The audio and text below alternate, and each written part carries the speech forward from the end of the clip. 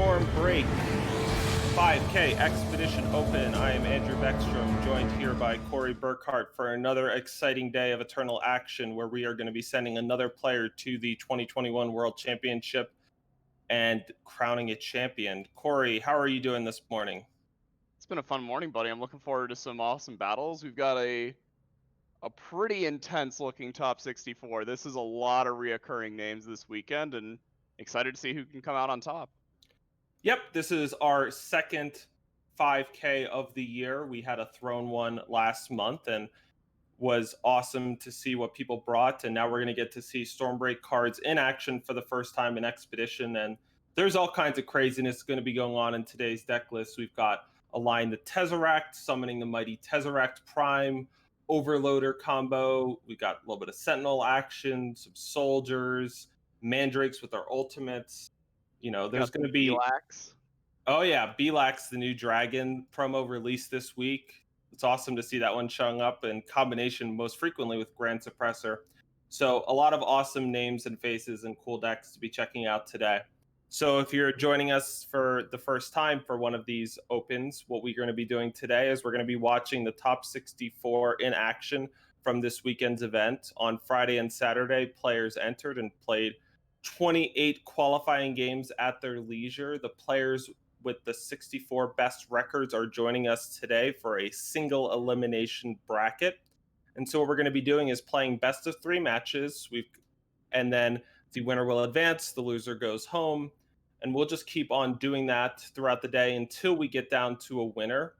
And what we'll do each round is we'll start off with one feature match. As soon as that match concludes, we'll jump into another match in progress and keep on doing that, getting you lots and lots of action along the way. Players today are playing for their share of a $5,000 cash prize pool, so it's a great thing to enter if you haven't played one of these before. You get 4 copies of the latest alternate art card just for entering. You don't even need to win a game, so that's a pretty great deal. And if you can hit Masters in any format before doing so, you get a Masters entry, which means you start off with 2 buys, and you get premium copies of all of the alternate arts that you win in that event. So lots of great stuff for playing. And before we get into today's Expedition Open, I wanted to just shout out that we do have a draft open coming up in 2 weeks, our first ever draft open, and that's going to be super exciting. So we'll be talking about that event a little bit more as the day goes on. But our focus today is on Expedition. So Empire of Glass, the centerpiece, latest major expansion to Eternal, as well as cards from Argent Depths and a smattering of cards from all of Eternal's history is what makes up the format. And, you know, we said, we've got a lot of different cool tribal decks going on today. Corey, is there anything that caught your eye that you're especially looking forward to seeing? I'm really interested in sort of the metagame shift that we're seeing here. You know, for the past, let's call it month and a half or so, it's largely been, you know, there's been this sort of Vision mid-range deck. It's been the soldiers fighting it out at the top. And now we're seeing the Grenadin sort of creep up. We're seeing Overloader combo really starting to like try to prey on some of the soldiers decks that are really looking to get onto the board, but maybe not as effective as disrupting some of these things. Really light on silence effects, really light on fast removal. Well, you get those sort of things to creep up. Well, now we also see there's a bunch more different mono fire decks going on in here. All right, so we're going to try to start off the day with Tempest Dragon King. They're going to be playing a Menace, a Fire Primal Shadow Grenadin deck up against Daverick on a Tradition, aka Time Justice Primal Soldiers deck. And so for Tempest Dragon King, the key card we're going to be looking out for here is Align the Tesseract, and they've got copies of Realign the Stars to help find it, but basically they're going to be looking to sack some early Grenadin to get down just a massive Tesseract Prime that will draw them 2 cards every time they play a spell that deals damage, and that's a really powerful endgame for the Grenadin deck. They're going to be going up against Daverick, and they're on Time Justice Primal Soldiers. And, you know, Corey, this deck has got some of the best early game units we've ever seen in Eternal. When we're talking about things like Hiphos, Reach Captain, or Janitor Dovid, this deck can really jump out at too early, and that's not even getting into something like a little common like Shock Troops, which just grows up into a 3/3 for a 1-drop when you amplify. And just think, think of the 3 units that you just named, Andrew, and we didn't even mention Dara Lee. Dara Lee can just Mm. attack as a 5/4, and that's, you know, a one power primal unit. Like, this is a deck that hits hard, it hits often, and I think one of the keys to this matchup here for Daverick is going to be leveraging those early pressure, those early threats, alongside this Noah Soroa. They have 4 copies of this card. This is the 4-cost 5/4. You and your other units are invulnerable to spell damage. Up against one of these Menace Align the Tesseract decks, there's a lot of spells flying around, lots of different ways to deal damage, try to chip shot down some of these soldiers. If you can get one of these down, kind of keep your other units protected for a little while, maybe get across that finish line before the crazy Tesseract comes down, we might be able to see Daverick take this one down. Yeah, Onerous Roa seems fantastic in the matchup. I mean, you could have you could have Tempest Dragon King setting up for a real big turn and just get blown out. Like a Cyber Combustion, you know, that's the 2-cost spell, sack a unit to deal 3 damage to each non-Grenadin unit, and it's like if there's an Onerous Row out, that's just going to totally blow up the plans. And they have some ways, you know, to make the Cyber Combustion deal a little more damage, like a Down Dark Scrounger. That's that 2-cost Primal Grenadin, and when it attacks, your spells deal +1 damage. Well, it sounds like our match is ready, so we're going to check it out. It's time for round 1 here at the Stormbreak Expedition Open.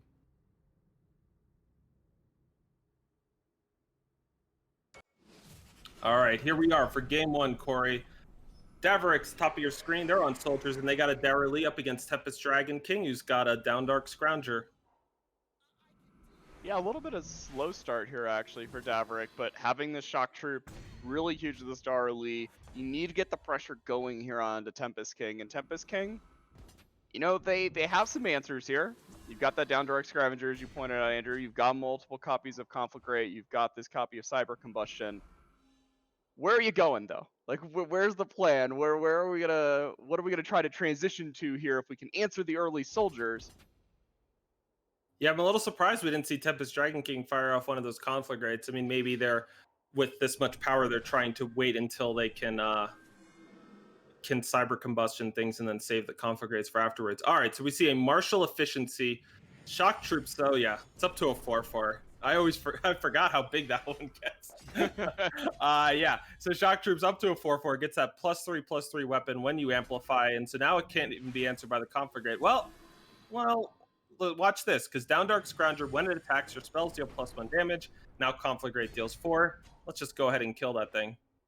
Yeah, perfect little 1-2 punch there from Tempest Dragon King, able to clean up both of the cheap soldiers. And now, unfortunately for Daverick, we got this Notice Roa, but there's nothing to protect. There's nothing that we're shielding from all this oncoming spell damage. And now, here's the Scrap Tank, a huge pickup there for Tempest Dragon King. Make those 2 Grenadins, and this is now a threat that can actually grow up and keep up with the size of the Sentinels. Or sorry, of the soldiers.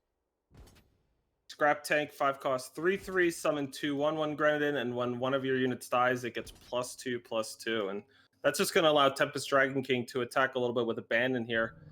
And I think we might see a Cyber Combustion here. And we're going to see the Speed Grafter do a nice little job of blocking down the 2/2. Scrap Tank gets larger. And now we're going to see Tempest Dragon King killing the Onerous Roa with that Cyber Combustion. It'll protect the Speed Grafter thanks to giving it invulnerable to spell damage, but now it's gone, and it's just a couple of Grenadin up against just one little 2/2 soldier. Not out of the woods here just yet, though, if you're Tempest Dragon King. You've got your awesome threat in play. You've got these 4 Grenadin in play, but Daverick's hand here is still really stacked, Andrew. This is 2 copies of Argo. You know, that 5-cost 3/3 when it attacks, you're going to give double damage to your soldiers, but also that summon ability for each of your soldiers. You can stun some units here. We can actually keep this Scrap Tank at bay for a little while. And yeah, the multiple copies of Argo will do that as we lock down another Grenadin. We don't see Speed Grafter attacking a Tempest Dragon King wanting to hold off so that they can use that ultimate maybe, but a Cyber Combustion brought back thanks to Down Dark Scrounger. Gonna wipe out those 2 soldiers. all the while, we sacrifice 2 Grenadin, wombo combo with the Scrap Tank. Scrappy's growing up big and strong. Yeah, now if you're Daverick, it's a bit of a rough spot here. It looks like we're going to see the Plunder here on the Mayblov Huntress. Cash in that painting, get a treasure trove. Oof. Razor Blades, 3 cost, deal 1 damage, make that many deadly 1/1 Grenadins, and amplify 3 and to deal another damage. And we're going to see a ton of Grenadin get made here. Actually, I think that's just going to be lethal, Corey. Yeah, that's actually going to do it here without the block. Daverick needed to actually get onto the board here, try to catch up. The Down Dark Scavenger, that's +1 spell damage for the remainder of the turn. That means the Razor Blaze, 1+1. You get that also coming on the Amplify. 2x2, 4 health remaining. And that's game number 1 to Tempest Dragon King. Yeah, that's a really powerful synergy there, giving plus spell damage to something like Razor Blades because it deals multiple damage. All right, so game number 1 to Tempest Dragon King here in this best of 3s, but Daverick's not out of it. They'll need to win the next 2 matches, otherwise they will be eliminated from today's event. But, you know, they're going to give it their best shot. They'll be on the play here for game number 2 of our match, and both players now are just taking a moment. We'll be back into the action as soon as both players rejoin the match, which looks like it's happening right now. All right, Tempest Dragon King's got an Align Tesseract at hand, Corey, but I don't see any Grenadin in that hand. Yeah, usually when I look at this 12 cost spell, I'm usually looking for some friends that I can sacrifice. Tempest Dragon King, I think they may have, you know, practiced social distancing here and forgot all their friends, so we're going to throw this hand back and see what we can find the second time around here. I like that Tempest Dragon King. They've got the nice new promo avatar here for Bellax. You get that in the store now. I'm just digging all the premiums in their deck. Oh, yeah, they are nice. Meanwhile, Daverick's going to get things kicked off with a turn 2 Speed Grafter. That 2/2 charge can dig into the market next turn if it's still alive, and it looks like it will be, to potentially draw a time card and give something in hand +1/+1 in charge. So a real fantastic opening here for Daverick. Yeah, and maybe a little bit of an innocuous play, but Tempest King's draw there at the Vara's favor, actually really huge. They had 3 Seed of Cunnings in their hand, and there were no sigils in sight. Tempest Dragon King was looking like, well, might just have to pass here on turn 3, but now the world is their oyster. Where do you start here, Andrew? How do you start setting up this board? It looks to me like an assembly line kind of turn. Let's just get a bunch of bodies, and that'll open things up that we can use with any sort of sacrifice effects. If we draw an Align the Tesseract, we're good to go. Meanwhile, Janitor Dovid comes down, draws a Soldier or Amplify card from the top 4 cards of your deck, and it finds a Shock Troops. Yeah, a really awesome pickup here for Daverick. Sort of key synergy going on between these Soldier decks is you have some cheap threats, you have some Amplify cards, and the Shock Troops is one that it just scales really, really strongly in the middle of the game. Unfortunately here for Daverick, we're going to see that Vara's favor brought back thanks to the Down Dark Scavenger, and immediately take out that Shock Troops before any Amplify cards can trigger that ultimate ability. All right, here we go. An Onerous Roa got charge and +1/+1 thanks to the early Speed Grafter, and now Tempest Dragon King is rolling as they crunch in for a huge 12-point attack. One of the Grenadins jumps in front of the Janitor to absorb 4 damage, and now we'll see a little Grenahen. Can that dig up a good speller unit? It finds a Scrap Tank. That'll be good next turn. Yeah, that's a really huge pickup. See the Crafty Oculus here. We'll pitch 2 of these power cards. Find that Cyber Combustion, but really Tempest Dragon King needs to find a way to get this Onerous Roa off the board. There's no real way to take out all of the threats sort of in one play here until you can get them off the board. Daverick setting up for another giant attack. Thanks to the martial efficiency in hand, they feel quite confident this will work out, and it's hard for Tempest Dragon King. They're going to present, it looks like, a block onto the Janitor. That Entomb Tempest Dragon King would get 2/2/1 stunned soldiers, and so it's a pretty alluring thing to take down if they can. It's kind of unfortunate though for Tempest Dragon King. I think they're sniffing a combat trick. You'd love to block down that Onerous Roa if you could, and remove that invulnerable to spell damage text from the battlefield. Yeah, and we actually see as a result of that Amplify there not gaining the health on the Grenahen, it's going to drop Tempest Dragon King all the way down to 3 here. Did you see what Daverick did with our combat trick? It was so clever. They put the plus on one of the attackers that was getting through. That way, and they used the curse part to break up the double block. So that way they maximized the damage that got through and kept the Janitor alive. Yeah, realizing protected with a Noah's Roa. Okay, align the Tesseract. Nothing crazy is really going to happen. And there you go. Vicious Overgrowth right off the top. Bing, bang. We're evened up, Andrew. Yeah, so a real fantastic curve out draw from Daverick. A little slow out of the gates from Tempest Dragon King. They didn't really get down onto the board until that turn 3 assembly line. And yeah, these soldiers, they are strong, and they're not the kind that are just easily chump blocked or traded with by 1/1 soldiers. You can do some amount of chump blocking, but Onerous Roa just showing off really how great it is in this matchup, just both being a large overwhelm attacker and with that invulnerable to spell damage effect.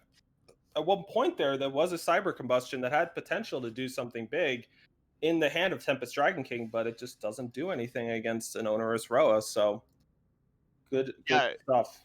the extra point of health also gained from the Grafter, absolutely huge there. We couldn't see the attack from the Scavenger to give +1 spell damage combined with the Cyber Combustion to finish it off like we saw in the first game. That would just merely deal 4 damage. Once it's a 6/5 charge overwhelm, I mean, you're just getting it out of range of so many of these spells. We'll see, how those sort of synergies can line up here in game number 3 as players have their opening hands. All right, turn 1 for Tempest Dragon King. It's going to be a Sparking Vermin. It's got Entomb, play a Snipe. That's just a 1-cost deal 1. For Daverick, they've got some early Hiphos action, but lots of 1-drop, and they could play one next turn. I think we're going to see them maybe hold off to try to amplify it. Yeah, sort of have a path here available where, you've got all the power. Maybe you want a big flying unit. Maybe you might need to stun some things. Let the game develop a little bit. Is Tempest Dragon King? Yeah, if you're going to let the game develop a little bit, let's see how quickly they can come out of the gates here already with Crafty Oculus getting up to a 3/3 flying. Unfortunately, no Grenadin to join the fray, though. Hiphos, they chose to amplify it once, and they chose +2/+2. So they're going to use that to enable some blockings here. And Tempest Dragon King is going to have their Sparking Vermin blocked. I was surprised a little bit by how quickly Tempest Dragon King attacked. I guess they really just want to contain the board here. We'll see a Conflagrate help the Sparking Vermin finish off the Hiphos. And, I guess they haven't aligned the Tesseract, Corey, but you know what? They're missing Second Shadow, so they're a little farther away from it than you might think. Yeah, had all the units, had sort of all the power available between 3 units and 3 power, but missing that second shadow influence, kind of a cost here to play some of these tri-faction decks as we see that shock troops come down, hippos come down, play that crown Oh, longsword. an assembly line, Corey, means that Tempest Dragon King is now a single shadow influence away from aligning the Tesseract, playing that 12-cost spell by sacrificing maybe 3 or even 4 Grenadin. It'll cost 3 less for each Grenadin sacrificed, and that Tesseract Prime could be the comeback tool they need, because an Argo Ironthorn is going to come down to stun 3 units, 1 for each soldier, opening up another big attack for Daverick. I love this player from Daverick. Daverick realizes, okay, assembly line means you're sort of totally online. I can't keep you at bay any longer. We need to get going. And, ooh, loving this. Tempest Loving the Dragon market King. setup. Yeah. They had a Seek Power in their market with Condemn. Oh yeah, I don't know about this one. It'd be a Oh little wow. too cheeky even for me. But I guess you do The have the Snipe will Sparking finish off the Vermin. Ironthorn.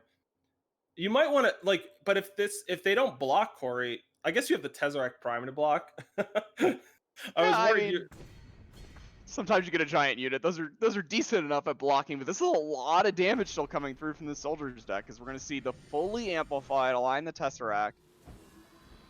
It's going to play a Snipe too, so when the Tesseract Prime comes down, it's going to see a spell deal damage.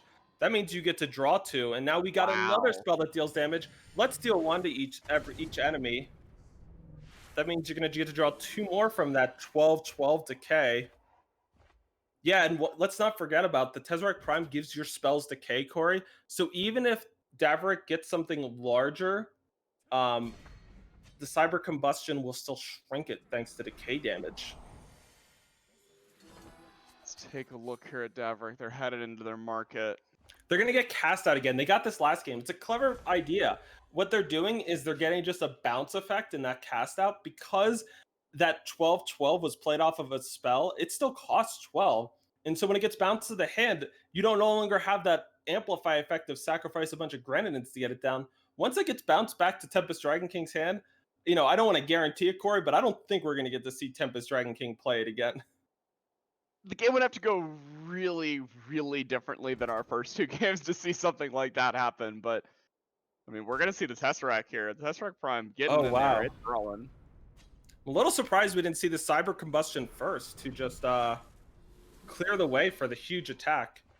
Meanwhile, though, it's not going to stop Tempest Dragon King from having a fantastic turn. A Down Dark Scrounger picks the Condemn back up from the Void. It's going to deal some damage. We're going to draw some more cards. We get a Swift Refusal. Look at the counterplays to the counterplays. Swift Refusal, negate a spell unless it's that isn't fast, and that is going to stop this cast out we're going to see right now. If you're Daverick, you've got to be sick to your stomach because you know what's coming, right? Yeah, I mean, that's the thing about these. When we get to the top 64, in order to provide no advantage to being on stream, all players have access to the deck list in the event. And so that means Tempest Dragon King knows there was a cast out on the market, and Daverick, may have suspected a Swift Refusal was coming. A Vicious Overgrowth will now take out the Down Dark Scrounger. But with 2 more damage dealing spells in Tempest Dragon King's hand, Corey, I'm liking the chances for the Tesseract Prime to take this match down. I mean, I usually vote for the Tesseract Prime to take it down when it comes into play, especially when you're at 21 points of health. So 12 ball, corner pocket, Daverick down to 5 here. Tempest Dragon King fine here. Grenahen finds another Condemn. It's another search here into the market. Another 2 more cards if they want it.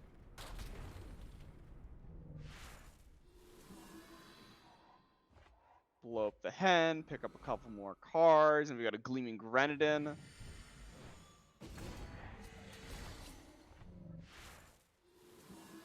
So Tempest Dragon King's going to get close to killing here.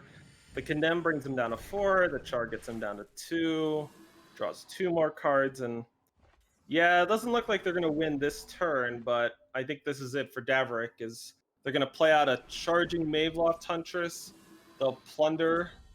Or I guess, yeah, they're going to hold on to the Martial Efficiency.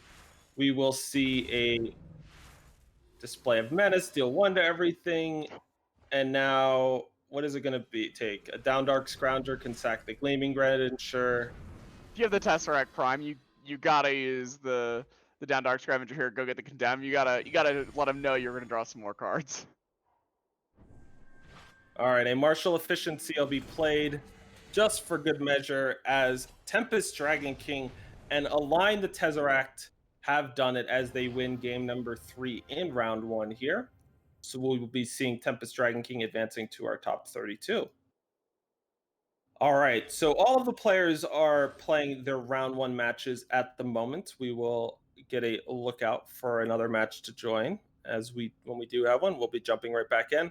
But yeah, Corey, without an onerous Roa there in game number 3, it was not meant to be for Daverick, and it seems like that Align the Tesseract has a lot to do with the Soldier deck. I guess if you want, maybe you could always silence the Tesseract Prime if you're trying to beat that Swift Refusal there, but then they're just still left with a 12/12. Yeah, something the Soldier deck can still struggle with is its tactical use of units where it's okay, I can try to stun these things and keep them off balance. It's one thing to silence the thing. You also then need to keep repeatedly stunning it. All right, Corey. So we have Avion in game 3. They're up against Iplongo. Let's check out that match. We got Stone Scar versus Huru Soldiers here. And we see a Battle Tactician, a Janitor Dovid, and a Boulder Gate Guard for Iplongo. Both players got a bunch of things on the board, Corey, but these help totals are still pretty high, 25 to 23. Yeah, it looks like we're still even in the developing phase here to see if, Iplongo here, if you can get down this Argo, stun all of Avion's units. So we actually see the Siege Train here sacked off with the Combustion. Doesn't Looks like the Siege Train hadn't made any attacks, so no goods coming out of it. Ooh, unfortunately here, for Avion, no 5th power picked up for those Argos in hand. Boulder Gate Guard, though.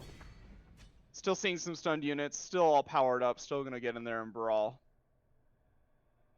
Yeah, now Iplongo's got a decision to make here. If they could play Maveloft Huntress, they can imbue it up to a 5 into a 7/5, but that doesn't cleanly kill Syl and leave it alive. And they can also plunder to turn one of the Argos into a sigil, so they have the fifth power for the other one. But man, it is always tempting when you have a card like Argo Ironthorn and two of them to be like, I want to be able to play both of them. I'll lock up your units multiple turns in a row, and that'll open things up for my soldiers to just kill you. Yeah, the second Argo is synergizing with the first Argo so well. Keep their board locked out an additional turn. Get all your double damage attackers through. This is a really tough spot for Iplongo here. Yeah, they are really struggling with this decision, and I don't blame them. I would have a tough time deciding if I were in their shoes. And they're actually going to go for the greediest line of them all, not even Stand playing pat. the Maveloft Huntress.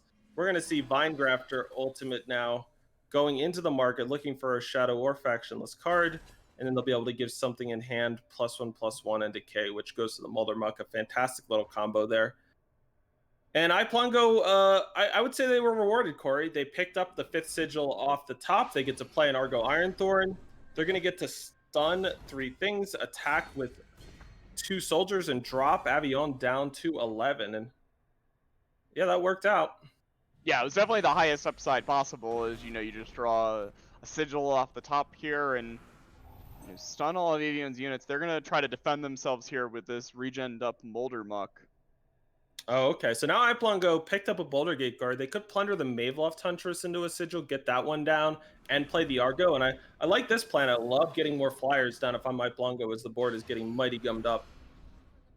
Stun 4 things here. Lock up everybody but one of these little soldiers. 6 comes through. Avion down to 5. Wow, and Avion doesn't find what they need, Corey. Argo Ironthorn giving everything double damage. That looks like that's going to do it for Iplongo. Their Huru Soldiers deck is about to take down game number 3 here. This is a huge attack, way more than they needed.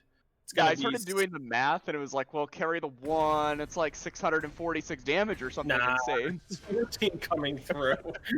All right, 14 is more than Avion had to give, and things were looking pretty great there. They had a big board. They had a Molder Muck with decay with regen, which means that first attack isn't even going to shrink it as it deals 1 damage to itself. But yeah, they just ran out of time as the greedy play at the moment of Iplongo of holding on to both copies of Argo Ironthorn, deciding that was going to be their game plan. They were going to just need their deck to come through for them. It was rewarded, and those are the kinds of plays you have to make sometimes. You're playing up against other highly skilled players. You can't always just rely on taking the easy way out. Sometimes you got to say, all right, I need a little bit of luck on my side, and in this case, it was delivered to them. Yeah, it was a good assessment of realizing, okay, right now I'm ahead. What are the ways this is gonna go sort of go wrong, right? And the way it goes wrong is you play the first Argo and it gets killed, and that's not enough to get you across the finish line. Realizing, hey, I might need both of these here. Stands Yeah. pat, hope to draw that sigil like you called out, and yeah, they got rewarded for it. But I think it was a calculated and a very good decision realizing the situation. Yeah, and it definitely. All right, so looks like all of our initial features have been completed. So we're going to look out for any additional matches that we can join here in round number 1 of this top 64. So yeah, we got to see some soldiers in action in our first 2 matches of the day, and Argo Ironthorn definitely the biggest top end card for soldiers. Just being able to stun and then give everything double damage, it is exactly the way that soldiers can go about closing out a game. All right, so we're going to check out Jez versus A rank, 2 players we're familiar with, and this will be fun. All right, looks like we've got is this a 4 faction sling mirror? No.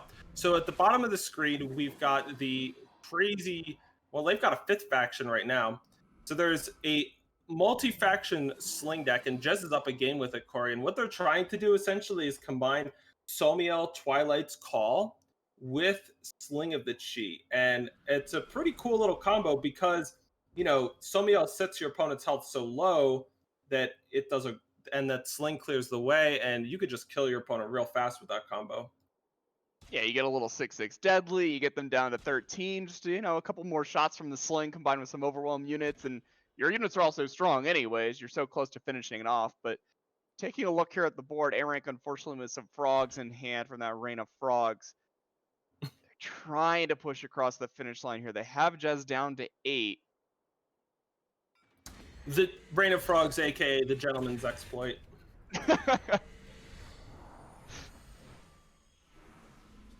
All right.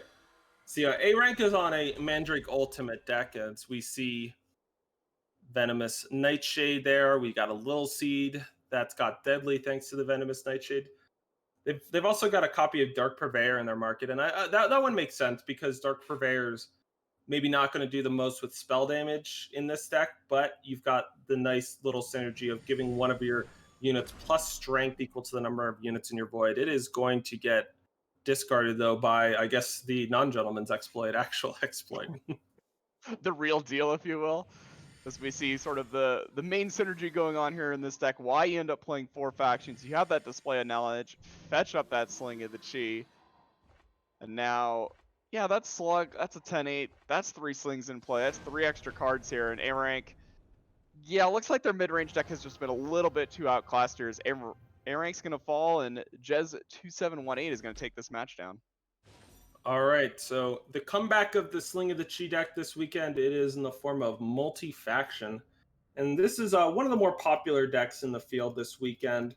It's definitely a cool piece of deck building by some of our players just to incorporate sort of this many factions into a Sling deck. You see everything from Dr. Zytron showing up in these lists to Somiel, Allhead Mountbreaker. So they're sort of almost splashing a Skycrag card into a more Xenon-based deck. All right, we're going to find another match for you here. We'll keep on rolling. And they are using one of the nice cards, one of the nice newer cards from House Alliance that helps bring their power base together. And I guess that's probably how they got the Justice influence. That makes sense. I won't lie, I started looking through the deck and I'm like, I'm still not sure how Jez got that, and then I did finally notice what you just called out there, Andrew. All right, we've got Keith Pellig and Bottled Gin. We're going to check out their match in a moment here. Keith Pellig is up a game in this match. And it looks like they're on a Fire Primal Shadow deck too, up against Overloader combo. And Corey, it looks like they're just 1 power away here. So the Overloader combo, we see it in hand. Overloader, the 1-cost Grenadin, and yeah, I think we're about to see it go off here, as they're going to plunder into the 7th power they need.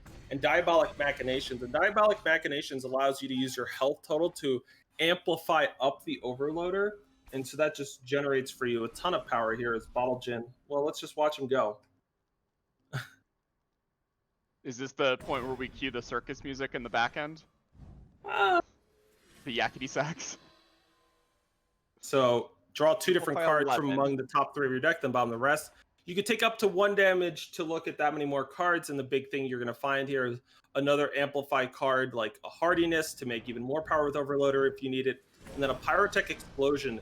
Deal 4, and if you amplify it, you get to deal double the damage. And so if you amplify multiple times, now we're talking you quadruple or you times 8 the damage, and you can just use that to one-shot your opponent out.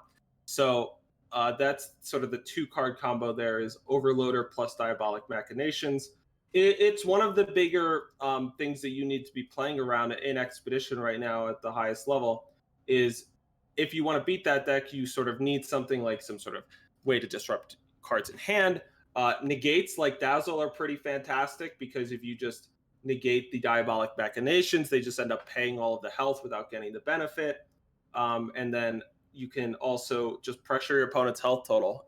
You can't pay health if you don't have much, and typically they need, in my experience has been, is that you need in like the double digits range of health. If you have too little, you might not be able to make enough power with Overloader. You might not be able to dig enough cards deep into your deck with Diabolic Machinations to be able to consistently find the Pyrotech Explosion. Yeah, the key thing here is getting onto the board early and really fighting Bottled Gin that way. Like, make them have to respond to the board. Make them have to use their resources trying to protect their health total. This deck is sort of set up to do that, right? Like, they know at the end of the day, they want to Diabolic Machinations for 12, 13, 14 points of health and gain all that extra power. But like you were saying, Andrew, if you can push them to 5, 6, 7, 8 health, that just makes it so much more difficult. They need so many more resources stockpiled up, maybe multiple Overloaders, maybe multiple Amplify cards to sort of gain all that power and then try to finish you off with that 1 Pyrotech Explosion. All right, so as we're going to be heading here to game number 3 of this match, Keith Pellig will be on the play. They've got their Fire Primal Shadow Kroll deck, and yeah, these hands, Corey, they're not quite. All right, this hand, I guess you've got an exploit here. That's some good early disruption, and the Plunderer do a nice job of help smoothing out your draw. Meanwhile, for Bottle Gin, they've got a Granahan, they've got some power, they've got a Merchant, an Ixton Merchant to go into the market. Looks like exactly the kind of start you want as they now pick up a Realign the Stars, which can go and find their copy of Diabolic Machinations. Yeah, beautiful little pickup here for Bottle Gym. They've sort of got it all mapped out here. Now you just sort of need the overloader and you need the power sort of to come together for this hand. And all the while, you do still have to keep yourself alive. It's not like Keith Pellig's just going to sit here and not do anything to actually end up hitting you. So we see that turn 2 Vine Grafter come down. Yep, and for Keith Pellig, I like that they didn't go straight to the exploit. One of the things about how Bottle Gin built their deck is they just have the one copy of Overloader in the market. So what we're going to see here is we're going to see a little bit of a cat and mouse game here as Keith Pellig is going to do their darndest to be able to snipe that Overloader with the exploit at some point in the game. That's my prediction for what they're up to. Yeah, do you think that we're going to see a mini game unfold here on when do you fire off the condemn, or when are you going to fire off the exploit? You think that little dance is going to come up, Andrew? Are we actually going to see that unfold here in our feature match? Yeah, and in Bottle Gin has some counterplay to the exploit. They have a copy of Swift Refusal. A Condemn can go and get that. And I like what Keith Pellig is doing here, though, is they're playing out the Vine Grafter. They're going and getting Molder Muck, and what these steps are doing is it's going to make it so that Keith Pellig is going to put real pressure.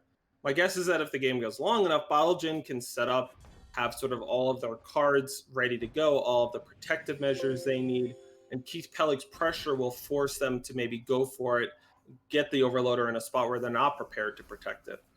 Yeah, this is sort of the hit hard and hit often approach. Get down this 5/5 Molder Muck. Keith is set up here on the next turn now, potentially to use that exploit, turn one of these merchants into that third Shadow Influence, get down Sill if they want to do it that way. I do like this approach from Keith. It is now a question, however, of is it going to be fast enough? Are you going to actually apply enough pressure to Bottle Gin? See that realign the stars fired off, pick up that Diabolic Machination, and another one is the sort of defensive tools here picked up for the Gin as we see the Dark Wisp added to the hand.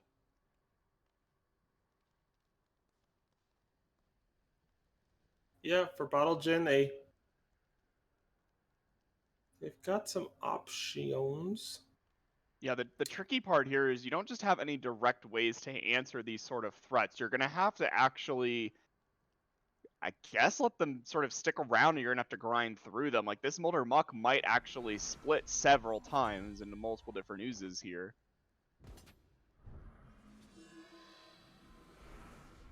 Yeah, I thought we might see something like Bottle Gin just go for a Condemn on the Vine Grafter and then just combust the Molder Muck so they didn't have to deal with this. It's tough, though. Yeah, and I think that's actually going to prompt Keith here. We're going to see that exploit fired off. They want to know what's going on. Like, what's actually Bottle Gin's sort of plan here? Figure that out a little bit and apply the most pressure possible, looking at that Silicon Ball Strong Arm in their hand, thinking they might want to deploy that one this turn. Yeah, and Bottle Gin could have just gone for Condemn plus Swift Refusal. That was available to them, but instead they're going to take it. They want to save. They want to. I guess they want to keep their options available to them with what they do with that Condemn. As we see Hardiness taken by Keith Pellig, they wanted to protect against a sequence like get Overloader, Hardiness amplify a couple of times, get enough power to play the Diabolic Machinations. Yeah, actually a really heads up take there by Keith. You could just take the Diabolic Machinations, but it's sort of maybe a piece that is lying in wait, whereas the hardiness can actually be used here very soon thereafter. You might be able to set up an overloader turn, as you were talking about, Andrew, and just immediately cascade into several new cards thanks to that Display of Menace, and now this Realign the Stars picked up as well. This is a very patient approach we're seeing from Bottle Gin, and the Molder Muck, we've now got 2 of them. We've got a Corendon Merchant adding to pressure under the board.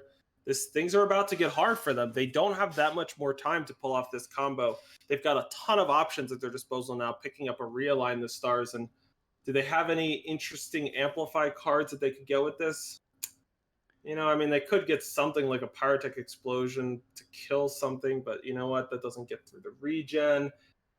Nectar of I'm not Unlife. loving the options here, Corey. Yeah, it doesn't look like a Nectar of Unlife's going to do anything special for us right now. I mean, and it's not like this isn't Align the Tesseract deck either, Andrew. It's not like we're going to see them all of a sudden go, Assembly Line, Align the Tesseract, how are you going to deal with my 12-12? There's no sort of like hidden backdoor action where they're, setting I'm out to be just a different combo deck. Look. I'm just saying, Overloaders are Grenin. We can combine them. All right, we're gonna see Ix and Merchant now go into the market, getting that Overloader, and they still have the Condemn available to them, so they're pretty close. I actually think they're gonna be able to. Oh well, I guess they're not quite gonna have enough power on their turn, huh? Because they're gonna be one power short here. Correct. We're going to need to see Bottle Gin actually pick up something like a Hardiness as their draw for turn here to be able to go Overloader, Hardiness, and then Diabolic Machinations off of that. All the while, Keith's making a huge attack here. I mean, these Molder Mucks, thanks to that +1/+1 in regen from the Vine Grafter. First one broke that regen. It was just 2 5/5s then. Now you've got 2 5/5s splitting into 2 4/4s. This is a lot of damage getting pushed through here. Down to 18, still well within the range of being able to set this up. And this is what Keith set up last turn with that exploit. Playing the Carandon Merchant. They're now getting this from beyond. Oh, the Condemn gains us a health, Corey. So yeah, so Bottle Gin is going to Swift Refusal. Wow, they put back the power. Okay. Okay. So can Bottle Gin pull this off on their turn? I think I'm missing it. I think that Bottle Gin has to wait one more turn here. Oh, that Crafty Occultist. You can't really play that one. When you summon it, you have to discard 2 cards from your hand. And right now, Diabolic Machinations and Overloader are 2 of the 3 remaining cards in hand. Yeah, you already have all the pieces. The Oculus is exceptional in this deck when it's, I'm digging for one of the missing tools and it buys you all this extra time. You get the Flying Body, you get the Grenade on the ground. Like, it's kind of the perfect melding of all these pieces. When you're already set up, when you're already rolled up with the combo in your hand, you really don't want to be playing that one, as you can't really afford in the spot to discard any of the combo. But now I think we're seeing Bottle Gin sort of count this out of, well, when Keith attacks me with everything next turn, how much damage am I actually going to take from all these Molder Mucks, the Vine Grafter, the Carandon Merchant? All right, so we see Bottle Gin. They play nothing, Corey. I don't know. All right, so the Molder Mucks, we've got 4 of them at 4. They're gonna, when they attack, they'll go down to 3. That's 12. They've got 16 damage on board before blocks, and now Karenin Merchant will get Haunting Scream, just picking up Flying and Charge, and go for a little Combust. We're actually going to see, the Karenin Merchant gets sacrificed to Combust. So we sort of converted a card in our hand and a Haunting Scream into a kill spell. As we see lots of Molder Mucks get made. But yeah, I don't... Is it possible for Bottle Gin to be able to... They can't amplify Diabolic Machinations that many times. Right, so you have to realign the stars here for Hardiness. Go Overloader, Hardiness, amplify as many times as you can. But even then, I don't... Yeah, especially with this depleted power here on the Feln Painting. I mean, I guess the extra health is actually another amplify here. So now we play the Overloader. We amplify this Hardiness 3 times. We have just enough power to Diabolic Machinations. And then we get back up to 6 power off of that because we can amplify this 3 times.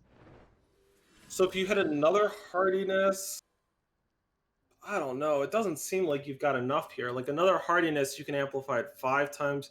That gets you to 10 power. Even if you got a Pyrotech Explosion, we can only double it once. That's only 8 damage. Right. At least a power off. And realistically, I mean, you unfortunately, with Keith here at 24, need to go bigger than that. Oh boy, so we hit the Pyrotech Explosion. I mean, these Molder Mucks are only attacking for 2 each, but we're at 1.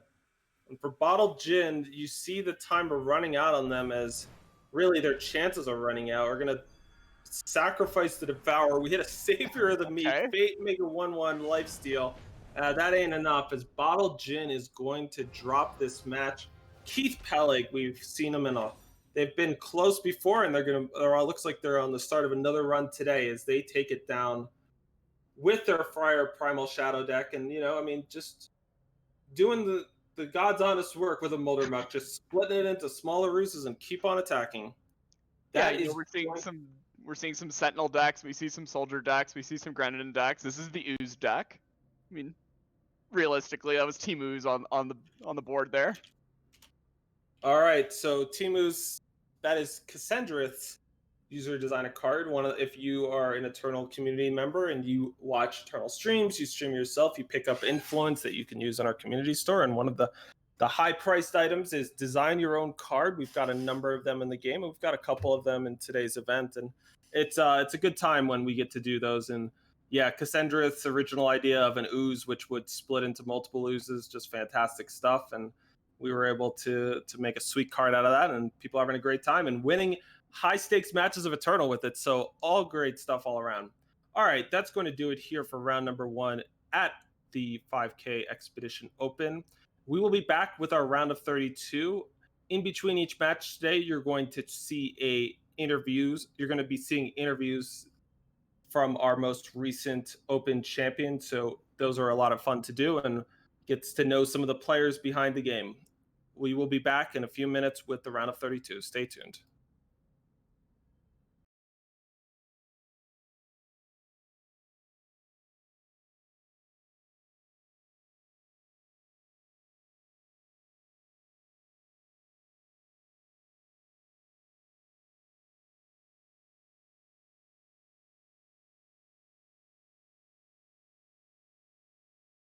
Welcome. Today we've got another interview with a great Eternal player. I'm Baeckstrom, joined by my fellow designer Corey Burkhart, and today we are joined by August, aka the Boxer, who was the champion of our first 5K Open of the year in the Stormbreak Throne Open. The Boxer qualified for our World Championships last year, making it all the way to the top 8. So obviously we've got a player today of great pedigree, and we're gonna have a fun time getting to know them. So August, first of all, what would you like for people to know about you, and where are you coming to us from? So I'm from Minneapolis, Minnesota. I'm a math major in college, currently an undergrad at Grinnell College in Iowa. I do knot theory research. I'm a swimmer. I also do like skiing and biking and a lot of other outside stuff here in Minnesota. Is there a way you could explain to us mere mortals what knot theory research is? So knot theory is you have knots, which are like a circle, but you passed it through itself to make like a knot. It's kind of like a classical knot, but it's like put together at the end. And you're like studying how you undo those and which knots are the same.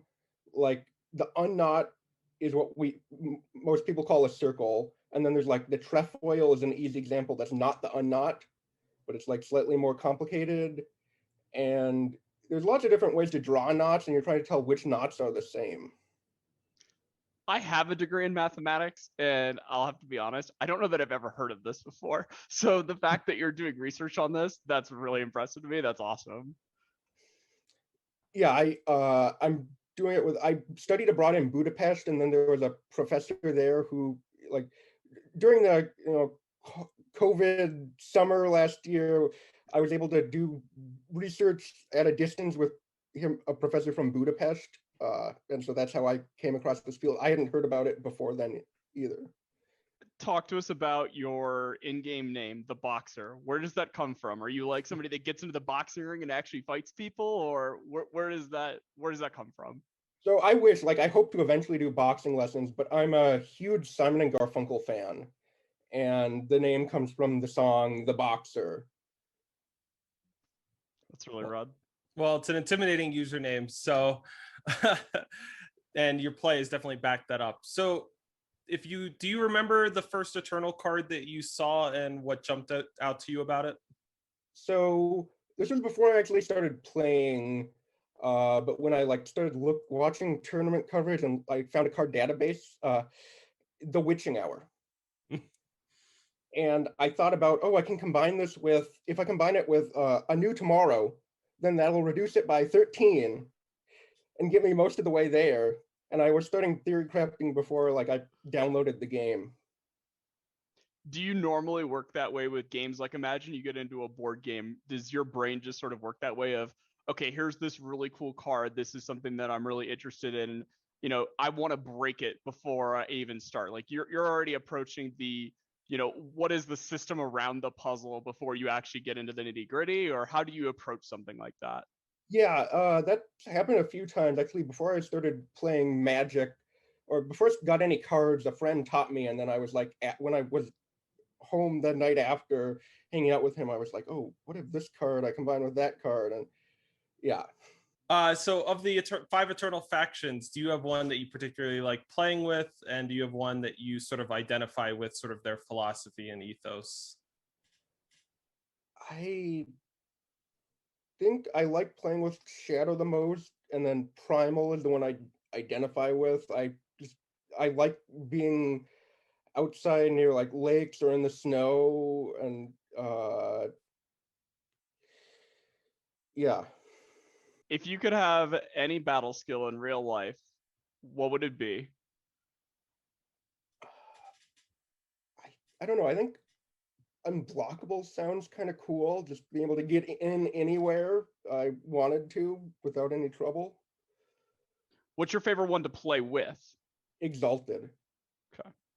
It's just a cool, like, I don't know. There's so many different things that can be used with it. Like you can pump up a unit temporarily, and that'll stay around. It's an attachment to draw back with cards like Smuggler's Stash. I really enjoyed playing with Carvet when it came out. Very much in every part of the Buffalo kind of man. Yeah.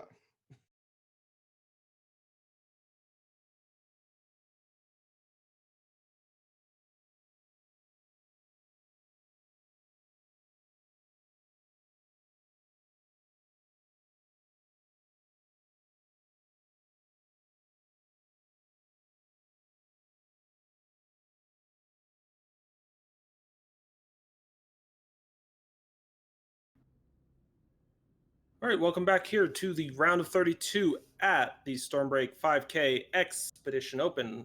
Andrew Baeckstrom here with Corey Burkhart. Corey, as designers on Eternal, we get to come up with lots of sweet decks that we really like, but nothing beats getting to see the users' decks because they always manage to outdo us. And this round, I'm excited for what we've got in store because the new promo card Bellex. We had some cool Bellex decks in testing, but you know what? Getting to just see this deck in a mono fire deck, this new Ravenous Dragon, 2 cost 8/8 flying, summon sacrifice 8 strength worth of units. You know what? We anticipated, I think, this being a little more of a sacrificey kind of card and in those style of decks, and people are like, I'm just going to combine this with Grand Suppressor, use that for some nice little advantage against some of these decks that have good summon units, and when I combine the two together, it's gonna pop. Yeah, so what we're talking about here is we're looking at Sandalphon's Mono Fire deck, and one of the sweet things they've got going on, as you talked to an Andrew, 4 Grand Suppressors, that Belax the Ravenous in the market, they can get with their Blazing Salvos. All the while, you know what's really good with an 8/8 flying? What if we gave it double damage? Might Weaver. The full 4 copies. We're going to see Sandalphon try to put that together here in their match.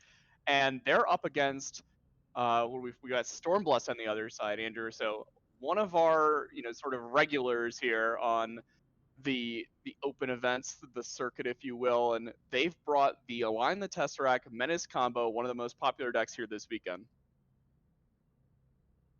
Yeah, we got to see that deck in action in game one. I was talking to Telemokos, who runs our Eternal Tuesday Night Eternal series, which is a community-run tournament series where players can also qualify for their world championships. So make sure you search out Tuesday Night Eternal if you're looking for more ways to play, and they've got a lot more tournaments. So if you're liking the action here, that's a great way to get started. And yeah, he played Align the Tesseract, and he was saying he likes the matchup on this side for the Align the Tesseract deck. I mean, they've got some nice tools. Obviously, they've got nice cheap spell damaging cards like Vara's Favor, Condemn, and just all sorts of little pesky cards like Granahan and Sparking Vermin, which just make it that much harder for the mono fire decks units to get through. And then obviously, you get down something giant like a Scrap Tank or even a Tezzeret Prime, and well, good luck attacking through that with any of these units, except for Bellex, of course, because Bellex with that 8/8 flying, that's a big one. Yeah, the Grenadin's really good if you can sort of hold the ground. They're really good at chump blocking, making these tricky for your opponents to get through. Yeah, you go to the skies. Not many of the Grenadin in the world really fly. Maria's not really known for these little pesky Grenadins. They're going to fly up, block your giant dragon, and try to take them down that way. So we'll see if Sandalphon here to overpower Stormblessed, maybe they can get to the air with that Belex. Maybe they can use their Passionate Stonehammers here. But as you call out, Andrew, it's really tricky for them to have some sort of sticky unit, something that's going to, be there turn after turn after turn.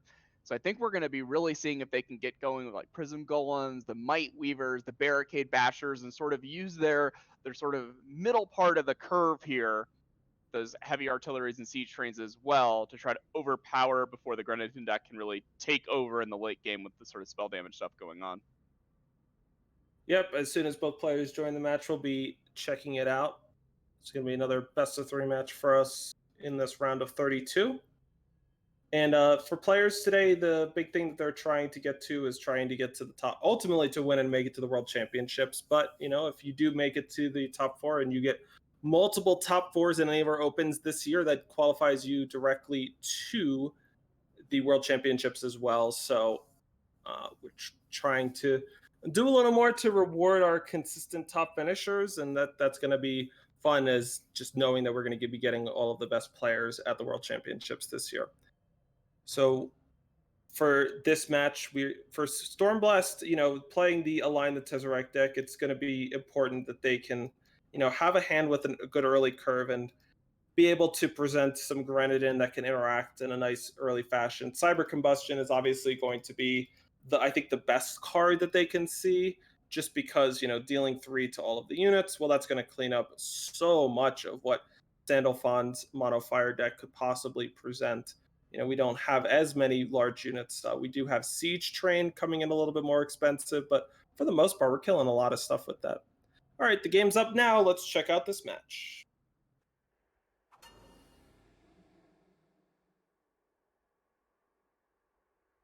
Taking a look here at the opening hands. Looks like we're actually in a different match here, Andrew. It looks like we've got Tyler here at the top of our screen versus Pseudonyms here on the bottom. Looks like we've got a little Menace. Yeah, just Menace deck here for Tyler versus Tradition Soldier here for Pseudonyms.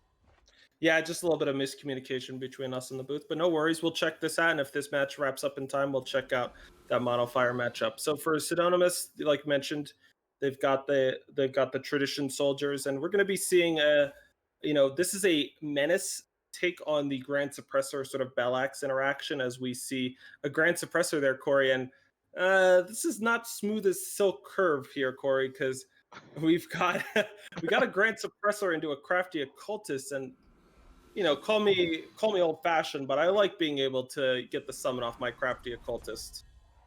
I respect that Tyler still runs out the Grand Suppressor here. Yeah. maybe you wanted to play that Crafty Occultist in the next turn. Well, if I'm gonna do it, whatever. I don't need the summon ability. I don't want to discard any of these cards. These cards are my friends. They're great.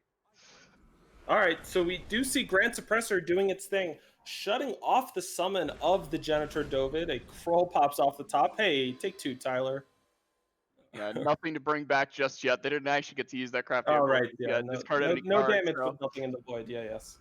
Kroll, just a little bit of pain. All right. So we see here Tyler now needing to figure out how they're gonna pivot. You can't. I guess you could play the Crafty Occultist. It is a 3/3 unit after all, but. I mean, one play you could do if you're Tyler is you could end of turn sacrifice the Grand Suppressor to the display of Menace. Yeah, and Tyler not using any of their power here. Very possibly that's what we're going to see here, Andrew. We might even see a block on the Genitor Dovid here before it is sacrificed.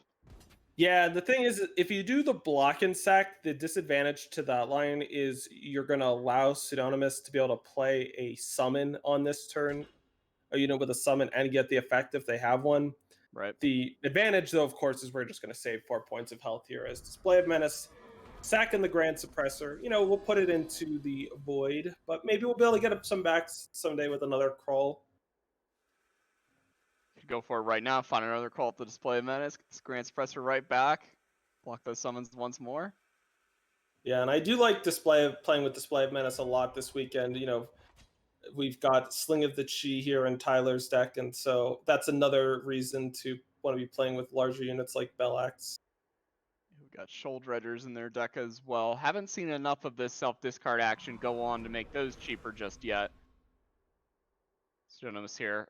Get that Hippos down. Are they going to make a 3-4? They're going to fetch up another Sigil. This looks like a 3-4 spot to me. When you're playing against these grindier Kroll style decks, the advantage of just having a large flyer early on in the game to apply pressure consistently in the air is just very valuable. So big fan of just going with that mode. Stun seems like the least attractive mode on the empty board. So you wouldn't advise trying to stun none of your opponent's units.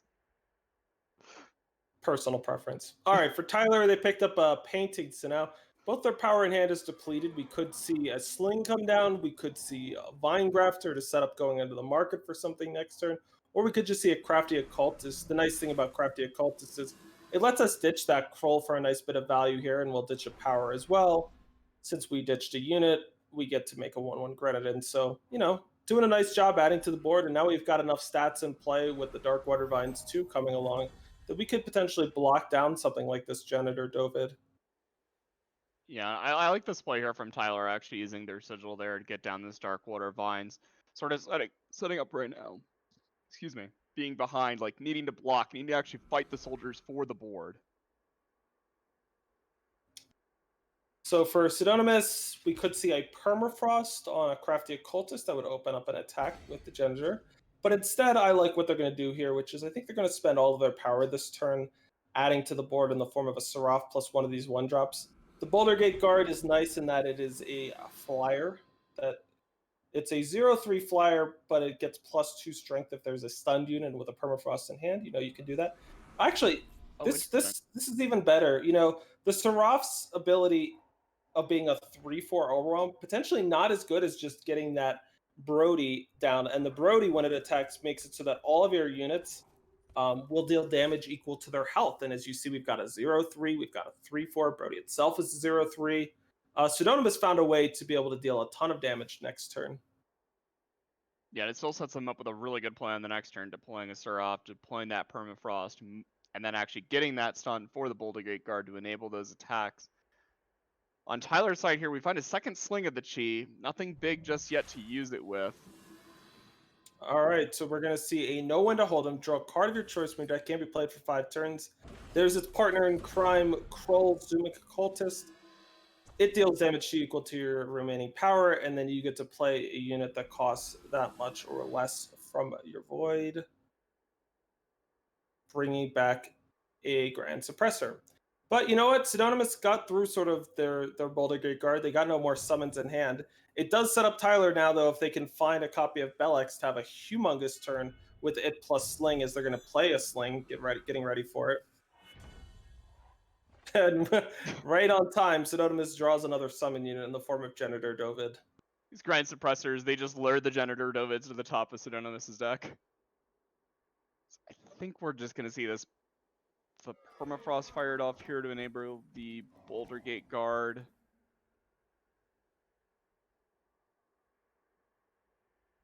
Yeah. And it's going to just hit the Crafty Occultist. And we're actually going to attack with everything here. So now for Tyler, they could take down either of the ground units with a double block. Yeah, and if you are to take out the Brody or the Janitor Dovid, that does give Pseudonymous here the ability to trade off that Grand Suppressor so they can attack, or sorry, they could play the Janitor Dovid and get that summon ability online once again. Yeah, that's a good point. So really like this attack here. Okay.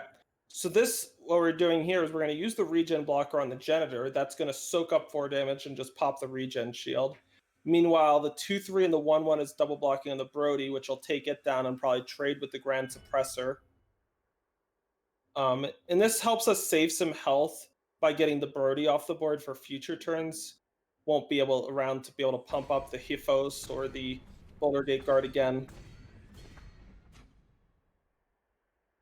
It does unlock the Generator Dovid, so we're going to go for that, or we're going to go for a Seraph. Yep, Generator Dovid, 2 cost, 4/4. Let's look at the top of our deck. Did we get a Soldier? We did. Got a little Maveloft Huntress. Well, it's little, but it's a little bigger than it used to be. Recently nerfed from a 2 cost 2/1 to a 3 cost 3/1. Still fantastic with that Killer Imbue combo, but you know, now you got to work a little bit harder to build up your giant Killer Elf. It's a really nice pickup actually there for Synonymous. That's another way to move a blocker out of the way here and get some of these Generator Dovids through. However, we see Tyler here now. Sweet little interaction there. Get the 5 strength unit out of the market. Pump it up to 6 for the Sling of the Cheese. Wombo combo there with that Sill. Yeah.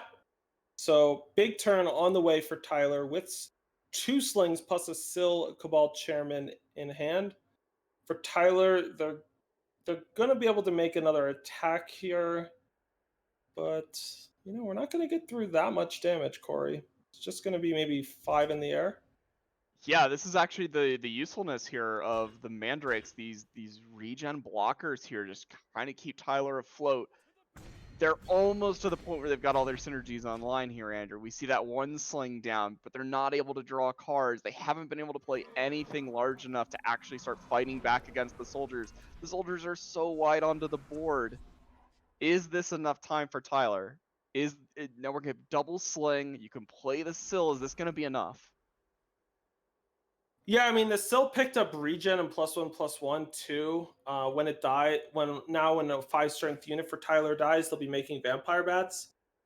It's going to be pretty hard to attack into this board, assuming the Sill just going to hit both flyers with the Sling. Tyler doesn't have a high health unit though, so the Sling isn't going to be able to draw cards. Oh, actually, we take out the Brody. Wanted to stop the pumping, but it does leave the Boulder Gate Guard in hand as a way to keep on attacking in the air. Yeah, it looks like Tyler there was a little bit afraid of what happens if everything does attack. You would actually end up losing both of your Mandrakes here. Sure, the Sill would be able to take out maybe that Seraph, not overwhelm any damage through, but it wouldn't actually end up being that bad of an attack if Synonymous has anything to follow up with here. And now Synonymous, you have the ability to attack with 4 things. Is it actually good? Is it better just to send the flyer? Maybe you play this Maveloft Huntress, you move one of these potential blockers out of the way. Nope, just sticking to the sky for this turn though. Yeah, I like this lineup for Synonymous. Let's play another Boulder Gate Guard. Let's play another Night Chancer Seraph, and then next turn is the Alpha turn. We attack with both Boulder Gate Guards. We use Maveloft Huntress to clear out a blocker, and between the Boulder Gate Guards getting through in the air and a little bit of damage sticking through, you can feel pretty good about your chances of dealing lethal. Meanwhile, Tyler has picked up a Bellax off of the Grenahan as the discard procs the Darkwater Vines. And yeah, that 8/8 is I mean, this is a spot, Corey, where I think we're going to see Tyler sacrifice 8 strength worth of units and not the Bellax. I think that you actually want the flyer here. Like, you've got this skill that you could sacrifice, and I think that you actually want to get rid of this crafty occultist. These 2 Boulder Gate Guards seeing that stunned unit, that's a little bit scary if I'm sitting in Tyler's seat here, Andrew. I want those things down to 0 strength. I want them to be halted. Stop attacking me. And yeah, what are we sacrificing here? So we see Bellax dealing damage to a Generator Dovid and one of the Night Chancer Seraphs. It's odd though, Corey. Pseudonymous has 2 Generators and 2 Night Chancellors, and we took out 1 of each instead of 2 of 1. Not sure what's up with that. Meanwhile, we sacrifice Still and the Crafty Occultist. And that gets us a Vampire Bat for Still sacrificing. And now we have a large unit for the 2 slings. They draw 2 more cards, and things are getting a little out of hand here. Oh, man. You don't have quite enough to killer attack down the Bellax. Like, a point short on the strength here. Yeah. Yeah, and if you could take out this Bellax here, if you were actually to take that unit out, Tyler stops drawing cards, your Boulder Gate guards can start attacking again. Like that would kind of just completely open the game up here. So Ballax is going to get involved in the action. All right, so we see, looks like Ballax is going to block. Oh, and Tyler, this is one of the spots where it's like, if you're Tyler, it's like, it's too easy. It's too good to just block Knight Chancellor with Ballax and just eat it for breakfast. And look at this, Tyler sniffing it out. What a fantastic play. Heads up play by both players here. Heads up play from Synonymous, realizing I have to kill the Bellax. How in the world do I do that? Okay, I need Tyler to block my Bellax. I just don't have enough strength to take it down. Tyler immediately knows, hey, I can just eat this Knight Chancellor off. Wait a minute. Synonymous knows this also. What's going on here? Realizes, okay, there's something afoot. I'm not going to put the Bellax into harm's way here. I need that to get across the finish line. Yeah, the dragon lives. Another turn here, Andrew. All right, so Tyler is going to dig once again with their little Grenahen. And was that a whiff? That was a 3-power to the void. Thank you very much. Goodbye. We don't see Grenahen whiff too often. We see Whispering Wind ditching a power to pick up a Crafty Occultist. Whispering Wind, when it attacks, discards a card from your hand, and you draw a random card from your deck with higher costs. As we see Crafty Occultist now will ditch the power, draw 2 cards, gets a Vine Grafter and a Display of Menace, and then we'll see the Sling go ahead and proc here end of turn for the Bellax, and both Slings will draw a card. Argo Ironthorn, that actually does some work, Corey, because we can pump one of these. I think what you do here is you imbue Maveloft Huntress, give it +2/+2 in lifesteal, and then use that to kill or attack down the Bellax. And we get some attacks in the air, but you know what's awkward, Corey? We're about to lose stunned units. Yeah, and when that happens, these Boulder Gate guards are going to go back down to 0/3s, and we don't really have a path forward on how we're going to restun a unit here. All right, so we see an attack here. And so what this is doing for Pseudonymous is, because Ballax is getting involved in the blocking, they are going to lose one of these. Oh, interesting. Why? Yeah, it seems like doing it this way, you're actually just going to end up gaining less health in the transaction here. Like, yeah, I'm not sure what the advantage of what they just did was. Yeah, that feels like that Argo's technique got a bit wasted there, but maybe I'm missing something. All right, meanwhile for Tyler, they've got now another Crafty Occultist to potentially dig away with. They've got a Vine Grafter they can go into the market with. They no longer have anything drawn cards with Slings, so the game could reach a bit of a standstill if they don't have something good in their market. They've got a Kroll there. Oh, I think that's going to get back our friend Bellax. And it looks like we have we got 8 strength in play. We can make this work. Keep the dragon. Keep the dragon. Oh, we're keeping the dragon. We can sack We're off gonna see both soldiers and a Grenahen here, I would suspect. Yeah, do something that adds up to 8. Love it. Double sling action, take out the enemy flyer, take out that Seraph. No sort of fear there on that end. We got now a zero cost Shoal Dredger in hand. For Pseudonymous, they got real close to closing out Tyler here in game number 1. But with a Shoal Dredger coming down, a Bellax about to start getting attacking, more units in hand to play. I mean, we're going to see maybe a pair of Crafty Occultists come down this turn. Yeah, the last precarious thing going on here in this game, Andrew, is there's, I believe, still one Kroll lurking around in Tyler's deck. Tyler is at 7 health. If they just happen to draw a Kroll for their turn, they could end up dying, but I think we're going to see a heads-up play here. I think we're going to see a know when to hold them, and we're going to go pick up that last Kroll so we don't accidentally die here. Really heads up by Tyler. You got to be careful when you got Krull in the mix in your deck that you don't draw into too many of them and kill yourself. All right, Shuldridger comes down. It's going to do a little slinging. Meanwhile, Janitor Dovid's going to Entomb, give Tyler some more soldiers to work with. And it's just going to take one more attack after this for Tyler to literally win the game. Yep, Grand Suppressor. Once again, it's someone getting shut down. Don't worry. The draw 2 was from the slings. It wasn't like the Grand Suppressor just shut off the discard of Crafty Occultist. I was a little concerned for a second. I was like, wait, what just happened? But yeah, those were the sling cards being drawn. All right, for Pseudonymous, they're going to need to rally here in the next 2 games of this match as they are down now 1-0. Could you imagine that wombo combo, Andrew? Grand Suppressor, play Crafty Cultist. I'll just draw 2. We'll talk about the discard later. Let's just pick up some more cards. Yeah, so if you're in Pseudonymous' spot here, what do you need to do differently? How are you actually going to overpower Tyler?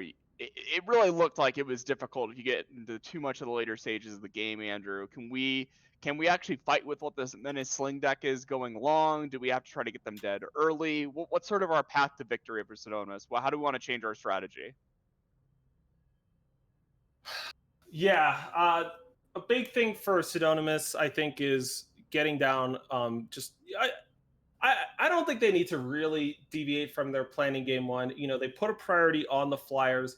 Those are great. You love those against the regen units. I think you want to just keep in mind how you can potentially use combat tricks to push a little damage across the finish line. But all in all, I think Pseudonymous had the right plan. You know, sometimes things don't quite break their way. Tyler obviously put together a fantastic game plan. They were able to build up to a really big turn after kind of not having the best start with those 2 slings plus that Sill turn. And I love that combo there. It's the first time I've gotten to see an action of Sill plus Bellax where, you know, you're sacrificing something for Bellax, but you're getting a nice little thing out of the deal in the form of those vampire bats.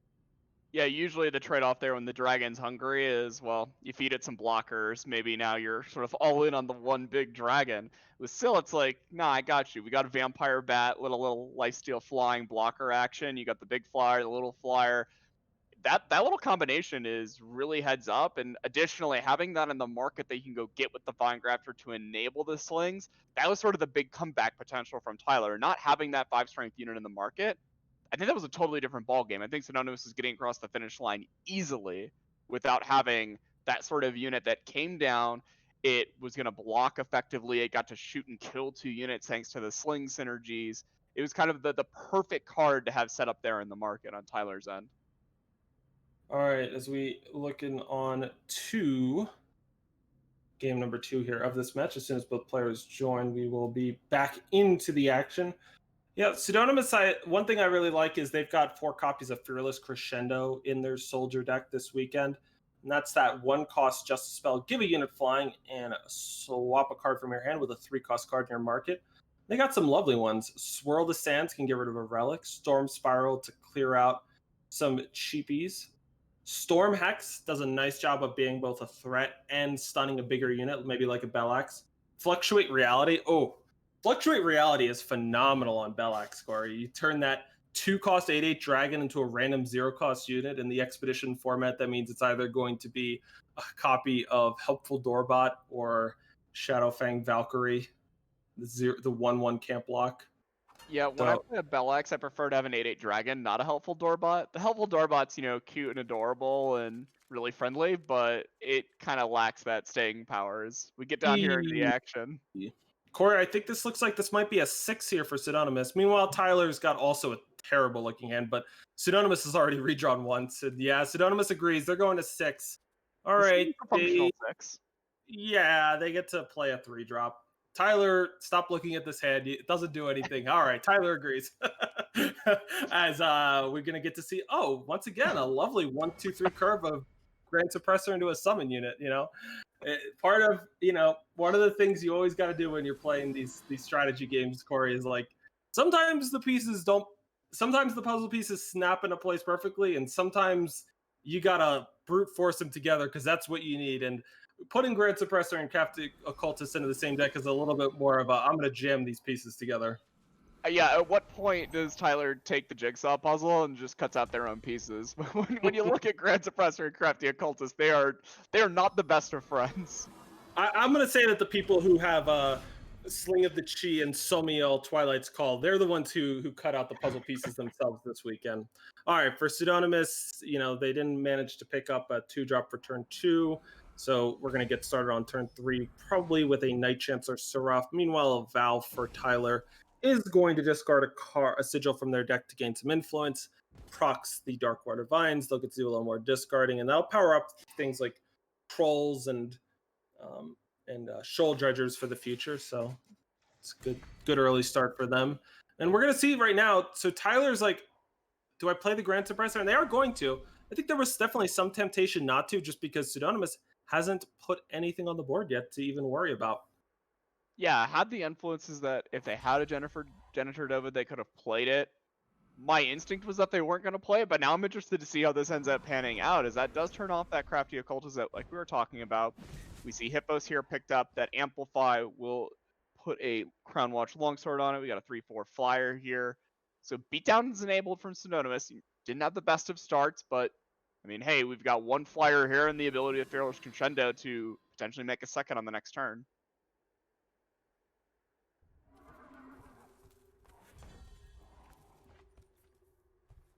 Yeah, and picking up a 6th power there for Tyler, not exactly where they wanted to go here, having to just stand pat now with that Crafty Occultist in hand. And a nice pickup here on Argo for Pseudonymous. Sure, the summon ability disabled by that Grant Suppressor, but you still have the attack ability to give all of your soldiers double damage. Absolutely.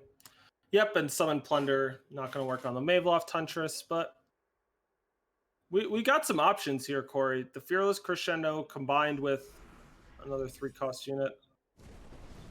Are we going to see Maveloft Huntress take out the Grand Suppressor? This is the first spot of the game where I'm not sure I'm following along with what Pseudonymous is doing, just because, I don't know, anytime I'm playing against a Kroll deck, I'm like, let's kill them. Let's get them dead. And that, doing those 1-for-1 trades against a deck with like Shoal Dredgers, it's a little dangerous. Yeah, if you could just apply pressure to the Kroll decks and make it a dicey situation where anytime they draw a card, the game could just end on the spot, is where I really love to be playing any deck against somebody playing Kroll. And not deploying maybe that 3/4 overwhelm. You could have played the Maveloft Hunters there and just had the 3/1 killer body sticking around, but now Tyler and Awesome pick up there that Shoal Dredger, discarding another Shoal Dredger from their deck. They've got that 7/6. Sure, it doesn't end up dealing with this Hippos, but you could start applying pressure on the board that way, or maybe you can actually fight the soldier deck and say, hey, I'm the beatdown. Tyler, instead, we're going to probably pitch the Kroll here in one of these seats, pick up 2 new cards, get a Grenadin for discarding a unit. And we got a copy of Sling of the Chi. So I don't believe Tyler's played a power this turn. So Corey, that means next turn we are going to get to see a Shoal Dredger plus a Sling.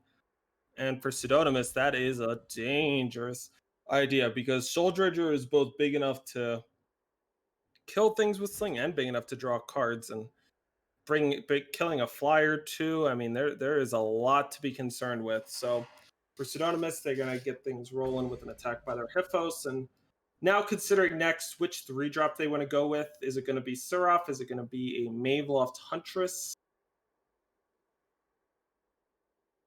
Yeah, and the Huntress a little bit more appealing this time, as it would allow you to plunder and gain the additional power potentially by getting rid of that Fearless Crescendo or the Seraph. But we're going to see Pseudonymous run out that Seraph, get the more beefy threat there into play.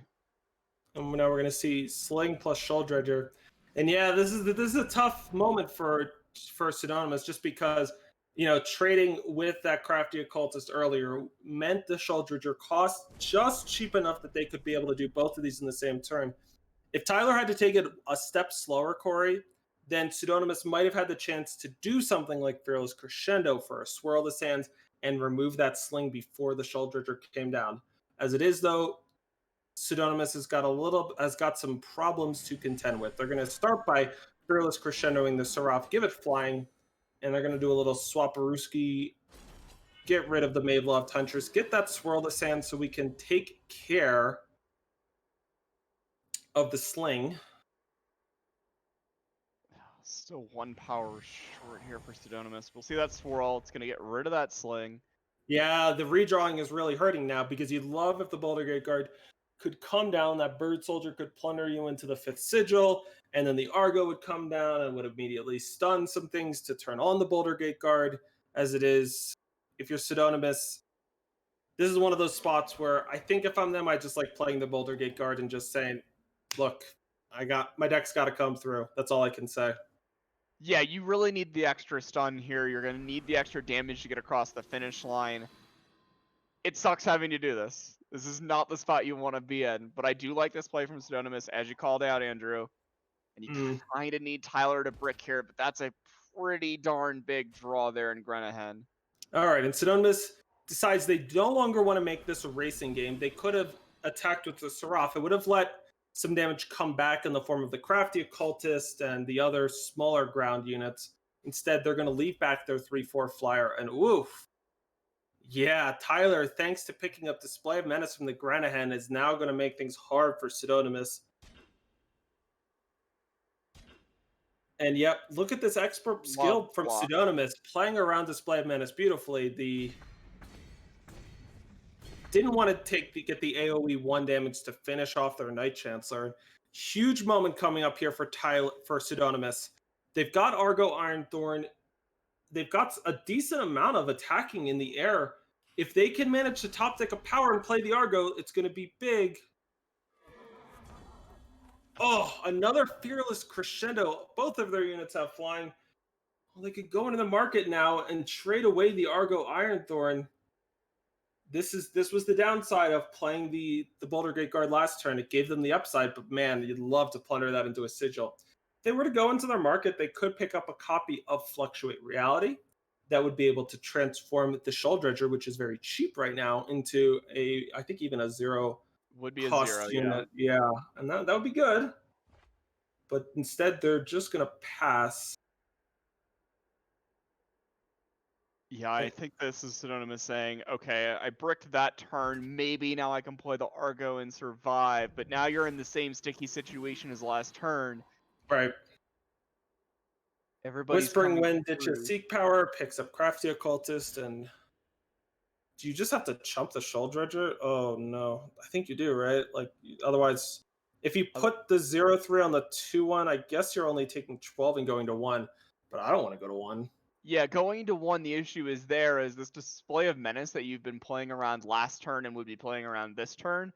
You've now turned it from a card of, okay, I can play around this too. It just kills me. You can no longer play around Display of Menace with those blocks. You need to change up your blocks here to some capacity. Oh, interesting. So we switched up the block from Seraph, from Whispering Wind to the Darkwater Vines. Yeah. Yeah, we might see Pseudonymous actually... If you're going to block the Darkwater Vines, though, you would still be taking that 13. Wouldn't it be better to take out the Crafty Occultist? I don't like this math, Corey. What do we got? Oh, is this going to be a Storm Spiral? So we can get the Storm Hex or the Storm Spiral here out of the market. We've already used up that Swirl to Sands. Oh, Storm Hex. All right. Play a Permafrost. Okay. This is good stuff. And this is going to turn on the Boulder Gate Guard. But we could the Display of Menace will break up this plan a little bit, but it's still good. This is still good stuff. Yeah, this is Pseudonymous making the best play, just saying, Tyler, I need you to basically have 3 complete blanks in your hand outside of that thing that I know you picked up with Whispering Wind, and yeah, unfortunately, here's that Display of Menace. It does answer that first problem. Invasive Creeper. Fate, draw a card if you have a Mandrake. Works thanks to that Darkwater Vines. The Grenadin and the Mandrakes uniting in this Fire Primal Shadow deck. We've also got a Dragon too, for good measure. Sling of the Chi, and yeah, next turn, no one to hold him. Corey can go and get us a Krull, which will bring back that Shoal Dredger. And Pseudonymous, we are just not working with enough here. With the Sling of the Chi, the Shoal Dredger will kill the Knight Chancellor Seraph. A Permafrost in the Shoal Dredger won't do very much. I am not loving what I'm seeing here. You know, that it all comes back to that early turn when Tyler was able to pull off Shoal Dredger plus Singing the Chi, and ever since then, it's just been too uphill for Pseudonymous. Yeah, that was the turn where Tyler really turned it around. They were able to play multiple cards, one being this immediate advantage in the Shoal Dredger, one being the ongoing advantage in the Sling of the Chi, and then it all cascaded from there. We saw Pseudonymous have to go into their market, get a Swirl of the Sands. Here's a Belax in case if you wanted to run up the score a little bit with the Dragon. There's only 7 strength in play with the unit. I mean, So, we can, yeah, we can go ahead and we can like bring back the Shoal Dredger and then just sack it to the Belax. So that's good. And get the omnivorous dragon, it'll eat the plants, you know. It's not picky about what it eats. As long as you feed Bellax, it's a happy camper. Oh, I guess that's true. I guess Belax is an omnivore if it's eating mandrakes. Oh, all right. So we're gonna do it this way. We're gonna go and get the Grand Suppressor back, so the Belax doesn't have to sack anything. Yeah, sure. And then we'll play an Invasive Creeper, and then we'll draw a card with our Sling and Argo's Technique. Negate a spell +2/+2 and lifesteal. Corey, do we have any? You can also create and draw a random soldier from the technique, but I don't recall us making any soldiers which just deal with this kind of stuff. So let's pack it in for Pseudonymous as Tyler takes down that match. All right, so a nice juicy match to get us kicked off. We've got Almost versus the Boxer. We're gonna see their match as soon as it's ready. They're actually the last match in the round. It's tied up at 1 game apiece here. Is you know at this point we got a good one. So we got if it's still going at this point. So this is game 3, and we've got another copy of this Fire Primal Shadow deck up against the Boxer, who's on 4-faction Sling, and we've got Somiel Twilight's Call in hand for them. Every time we jump down to one of these games, Andrew and I see a curl draw off the top, I immediately look at the health total and I'm like, oh god, does that kill them? Not this time, still 24. Yeah, almost there. At 29 in a pretty formidable board state here. So we'll see one of these Krolls tossed into the market with that Vine Graft Room and Haunting Scream taken out of the market here by Almost.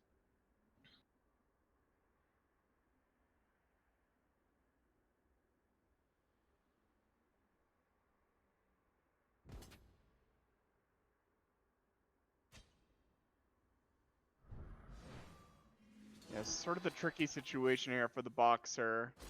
You have the Somiel, the Twilight's Call. You can even up the health totals here after you're going to take this big chunk of damage. But then from there, how do you flip the script? How do you actually come back? How do you win this game?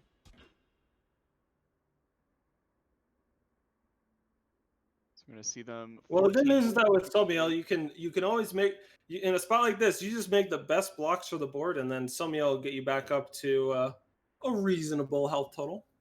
A nice little combo with Somiel also is lifesteal units, the Grenahens.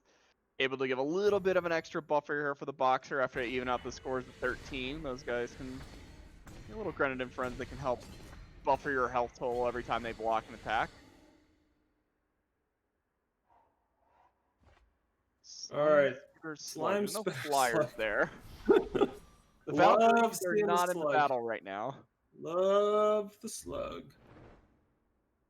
All right, Somiel with Sling is going to do a little work because we're going to get to draw a card thanks to our Sling. Setting both players back at 13. Almost has got a copy of a Haunting Scream. You know what? I wonder if they just have a kill. It depends on how many units they have in their board, Corey, but that combination of Haunting Scream plus Dark Purveyor, very potent. Yeah, and just 1 power away from setting both of those up here. Uh-oh. We got a Kroll. We're going to take 3. What are we bringing back? It's going to be another Vine Grafter. We're going to go into the market, or is it going to be a Haunting Scream? I wonder if Dark Purveyor with Haunting Scream. Let's see what we got. Maybe suit up one of these Grenadins, gain a ton of health, try to just protect yourself here. Yeah, could be. How much do you have at your disposal here, Dark Purveyor? There's so many units still in play for Almost. I just assume that not much has actually died here. Yeah. Just Yeah, and read. if Dark Purveyor could pump itself, that would have been pretty sick, but it has to give the strength to another unit, as we're going to see the Grenahens and the Somiel do some blockings. We got a lot coming through here, Corey. I'm counting 10 damage. Yeah, I and guess only that's not one counting the health 2 gained. lifesteal. So it's Yeah, going to be only 8. one's going to be gained currently because one of those Grenahens is on a Vine Grafter that still has regen here. Good point. If your One lifesteal thing to unit note here, doesn't deal Andrew, damage, yeah. that Sill's dead. That's a flyer that Slime Stutter Spud can eat. I'm into that. Sure, true. Yep, Slime Sitter's Blood, come down and give each flying unit minus strength and health equal to your number of units. Whenever an enemy unit dies, the Slime Sitter's Blood gets larger and you gain health. So good, a lot of good stuff that the Slug can do when you're behind against some flyers and just in general. Yeah, but is that actually going to be enough here? So if you play the Slug, it can take out this single Vampire Bat. You can get yourself back up to 5, and you have the Sling that could then shoot, let's say, the Vine Grafter that no longer has regen. That gets you to 6, but then you have 3 blockers. It looks like it's enough, but the Boxer is determining that's not a way forward. That's just a way to survive. Ooh, Onerous Roa. All right. Awesome. Amplified 2, gain 5 health. Good. That's great. It doesn't proc the slings, so we didn't get to kill anything, but we got our health total much higher. Oh, I think that is that going to do it, Corey? If we have another Crow, we can know when to hold him and Haunting Scream back, or not bring back, but oh, interesting. I think, okay, they went into the market for the Crow instead of know when to hold him. Yeah, That's going to bring back the Flying Charge Dark Purveyor. That's going to pump up the Vampire Bat, and the Boxer's going to fall here to almost with their take on Fire Primal Shadow Crawl. And that is going to do it here for round number 2 here at the Open. We're going to be back with top 16 action in a few minutes, and we'll check out more of our interview series. We will be back in just a few with more action here from the 5K Open. Stay tuned.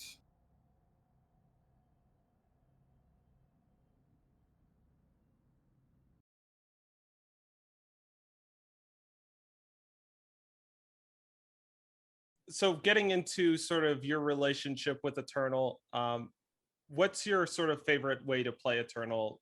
You know, what kind of device do you like, and what's your favorite format? So I always play on my laptop. I've downloaded it on mobile in the past, but like it's a very good experience on mobile, but I prefer the being able to like sit back and not have to worry about the mechanics slowing me down. My favorite format is probably Expedition, which is weird because my 2 wins are in Throne, but I like lower power formats. Talk to us. What's your favorite deck of all time? My favorite deck of all time is 5 faction even Kilo Vox. Talk to me about that. Break it down for the viewers. What's going on with that one? Time. So this was the deck I won with the first or the second year of Eternal competitive play. I had like a bit before the tournament popularized this even Vox deck, which was even-headed Golem, Vox Nurturing Sadist, a bunch of nightmares, and then one of my teammates was dared by another player, can you fit Kilo into a Vox deck? And then we started working on that together, and we were like, oh, this is pretty good. You said that you worked on it. Would you say you're the one who built that deck for your team, or? So Murder of Crows was the one who built it. I had a big part in tuning it.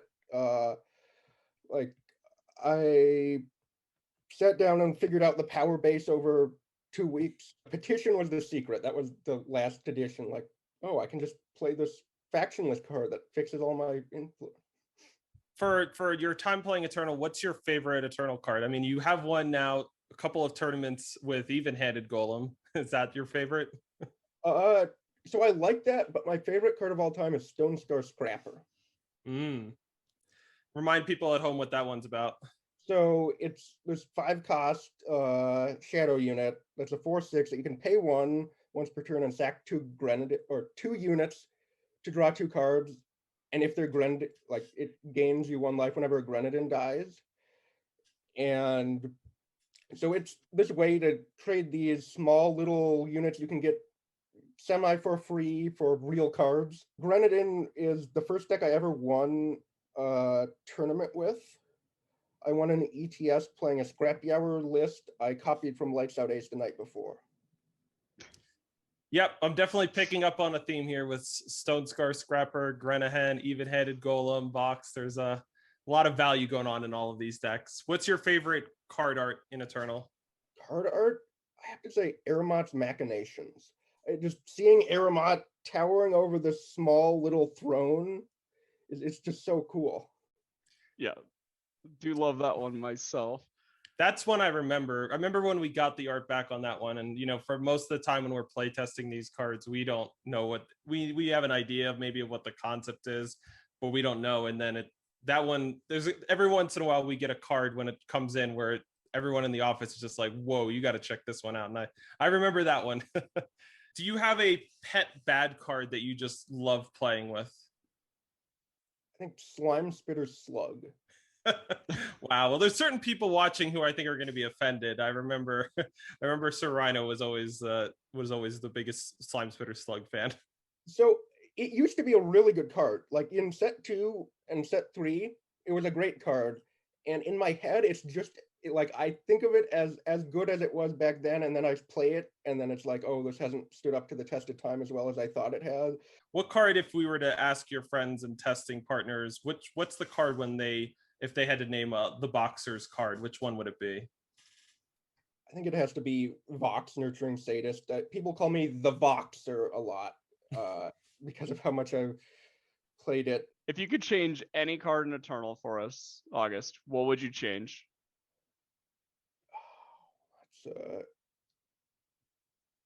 That's a tough one.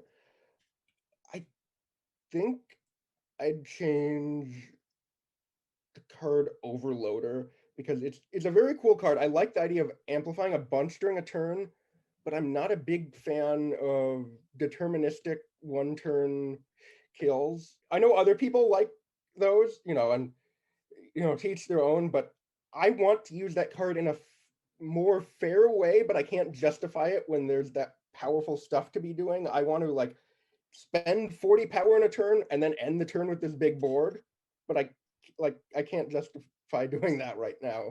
Well, we'll see. We're filming this about a week and a half before the Expedition Open, and we'll have to see if the Overloader's making an impression there. It's certainly been showing up in some Expedition tournaments recently.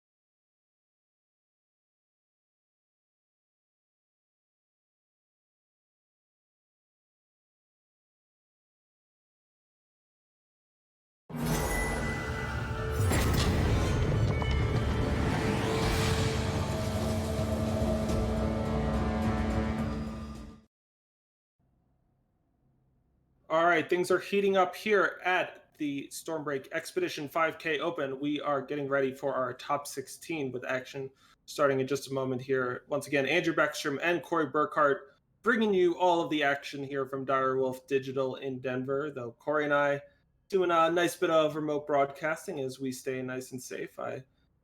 Corey, how are you feeling today? Are you excited for what we've got coming up this round? Yeah, we've got two of the, sort of, well, not lesser quantities. We've seen a fair amount of tradition soldiers already, but sort of whittling down the field, there's not going to be that many left. Only 16 players left here in our Expedition Open action. But we do have one unique take here in the field. We're going to be watching Male and their Xenon sort of mid-range take here, Andrew. This is, all head ascending friendly wisp, not something that we get to see a ton of. Combining up with Twin Spitling, Moonstone Vanguard, this is kind of foregoing a lot of the tribal synergies in the format, playing a lot of the here are the raw, strong, powerful cards, using some of the more synergy related things that we saw in the previous set with the influences that you can gain from some of the symbols. So this Right. is kind of a time heavy, splashing a little bit of shadow mid-range take here, and I'm excited to see how their deck actually plays out. They're clearly doing excellently here this weekend. They're in our top 64. They've won their first two matches, and if they win this match, Andrew, they're in the money. Yep, and Grand Builder, one of the big new pieces from Stormbreak that's making this deck come together. That 4-cost 3/3 summon, gain 3 influence of your choice. Most often, we're just going to see that being used to gain a lot more time influence. They've got a number of cards great at paying that off, like you just mentioned. Twin Spitling is probably the most potent of the bunch, getting to bring down a timekeeper with stats equal to your amount of time influence, and that's just going to be a massive unit to work with. I love the market that we've got this weekend. Multiple pieces of relic interaction in the form of Impound and Swirl the Sands. And we've just got lots of nice, we've got a couple of fatties, Oopsad and Tuvan.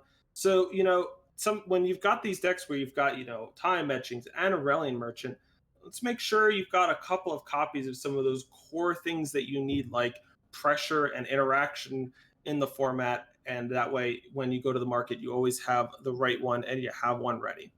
Our match is ready. It's time to check it out. The top 16. Top of your screen, Yurishi, we got Soldiers, one of the big decks of the weekend, no doubt, whether it's Huru or Splashing Time for Hiphos. Yurishi's got a nice little Janitor Dovid to kick off their curve. Meanwhile, Male, well, they've got a number of nice early cheap cards in the form of Trailmaker, Friendly Wisp, All Head Exploit, and then a big old Scorpion and All Head Mountbreaker to follow it up. Yeah, and your Rishi's deck here is actually fairly unique as well, Andrew. We see that Jaral Ascending in hand, kind of one of the giveaways already. And what they're doing is they're actually eschewing some of the Soldier synergies themselves. They're playing 4 copies of Lord Stayer's Tower. They're playing 4 copies of Builder's Decree. They're really trying to be a mid-range deck that, rather than leveraging, hey, I really need to have Argo, I really need to have some of the stun synergies come together to actually sort of overpower my opponents. Well, what if I try to keep them off balance? What if I try to make them have to fight against a site? Because a lot of these Grenin decks that we're seeing, they're not that effective at actually attacking early on in the game. And what happens if then, once we get to the sort of middle stage of the game, I can kind of Builder's Decree them and keep them off their key piece? Yep. So they whiffed on that Janitor Dovid, so not a shock given the way that they've built their deck, but they still got a 4/4 with a drawback in play. Meanwhile, an exploit here going to go after probably, I don't know. It could be either Primal Etchings or Genev Merchant. The Genev Merchant's sort of a market card plus a little body, where the Primal Etchings be a little bit cheaper. I think the Genev Merchant is where I would go, but we'll see if Male agrees, and they'll be able to follow that up thanks to the Trailmaker with another 2-drop on their third turn of the game. They're going to go for the Primal Etchings. So we're more worried about the cheap way to get into the market here. One of the nice things when you play a time deck full of really strong units like Alhead and Alhead Ascending, you end up in these spots where you see your opponent with a Genev Merchant and it's like 2-3 Aegis, nice body. You just got the big strong units that come down here at a time. You can just overpower them. Yurishi gets their 4th Primal Influence, unlocks that first part of Jaral Ascending when it attacks. Draw the top card of your deck. If it's a spell, you keep it. If it's not, you discard it. And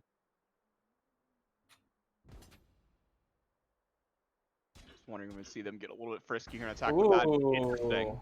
All right. So Janitor Dovid bites the dust. 2/1 stun soldiers go to male side of the board thanks to the Entomb. And, Corey, I think we saw that just because All Head Ascending is going to get that 6 timed influence next turn. And with Friendly Wisp, it means we have a very nice play for male's next turn of the game. And that's why they were willing to giving up being able to play All Head next turn, is they were able to more quickly get to the soldiers, and they've still got a really good turn queued up for us. Yeah, you would love to get the Inspire going sooner on that Owlhead Mountbreaker, but given that you have such a strong play like this, sure, you don't love losing 2 different units that are making you power, but you have the ability to apply the pressure here still to your Rishi. They don't actually have anything that they got to follow that turn up with, and now they're really on the back foot here, Andrew. You're now facing down an Owlhead that's, almost fully ascended. And these 2 soldiers are going to come online next turn as well, as we're going to have to see the Genève Merchant, the triggers pulled on that one. Yeah, Yorishi is going to need some interaction here. They're going to go for Fluctuate Reality. It's a good, solid option against the Ascending cycle in particular, as 2-cost units that scale up as the game goes on, transforming them into something of a smaller cost when it's an enemy unit. Fluctuate Reality makes it something random that costs 2 less. That's fantastic there, turning it into a random 0-cost unit. An attack for 6, and we will now see an all-head Mountbreaker. So both all heads in the game teaming up and putting a huge board together for male that really makes it a lot harder to play maybe this Lord Steyer's Tower. This Fluctuate Reality is going to hit both the all heads, turning one into a Deathwing, that 2/3 flying lifesteal Valkyrie, and the other one becoming a helpful Doorbot. Yeah, importantly here, the Deathwing's actually a unit that holds back the draw ascending there. We had just seen the 6 primal influence picked up, unlocking +2/+2 in Berserk there. We could have seen Yorishi make an attack, try to draw multiple spells that turn, but given that a deadly unit was found, that's actually going to stifle that ability to attack. And yeah, if you're male here, that's actually not a bad pickup. That's still something you can keep applying pressure with here. Yeah, Yorishi must have big plans for the draw. It seemed kind of good to me to trade him off. It makes it a little bit easier for you maybe to protect your Lord Steyer's Tower in the future. But I can fully powered up draw is super powerful, so I totally get why you want that one around. Meanwhile, for male, they've got the basic options here of going to your market with the Aurelian Merchant, or drop down the Twin Spitling, where it'll bring along with it a 7/7 Timekeeper. Great little 2-for-1 play. You get that 1/1 deadly unblockable body and a huge body to go with it.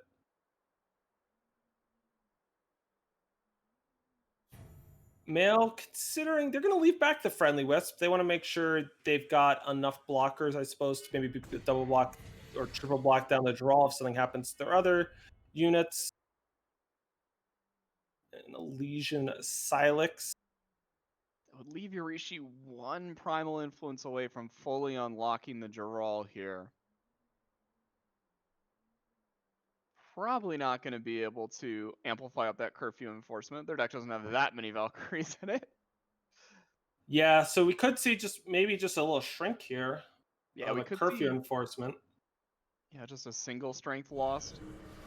You could also just get to some 1/1 flyers. Yeah, we'll see Steyer's Beckoning play 2/1 Valkyries, and now the game is afoot in terms for male. How much do they want to just sort of chump attack in order to get the Lord Steyers off the board? And given how fast they're attacking with units, I'd say very much.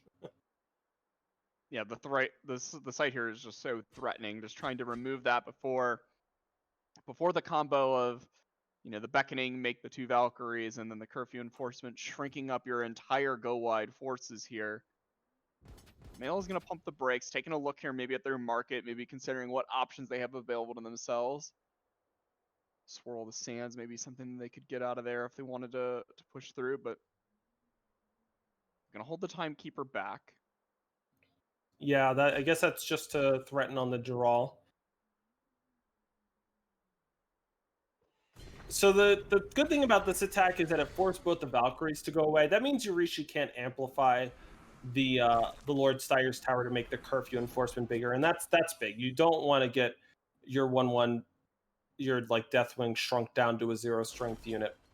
Meanwhile, Mail with their Aurelian Merchant picks up Tuvan Skybreak Giant, that 7/7 ambush with a nice little card draw ability to go with it.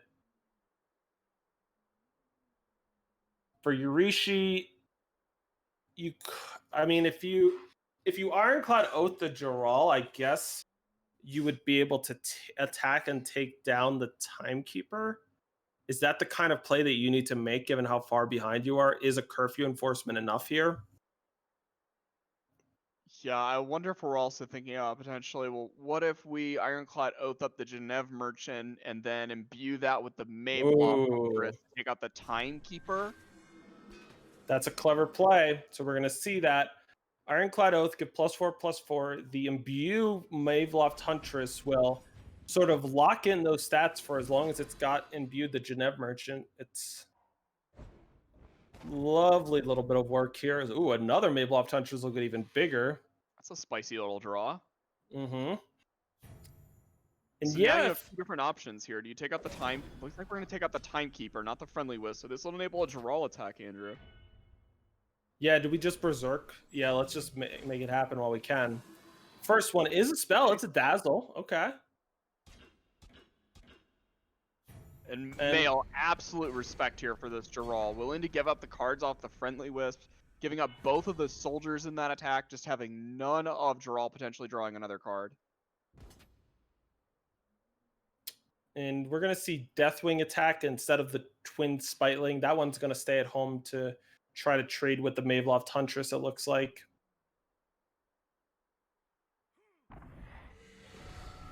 So for Yurishi, you know, they're not out of it. It was certainly looking much better for Mail a couple of turns ago. Obviously, their hand's still fantastic with a Tuvan and a Curtain Call. And oh, okay. So look at this. So Mail just plays out the Tuvan immediately. The reason why they did that is because of Builder's Decree. You can't play ambush units in responses to spells. And so if a Builder's Decree had come off the top for Yurishi, it could have locked out the Tuvan. The downside of that is that means that we just played Tuvan when we didn't have, instead of at end of turn, when we could have then protected it with Curtain Call, it's now going to get eaten up by the second copy of Maveloft Huntress. And for Yurishi, they've now dealt with really the biggest threats that Mail had. Both the All Heads and the Tuvan are all gone, and the Timekeeper. Yeah, Mail's actually in a situation now where, you know, it's almost curtain time. There's just this Curtain Call in hand to sort of protect themselves, and otherwise we're drawing on empty. Now we see Generator dove in, and it looks like that's multiple hits there, Andrew. There's a selection going on here for Yurishi. We see another Vicious Overgrowth added to the hand. I imagine we're going to see Twin Spiteling go down. We will probably see a Curtain Call with its time influence ability unlocked of your units can't be killed this turn, and then a Dazzle. You love to dazzle a revenge spell, so it does not revenge back into the deck when it is negated. Yeah, and that little setup play there, I thought Ironclad Oath paying dividends here. You now have a 9/8 being stunned to the other Maveloft Huntress. That's a 12/9 battling, and that's actually a pretty good pickup here from Mail, though, picking up that Senin Agent. Yeah, I think what you do with... All right, let's see first where this goes. The Generative, it looks like maybe once again it's got a little pick. Nope, it's just going to be a Vicious Overgrowth on the 2/3. I think what you do is you send an agent, the stunned Maveloft Huntress, and that'll get that off the board for good. It will unlock the Genève Merchant, but it will take most of the stats away from the Maveloft Huntress. If you don't... Yeah, if you just kill the big Maveloft Huntress attacking, they just have another big Maveloft Huntress ready to go. So at least this way, look at this now, Corey. All of the humongous units are gone as another Generator Dovid rolls off the top. And now if Mail could maybe top deck something good, they could maybe stabilize against this board, but a Curtain Call doesn't do that much. I guess you could maybe block the Maveloft Huntress and pump it up. Looks like that's what we're going to see here. Curtain Call fired off. It's going to protect the Merchant. +2 strength, lifesteal. 10 comes through, gaining 2 on the way back. So Mail staying here at a healthy little 12. You know, and All Head Ascending, Andrew, it's all they really need to sort of buy themselves some time against this Mm. Janitor Dovid Force, but Suffocate seems to be the wrong tool for the puzzle here. And now Yurishi can amplify this Hiphos, maybe stun the Aurelian Merchant, put a weapon on me. I'm going to attack you for 14 damage. That's Suffocate. Couldn't do anything against an Aegis 2-3 and a bunch of 4-4s as Yurishi takes down game number 1 here. What a great comeback from them. At one point in the game, they couldn't even really play the Lordstire's Tower without it dying immediately. And by the end of the game, they had completely dealt with all of the threats out of the Xenon deck. And really, the biggest point of the game was just losing that Tuvan to the Maveloved Huntress. Playing around Builder's Decree makes a lot of sense in terms of what they were going for. Ultimately, though, you sometimes gotta take your chances. And that time they tried to beat a Builder's Decree instead of beating a second Maveloved Huntress, and it was the other way around. And that's sort of what separates, the best players in the world in these sorts of spots is they can sort of get a sense from what their opponent's done all game of what's in their hand. Obviously, you never really know for sure, and sometimes you just get a bad read, but that's what you try to do. The only ones that know for sure, Andrew, are you and I. We can see the hands. We make it look a lot easier. Everybody at home, we're giving you the privilege. You get to see the hands with us. The players down there in the action, it's just like when you're playing on the ladder. You don't know what's going on. All you have to work with is, sort of your experience and your ability to dissect all the information moving along. And, you run into one of those really rough spots for Mail where both of your all heads get immediately hit by the transformation, and then it's like, man, I really need a big threat. You get the Tovan out, and it's like, well, what happens if the Builder's Decree locks down and I can't play it for a couple of turns? And maybe that happens a second time and a third time, and it's just going to be horrible if I just never actually get those down and die to a bunch of Sentinels. Ends up running it out, and unfortunately, that Maveloved Huntress just eliminated the last big threat they had, and they just couldn't find anything to catch back up. I'm always so jealous of the people who just have like these photographic memories of every game they play as we get started here in game number 2 of our top 16. They just have these photographic memories and they're able to just like sort of run through the last couple of turns in their head perfectly and ask themselves the question in that spot of like, if Yurishi had had Builder's Decree, would they have played it instead of the cards that they had? Right. And if you're able to answer that question, you can maybe get a better sense and better predict what you need to play around. But no easy answers. All right, for Yurishi, they redrew down to 2 cards here. Mail, they kept a 7-card hand, Corey, but let's not say that this one's exactly bursting out of the gates. Yeah, I wonder if this is Mail, like, sort of compensating for what happened last game, where it was, I had all these awesome, really strong threats, but only the 2 or 3 of them that I drew, they got answered, and it was this really horrible feeling maybe for them, where it was like, I kind of just ran out of gas and my opponent overpowered me. Mail here is just like, yeah, that's not happening this time. All head, twin spitling. Game, let's go. And, they're going to be really slow to the board here as we see 2 more power drawn off the top. Their first play is going to be that twin spitling on turn number 4. So Yurishi bricks on the 3rd power. That's a big one to hit for them with a Hiphos Reach Captain in hand. They can amplify that to get another Sigil out of their deck. But for now, though, they'll probably just play the other 2-drop they picked up this turn, a copy of Janitor Dovid the First. And that gets a Maveloved Huntress. That used to be able to plunder you into some more power, but now it needs a 3rd one to get started. Twin Spitling's going to bring along a 5/5 Timekeeper. Elysian Silex will come into play depleted this turn. We could use something like Vicious Overgrowth maybe to take out the Twin Spitling, but we're still going to be a little brickwalled by this Timekeeper. Yeah, Timekeeper actually a tricky little threat here for Yurishi's build. It's not little, it's a 5/5, Corey. Come on. Sure, it's large and in charge. Pardon me, Andrew. Yeah, the large and in charge Timekeeper here. A pretty big issue is Yurishi has eschewed a lot of the stun synergies from the Soldiers deck. Like we said, we don't see any Argos. And I want to call out something that Mail did that was awesome a couple turns ago. They had Shadow Symbol on a turn when they could have played it and they weren't going to play anything else that turn. And they could have just gotten the depleted power out of the way. But anticipating that getting their time influence high was a higher priority than perfectly using that depleted power, then they were able to get it up to a 6/6. And you know what? They actually backed off of the attack. I'm kind of surprised, but they had the option to attack through that 4/4 and 1/3 only because they had that 6 point of time influence. Yeah, really good to point that out. It was a really heads-up decision, prevented something potentially like a double Vicious Overgrowth on a later turn from taking out that Timekeeper. Is Here we're seeing the plunder action go on for Yorishi. I assume we'll see them cash in. Well, I was thinking they were for sure going to cash in one of these Geneva merchants, but the ability to go into the market twice does look appealing. One said see them just cash in at Lord Stayer's tower. Fortunately for Miller, Moonstone Vanguard's only going to gain them 5 health as it gets killer attacked. Block and gain the 5. It's all head time, Andrew. Yeah, so the past couple turns now, Mail has had the opportunity, at 27, a little bit stronger on the board for sure, to just attack. And it's a clean attack.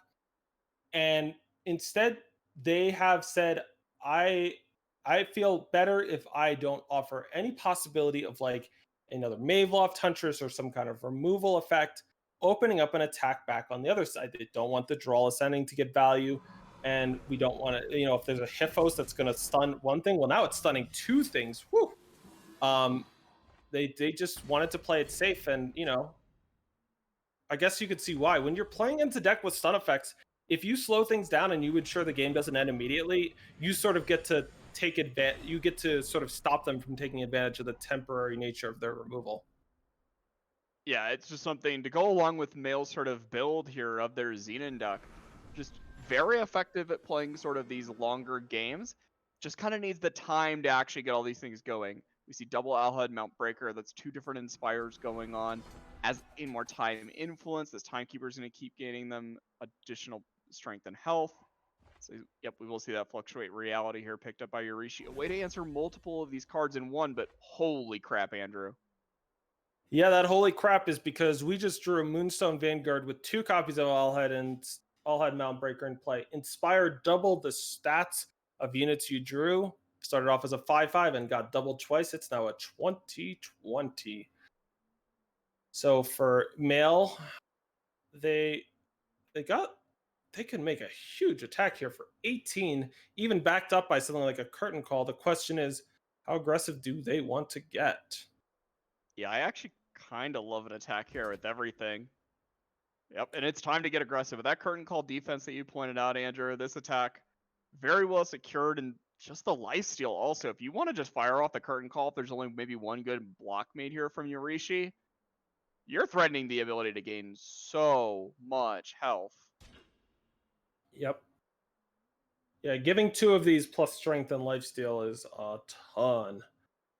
Because like we've seen, like Mail did a good job here with this line. If they are going to fire off the curtain call, of recognizing when you make a play like Hiphos stun your 2 things instead of just making a 5/6 flyer, you are making a loud declaration of you want this game to end fast. And Mail was able to just make them chump here, get down a Moonstone Vanguard they're going to have to contend with.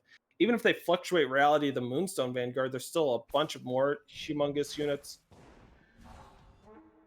We get Deathwing once again and a 1/1 flying Warcry. Hey, Tim, you're not muted, by the way.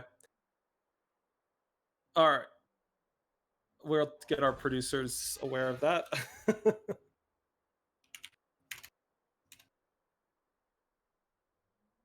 All right, where everyone's doing what they can here as these Valkyries are going to get flying.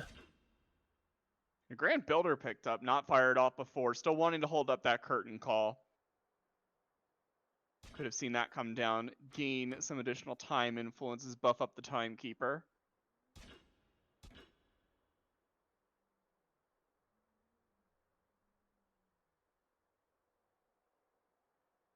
Oh. I think we're going to see the curtain call really pop off this turn, Andrew. Okay.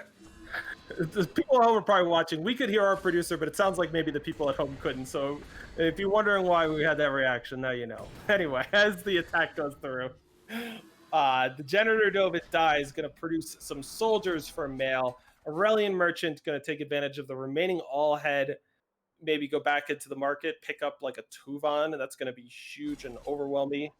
And ambush.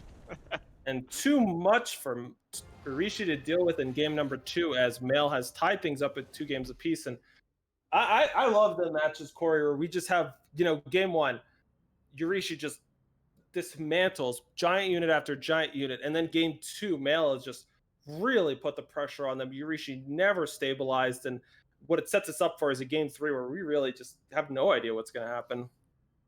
Yeah, and that was after the hand that Male kept that was 4 power, double all head, and twin spiteling. And I don't think they have the ability to play the twin spiteling either. I think that was just straight up Male realizing, hey, I think that I can just overpower what you're doing. I just really need the game to slow down, play to where I'm advantaged, big threats, hold the fort, and then quickly turn the corner. That's the important thing. You can't give the soldier deck a lot of time to fiddle around, set up its builder's decree, keep you off balance. You need to keep them off balance. And we really saw Male do that, where it was just, okay, I've got my one threat. Guess what? I don't need to attack yet. I don't feel like I've fully controlled the game. You might be able to make a powerful play with Hiphos that you had called out, Andrew. Maybe you could stun multiple units, push through 5 damage, push through 9 damage. And Male's just like, nope, I'm going to hold the fort. I'm going to sit here. I'm going to sit here. Okay, now I'm far enough ahead. How do I end the game as quickly as possible? And, with that curtain call, they felt safe the entire time.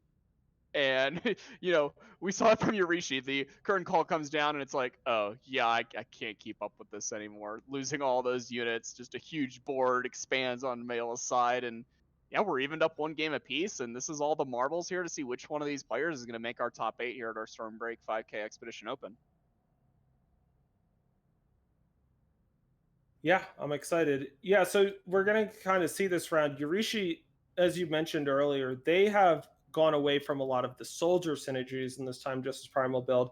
They're really stapling things from a bunch of different decks together. We got Wump and Mizo out of the Elysian Spells deck. We've got Lord Styre's Tower, typically more often seen in Valkyrie decks, and combining them all together in one deck. And so far, it's got them to the top 16, but we're going to find out in this game whether it can get them to the top 8 as Yurishi keeps their 7.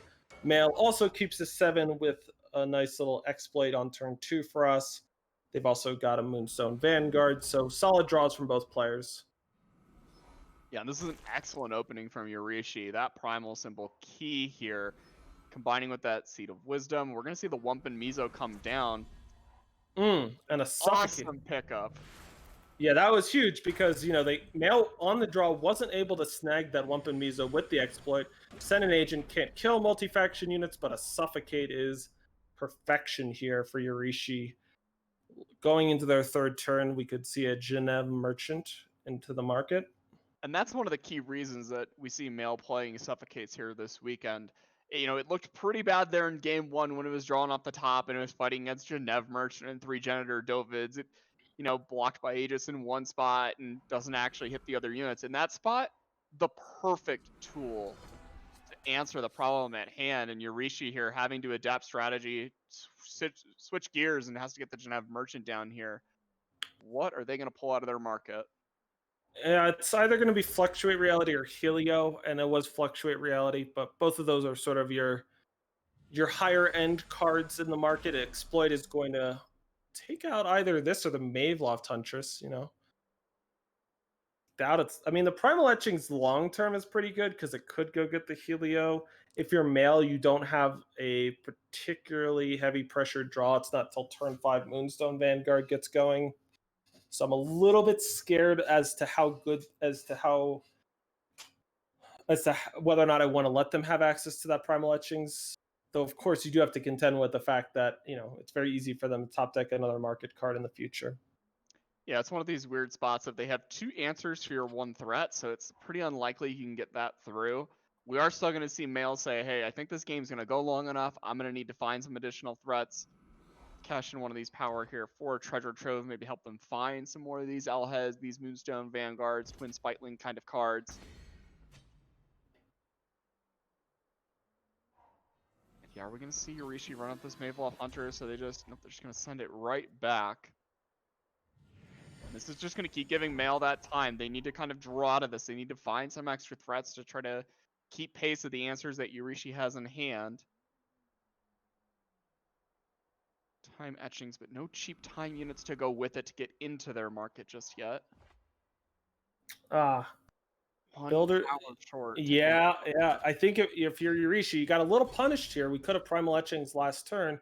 We would have had the 5th power. Instead, we get to queue up that Builder's Decree maybe for next turn. So that 1-cost spell, you get to look at the enemy player's hand, choose a card. They can't play it for the next 3 turns. And then you get next 2 turns, excuse me. And then the Amplify 4 is you get to play a Sentinel with stats equal to your max power at the time you play Builder's Decree. So it's a good one.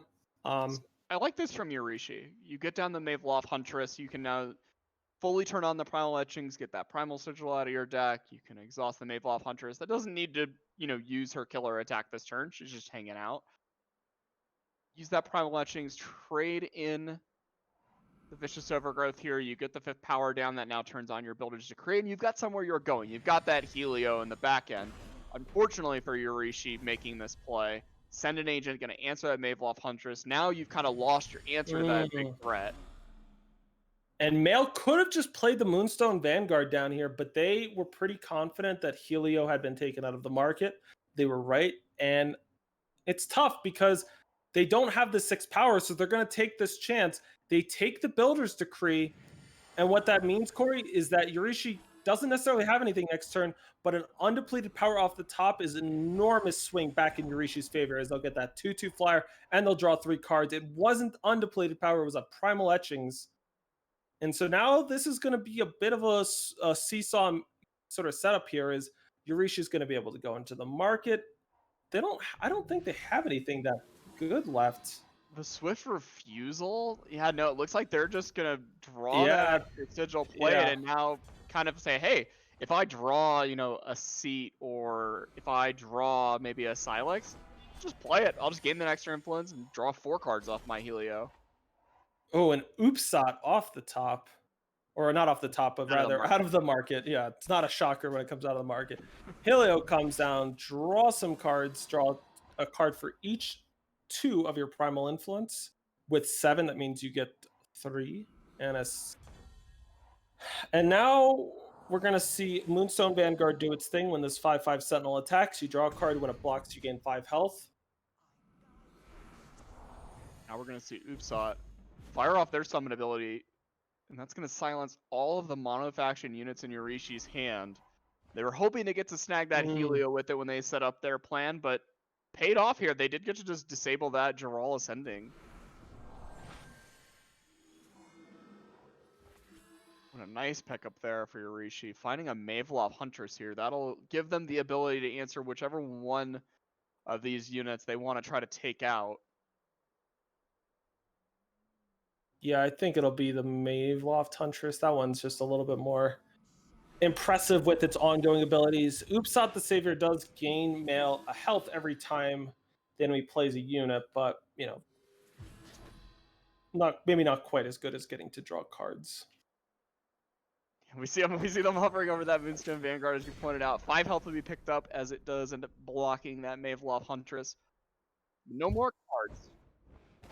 Yeah, and Males, they're in real trouble against that Lord Styre Towers in hand, as another Genitor Dovid in hand now for Yorishi. They are well set up.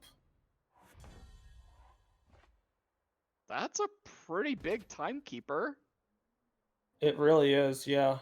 It's gonna be a 10-10 right now, and then next turn maybe even 11-11. You could get down the Moonstone Vanguard first, but yeah. Deadly Unblockable and a 10-10. Too good of a deal. Yeah, especially after you get the attack through. A really heads up attack here from Mail. We saw them in the previous game sort of hold back and say, hey, I've kind of got this long game going.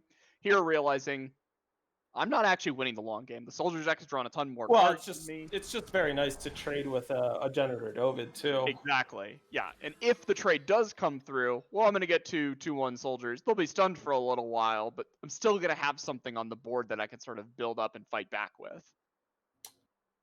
So, okay. Ooh, nice pickup. Oh, that is humongous exploit. Show me what you got, Yorishi. And I think we're going to see a Lord Styre's Tower go away, if I had to guess. I think you're right, Andrew. I think Yorishi was trying to set up a combo here of the tower, using that Oath like we saw in game number 1. Oh, it was the Maveloft Huntress which went away. So Yorishi doesn't want to lose their Deadly Unblockable. They don't want to allow any abuse stuff to be able to take down the Timekeeper. That is a real strong statement about about how confident they are that they can beat Lord Steyer's tower because Yurishi was pretty well set up to be able to chump block and protect that site for a couple of turns, but Male just feels like they can beat it. Yeah, and as they make their attack here, Yurishi's board is now in shambles. What was once a formidable force here, applying pressure to Male. Male's at 25 health, and Yurishi's just down to a Janitor Dovid and a Geneva Merchant with multiple sigils here in their hand. They're gonna have to play this Beckoning and the Dural Ascending, which has been silenced just to try to defend the fort. And so if you're Male, are we gonna, let's see, yeah, start off with the treasure trove. And you got a Trail Maker, but I assume we'll see a Twin Spitling. We're gonna go after that site. We're gonna go right at the face because they're at 13. Doesn't take much at this point to kill them. Let's see. All the units are attacking. I would expect this turn we go after the tower. I think on the next turn, once you get your Rishi to have to block so many times and protect the site, maybe you could go upstairs. Wow, we went face. Love it. And what that means is that Yurishi is going to make a big effort here to keep around their Valks, and then they're going to try to use curfew enforcement to big effect. We see a combo block take down the Moonstone Vanguard, 2 more stunned soldiers. But yeah, curfew enforcement. We're going to see a curfew enforcement amplified, I think, twice here. It doesn't feel like the third time does anything, Corey. Yeah, I think that you just amplify it a single time. Yeah, well, yeah, you get the -2. Exactly. Yeah. Oh, interesting. We're just gonna see it done a single time here. Ugh, God, I don't like that because now these soldiers can get in, Corey. Yeah, these 2/1/1 soldiers are actually a little bit pesky. Leaving all 4 of the soldiers able to attack over the course of 2 turns means you're so much less likely to actually achieve the unit from your site here. We're not very likely to see Steyer actually join the fray. Yeah. Rhoda Steyer's Adjutant, a nice one there with its at end of turn draw cards until you have as many as the opponent has in their hand, and that's pretty good. Really good in this situation, but God, yeah, because it's like he's gonna go after the site. It's so tough. This is so hard because you've got these 10 strength units, Corey. It's like, and you're at 12. Do I even kill your site? Because it's like, yeah, I like this. I think over the course of 2 turns, you're gonna get one of these timekeepers through, and when you do, your opponent's at 2.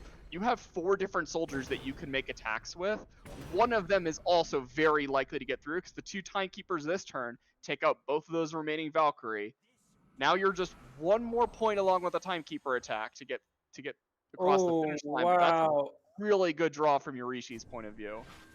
Build a double amplified builder's decree with 10 power. We're gonna get 2 10/10s. They're not quite large enough. Yeah, but I think that this is actually gonna get Yurishi to Rhoda, right? Oh, well, hold on, maybe not. Male's actually at 25. I think Male can still actually have everybody attack the site this turn.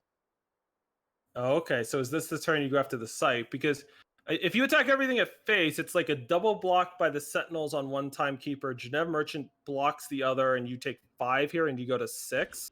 Oh, making the aggressive attack still, just going everybody upstairs. So Yurishi is going to achieve Rhoda here. We are going to have the site complete its agenda. And thanks to locking out the Aurelian Merchant in hand, it means that Male will still have a card for Yurishi to draw off of. But does Yurishi have the kinds of... I mean, they could draw like another build. No way! Holy cow. They're going to lock out... the perfect answer, because the Aurelian Merchant was going to be playable on the next turn, and we could have seen Male use that to go get the Swirl of the Sands out of their market to get rid of this Rhoda. Now that's locked out. That's 2 more 10/10 Sentinels, Andrew. Unbelievable. If you're Male, you cannot fathom. And now a Hiphos can come down and stun a ton of things. It's going to be able to amplify 3 times next turn. Oh, no, more than that. It's going to be able to amplify 4 times next turn. You have 4 and 5 if there's a sigil picked up from Yurishi's side.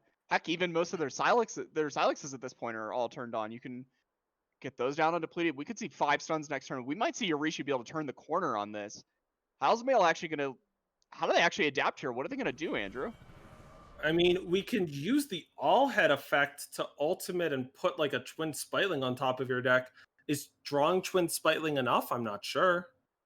Yeah, So yeah, you pay for it. You put a unit, one of your units on top of your deck, and then all head gains its stats. And it's nice if you do that and you get to like rebuy a powerful summon effect. And Twin Spitling definitely has that. But right now we're in this tenuous spot. Mail has the biggest unit. It eats any of the sentinels. If it attacks, it gets double blocked and trades with one of them. So having another sentinel, another timekeeper, doesn't actually change that dynamic. We still get into that same sort of double block means a trade down.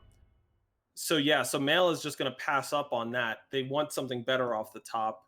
They're all going to be able to play the Aurelian Merchant too, and maybe that's their plan for next turn, is being able to go into their market. I guess a Tuvan doesn't do that much. Yeah, and I think we've, unfortunately for them, passed the point where the Swirl of Sands can do it. The Silent Hysteria, they're not going to stop the Sentinel force here. I mean, the Swirl of the Sands is nice in that it deals with the Rhoda. But yeah, once the Biggins get stunned, everything's coming.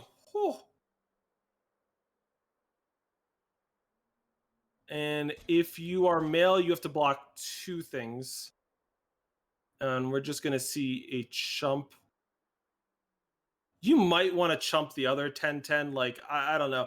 Because the thing is, right now this is 16. You're taking 9, and now it's just 2 hits in the air from Rhoda. Whereas if you're at 19, it's a lot more hits from Rhoda to be able to kill you. And yeah, as well. Yeah, so I like this play from Mail. They're just going to take 6 and drop to 19. And I guess they'll be able to seek... They should make sure they play their Seek Power and play the Power here. That way they can... Did they run out of sigils? They did. That's funny. Okay, so Genève Merchant is the draw thanks to that. Oh, Aurelian Merchant still has 1 more turn, unfortunately, to come down. That's a big deal. Yeah, it was relocked out by the Builder's Decree. Went back up to 2 turns. We put Timekeeper on top with the all head, so next turn the Friendly Wisp will proc from it. It's their way to get across the finish line here. Yorishi playing that Genève Merchant. A Storm Spiral will do it. It's going to deal 2 damage to each unit, each player. It's going to kill all of the blockers. All of the Sentinels were going to come through. Yorishi takes down the match in one of the most amazing comebacks we've ever seen. Wow. Double Builder's Decree off the top at the perfect time. If you're Mail, we've been there before. We've seen it, and it is a heartbreaking loss as they are knocked out of this Expedition Open. For Yorishi, though, we're going to see them in our top 8 as they take their take on just, Time Justice Primal. I got my good cards, and I'm rocking with them. And you know what? The good cards are even better when they show up at the perfect time. So for them, we will see them next round. All right, so we're going to take an eye out on the field and see, do we have any additional matches outstanding in our top 16? It'd be nice to get to see another one, but you know what? If we only got to see one... Okay, looks like we got one more. That was enough great action for 1 round, but I'll take another one. All right, so we got ZDCH, aka Zach Hill, up against Doc28. 2 fantastic players playing in here a little bit of Menace Mirror. As ZDCH is queuing up attacks, you always want to be in that spot. They're at 10, but they've got... Look at that giant Grenahen coming in, Corey. Yeah, I love when the Grenahens get pumped up in the Dark Purveyors. It just makes me really happy to watch the Grenahen just grow up in size and just achieve its true potential. I like what Doc28's got going on, though. They've got a flying charge Moldermuck, and you know what? If you can give skills to your Moldermuck, all the better. Each ooze will keep the current skills of the unit. It's a little bit of a different kind of ability than we've seen in the past, but let me tell you, Corey, when we tested where it didn't say current skills and every copy got the unexhausted killer still intact, that was a lot. Yeah, that was a fun one to get to discuss with Cassenderth and try to evolve their take on this sort of slime here over time. And we slowly got to that point of, what if we made this less about the killer experience? And they were on board, and it's an awesome card, and it's doing some serious work here on both sides. As we see Doc28, they're actually able to brawl in here with their Moldermuck, getting another 2/2 flyer to join the fray. Yeah, the Moldermucks are almost done attacking, though. They're going to get to attack one more time, and then once they get... Oh, bad time to whiff on a Grenahen for ZDCH. Look at how big those voids are. They're huge. Yeah, once a Moldermuck gets down to a 1-1, all that'll happen is once it attacks or blocks, it'll deal 1 decay damage to itself, and it's gone. What I really love about this game, Andrew, is both players just have that 8 Sigil in hand. Both of their health totals are really low, but I just really want to see somebody draw a Krull, get really low on health, and then just slam it into play and just be like, I just need to attack with this. I just need to get this thing out. We don't ever get to really see Krull in play. It's very infrequent that somebody's actually got a Krull out and they're actually brawling with it. It is usually used in sort of these, know when to hold them style decks that both of our players are playing here this round. Yeah, and for Doc 28, they held off on using that Vicious Overgrowth last turn, but now they're getting attacked, so they definitely took a calculated risk looking for a more high-value target to hit with it, but the downside is they got damage coming their way, and some of it's even lifesteal. I wonder if we'll see like a Moldermuck and maybe the Grenadin double block the Carrington Merchant here.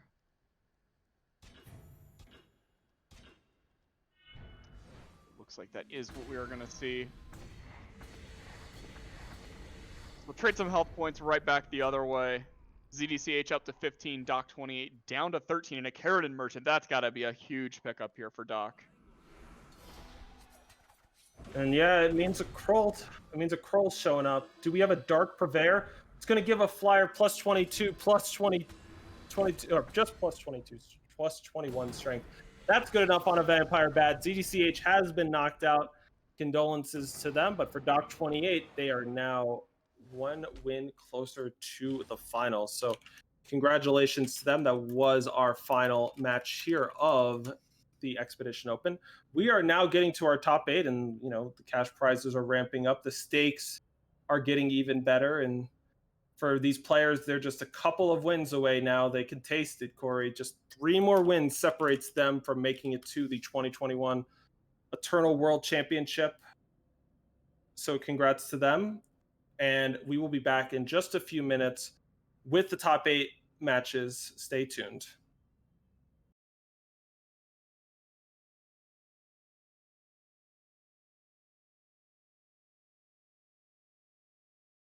So let's talk about your run last year to the World Championships. So you mentioned you got there with the even Kilo Vox deck, and then in Worlds you made it to the top 8, but you were not able to win it all. Sort of coming out of that World Championships, what was your takeaways from it, and what was your mindset heading in towards this organized play season? So my takeaway was that playing the best deck really did help a lot. Like in the past, I'd sometimes just played my pet decks in the ECQs after I won, but for Worlds, I was like, I'm just going to play the best deck, whatever it is. And I had a lot more success there. This was not my comfort zone. I went out of my comfort zone to play decks that I thought were good. Do you think that was beneficial for you? Like learning maybe somebody of your skill, you don't really need to learn how to play these decks, but maybe getting more experience with them in one of these high pressure scenarios, like the World Championships? Yeah, definitely. I think everyone should try to play a wider range of decks than they normally do, because calling yourself a blank player is like fine when you're, talking about what you enjoy, but if you're trying to win, you shouldn't classify yourself as I'm a this archetype player. Let's talk about your journey into Eternal. So after you first started playing, sort of, if we're being honest, how good were you when you first started, and sort of how did you become good enough to be regularly competing now at the World Championships as you've locked up your second straight invite? I was not very good when I started. I had, like, my only experience with card games was playing Magic mostly casually, and so I didn't have like amazing skills that transferred over like some people. I was, just learning a lot of stuff. I couldn't build a deck to save my life. I just copied decks from other people at the beginning. What I did to get better is I started watching a lot of streamers play Eternal. Notably, Lights Out Ace was somebody whose streams I just did not miss. And I think that helped. I also just started trying, like, I started forcing myself to try to learn to deck build better. I think that's something that a lot of people can get good at playing without getting good at deck building, and you really need to force yourself to keep at it even when for a given weekend your deck might not be the deck you want to play, but it helps you in the long run if you like force yourself to still be thinking about how to build decks. When did you feel like, okay, I really understand how to deck build, how to actually play Eternal? I think for playing, it was the ETS Invitational in I forget which year it was. It was like 2 years ago, I think, when I played a Godon Stone Scar deck, and I had going into the tournament just kept saying I can't play aggro, I can't play aggro, and then I got second with it, and that was, and then like I was looking back at my play afterwards and realizing I was making interesting plays that I wouldn't have thought of, wouldn't have even fathomed when I started. Would if you were to sum up sort of what are your strengths and weaknesses as a player, what do you think it is that makes you a player who's able to regularly win tournaments now? I'm very good at executing a game plan. Once I've realized what a matchup is about, I know how to use cards in weird ways to accomplish my goals. What tips, advice do you have for people if you're somebody who's playing in these tournaments, but maybe you're not always making it, maybe you haven't made it to a top 64 and you're looking to make your first and you're looking to sort of get your game to the next level? What can somebody do to get better? So, for play wise, it's, I think getting in the right mindset is important. There have been a lot of opens, I think, where I missed top 64 just based on playing when I was too tired, or maybe I was dehydrated or distracted by something going on, and you want to get in the right mindset. I know that's not like some, always play this card before that card kind of advice, but like getting in the right mindset is important. I also think one thing a lot of players can work on is power bases. Get out that hypergeometric calculator, do the numbers yourself. I see a lot of very good decks, and then I look down at the power base and I'm like, I don't agree with that. We certainly see our fair share of decks with, you know, lots of expensive cards and only 25 power. And, if you're playing a 75 card deck, that sometimes that 25 power, that's just a minimum. There's nothing that says you can't play a few more.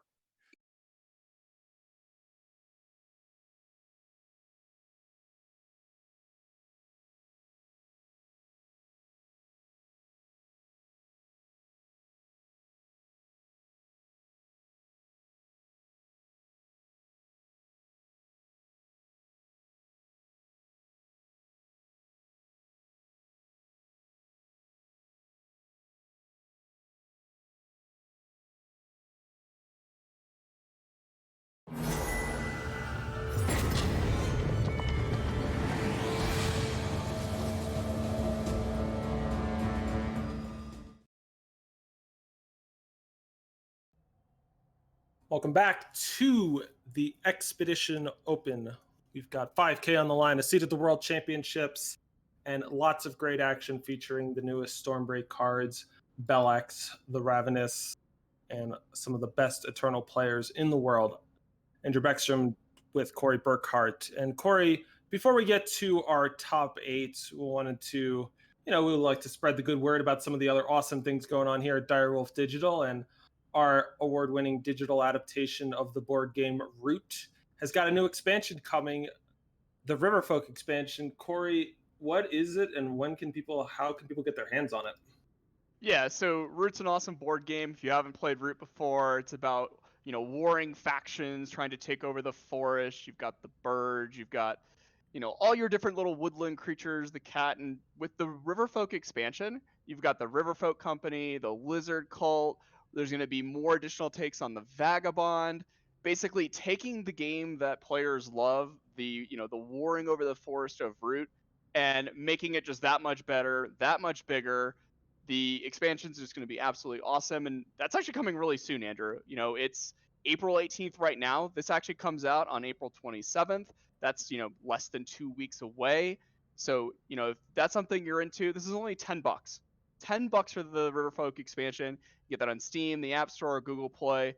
It's one of the awesome things that when we get to actually play test different games working here at Direwolf Digital, Root was a fun one that we actually got to play around with a little bit recently, and I'm excited to see players actually get to battle the new expansion there, from their phones, from their iPads, on their computer, however you love to play. Yeah, absolutely phenomenal job the team did on this. I mean, if you have not gotten to experience Root yet, definitely worth a check out. It's a great way to spend some time. And the art style, above all else, is just so gorgeous to look at. The whimsical way that they brought these woodland creatures come to life, but they're fighting. So have a good time with Root and check out the board game adaptation of it with the Riverfolk expansion coming April 27th. All right, so turning our attention back to the top 8, we've got a bunch of different deck lists queued up for you this round. We're going to be starting with PD versus Black Ice. And PD's got a little bit of a throwback to earlier days of the format, Corey. We've got a Time Justice Shadow mid-range deck. And this is one of those decks, Corey, where we are packing in all of the great 4-cost units. We've got Diana Faith Shield and Roland Iron Tyrant. We're getting them with Know Thy Enemy, and then to finish people off, we've got the Speaking Circle, the first, or I guess not the first factionless site. We had Traverse Farm, but the most recent factionless site, and really one of the most skill testing cards in the game, is every time you play the Speaking Circle, you get presented with 3 options for each part of its agenda. You have to choose the spells that are going to go onto it, and how you do that is going to change each time. Sounds like our game is ready. We'll get into Black Ice's deck as the match gets started, but let's check it out. So Black Ice, top of your screen, they're on a Grenadin deck, as PD has started things off with some Xenon power. Yeah, a little bit of a slow start here from PD, but that's totally fine in their deck. With Know Thy Enemy, Roland, Diana, they've got the ability that if they can get to a longer stage of the game, maybe accelerate getting themselves to that point with Enter the Monastery, they're pretty happy with if they can take things slowly. In Black Ice here, looking at the top of the screen, an awesome opening hand here. Gleaming Grenadin, Display of Menace.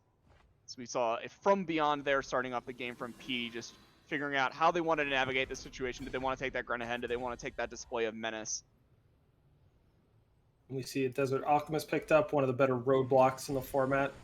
2/1 Deadly Ambush. The exploit, or the From Beyond here, or no, sorry, the From Beyond took out the Display of Menace, and now the exploit's taking out the Grenahen. Now we're going to decide what to do with the Plunder here.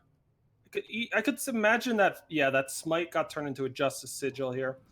This is probably the greediest deck in our field in terms of influence requirements. We've got everything from Diana Faith Shield and Roland Iron Tyrant, and they aren't the easiest to satisfy. Yeah, and all the while, while you want quadruple justice and then either double time or double shadow for those units, you do still want to get triple time and triple justice from Beyond to transform that into a unit, as we see Desert Alchemist come down. Just going to deploy that depleted power, and a Shoal Dredger finally kicking some stuff off for Black Ice, and by that I mean, a non-power card in their hand that's several turns still away from being played, unfortunately.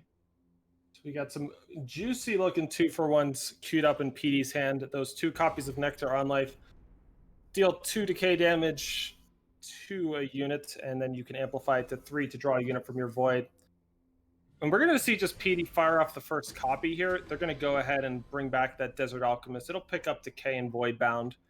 And the nice thing there is that we now get another Plunder unit that could potentially help us get to the 6 power for Know Thy Enemy, so we can amplify that. Meanwhile, for Black Ice, the 6 power means Shoal Dredger can come down. Roland Iron Tyrant, still a force to be reckoned with at 1/5 decay. Whenever an enemy unit dies, it Roland gets +1/+1, and you get a 1/1 Flying Deadly Bulk. Yeah, unfortunately here for P, they didn't actually have a way to deal with that Shoal Dredger just yet, but we'll see the Shoal Dredger come in and brawl, and it's going to immediately have to trade with this Desert Alchemist. I mean, Roland's going to trigger. We'll see one of those Valks picked up.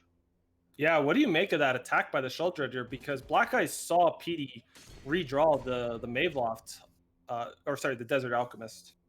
Yeah, I think I like it if Black Eyes had something else going on. Unfortunately for them, they just have this Combust in hand, 2 additional power. They don't really have a path to go anywhere just yet. Mm.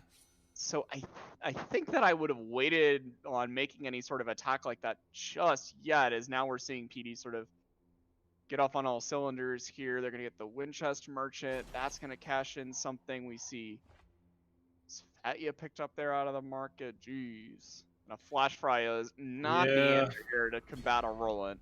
Yep. I mean, and that Svetya is gonna really feels like that Svetya is gonna put just a lock on this game. 6 cost 5/5 Aegis. Summon the enemy player can't play units for the next turn, and then Surge units in your deck get +1/+1, and just what a huge swing that is. Unfortunately, Black Eyes didn't even pick up any units to deal with it, but wouldn't have been able to play them if they did. This is maybe the start of something. You get to exploit the Know Thy Enemy, Treasure Trove. Okay, Dark Water Vines. It's not exactly something just yet. See a double surge action there with the painting, and he's gonna brawl in here for 10. Black Eyes is gonna need a really powerful turn, Andrew. Yeah, like I don't know what it would take powerful. All right, Dark Water Vines. It's like also super awkward right now if you even combust to kill something because of that Rollant. PD's just going to get another Valk off that too. So it's like Right. you kill one head, another one pops up to take its place. And yeah, Flash Fry could kill a small flyer. The regen on the Dark Water Vines means we do actually have a couple of turns here because we do have some roadblocks for the Svetya, for the Roland, but I would say very smooth, very small roadblocks at that. It's also a disaster situation when a Know Thy Enemy picked up. Yep, the third Know Thy Enemy. They are lovely against regen blockers. Black Ice is gonna maybe play a Flash Fry, which will doesn't even stop lethal here, as Roland's gonna get larger. Svetya is gonna get through. And yeah, Black Ice just making sure. Black Ice, Corey, I'm gonna put it blunt. They got dismantled there. Yeah, the From Beyond into Exploit, and it wasn't like their hand was that bad. It was Grenahen, Display of Menace, Gleaming Grenahen, and 4 power. The issue is both of those discard effects just came out of the gate rather quickly, dismantled their hand, and it wasn't even like the synergy deck didn't come together. It was just nothing came together. Like, we just didn't see Black Eyes do anything really. We saw a Soul Dredger hit play, and it just died to a Desert Alchemist. So, you know, I think you just go back to the drawing board for Black Ice. Let's try to, get a better hand going and try to fight through a little bit better the discard stuff that PD's got going on. If you're PD, let's run it back. Just do exactly what you did that game. Keep Black Ice off balance. Play your awesome, powerful units like Roland, like Diana, like that Svetya in the market, and just get them dead. All right, for PD. This is an awkward hand. Yeah, I mean, they're on the draw, so they get another card before they have to take a turn. But yeah, we don't have Shadow Influence, and we've got some Enter the Monasteries to find even more Justice. Well, Diana's happy to see more Justice influence maybe in the future, but the other 3 real impactful cards aren't. Meanwhile, for Black Eyes, getting things rolling with a Grenahen, finding a Krull, and nothing really good happening from that, but at least I guess they get a card in their hand that they can use with a Merchant. Yeah, happy enough to trade that one in. Maybe go get it later with a Carandon Merchant potentially. Yeah, and just, Corey, I'm just looking over this Black Ice's deck, and I would not say that this deck makes a priority on killing people. Looks like it's great. It's got lots of removal effects. Going to be super good at interacting with other people's aggressive game plans, and it's good at getting value, but it is quite lacking, I would say, in cards that hit hard. What are you talking about? They have 2 Dark Purveyors in their deck. Of course they're hitting hard. It's just going to be with the the Grenahens for like Yes, 4. the 2 Dark Purveyors are pretty nice, but, you only have 2, and the Soul Dredgers are good, but they are very cleanly dealt with by PD. Oftentimes, you'll be able to kill them with Know Thy Enemy, and you can always kill them with Ascendant Agent. Nonetheless, they're ahead on the board as PD's stumbling out of the gates with lots of depleted power. They'll have Enter the Monastery to get things rolling next turn, but could see a Swift Refusal. I do really love Swift Refusal here from Black Ice out of the market. They're not going to hold it up just yet this turn, playing the depleted power in another. Ooh. That one hits hard. Yeah, Isra Loyal Mount. 5 costs 4/5 flying. Summon your units get flying this turn when one of your units hits the enemy player. Isra gets +1 strength, so this is going to be great. We're going to get to deal a bunch of damage here. Isra's going to get much bigger. The Desert Alchemist can't block anything. And the Ascendant Agent we can't play thanks to the No Shadow. So good stuff all around for Black Ice. Unfortunately for Black Ice, they have 3 multi-faction Shadow cards. They do thankfully get a Shadow Sigil out of one of those multi-faction cards. Yeah, when they plunder to Roland, and when you plunder a multi-faction unit, it's just random which one you're going to get the sigil for, and it worked out though. They got the influence that they wanted in that Shadow influence. So let's start their comeback train here with the Diana. Okay, and a C. Now things are starting to turn together here. You have the Send Agent, you take out the Asistra. You don't have to worry about the Loyal Mount any longer.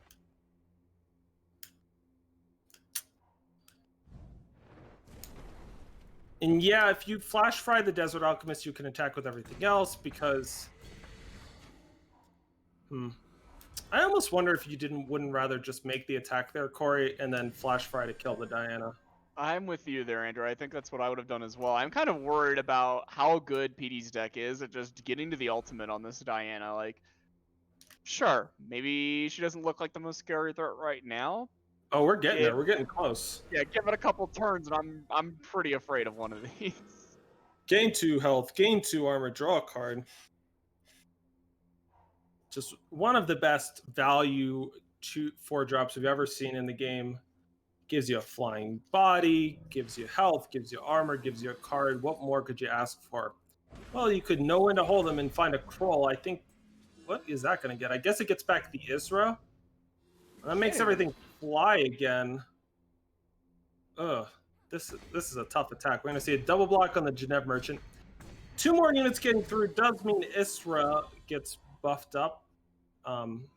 You know, my reaction is always to be a little disappointed because I know about this Smite in Hand. Kill a unit with different strength and health. That's going to take down the Isra. It can't be Swift Refusaled. And yeah, PD, once again, just absolutely taking apart Black Ice. Black Ice was able to string together mediocre beats for a while, but once PD got rolling with their 4-drops, they are just making these attacking units look quite puny. Yeah, and this was a game just a few short turns ago. PD was missing power drops. Like, they were unable to do anything with their turn. When you have 2 power and 2 Enter the Monasteries, you're going to be really starved for a minute, but then you're going to have a ton real soon. It's a nice Swift Refusal. I will give Black Ice that. That does stop a No Thy Enemy that was triple amplified. The issue for Black Ice is just, where are you going with this hand? They don't have something like a Sling of the Chi. They don't have something like an Align the Tesseract that some of these other Menace decks have here. Sure, they have a couple of copies of Dark Purveyor. They have that copy of Dr. Zytron, but they haven't been able to kill any of these powerful 4-drops.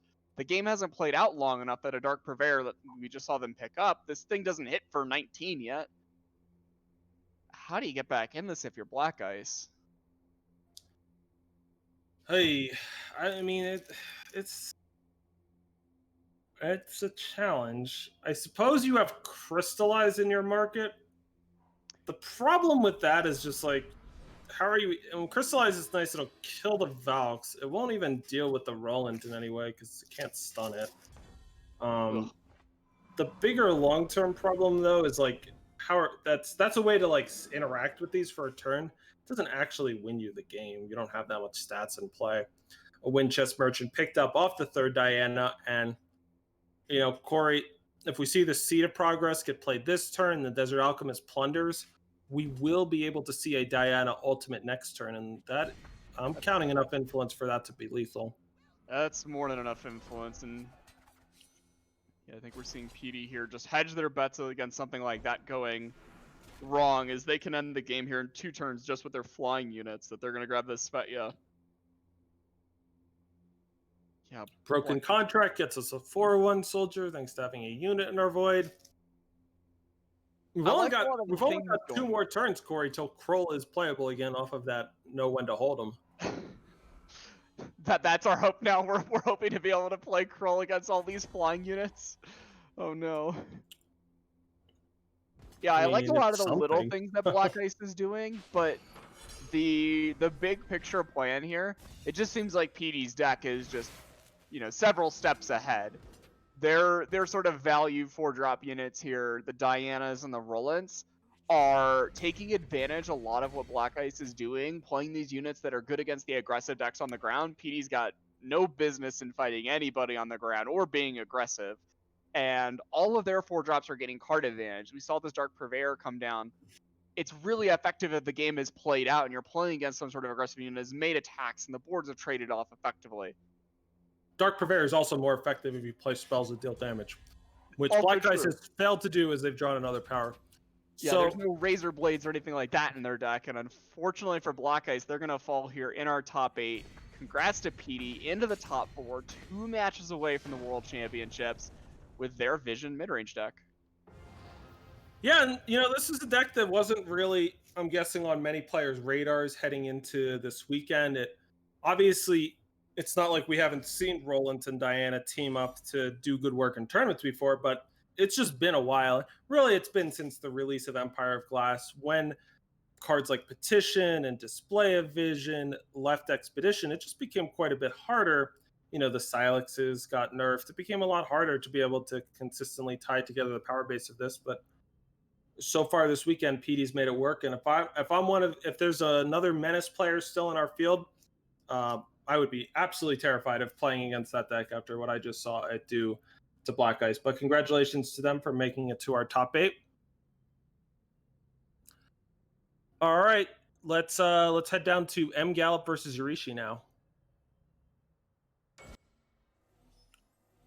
So we saw Yurishi pull off a miracle last match with their good stuff Time Justice Primal deck. They are up against M Gallop, who's on Grenadins.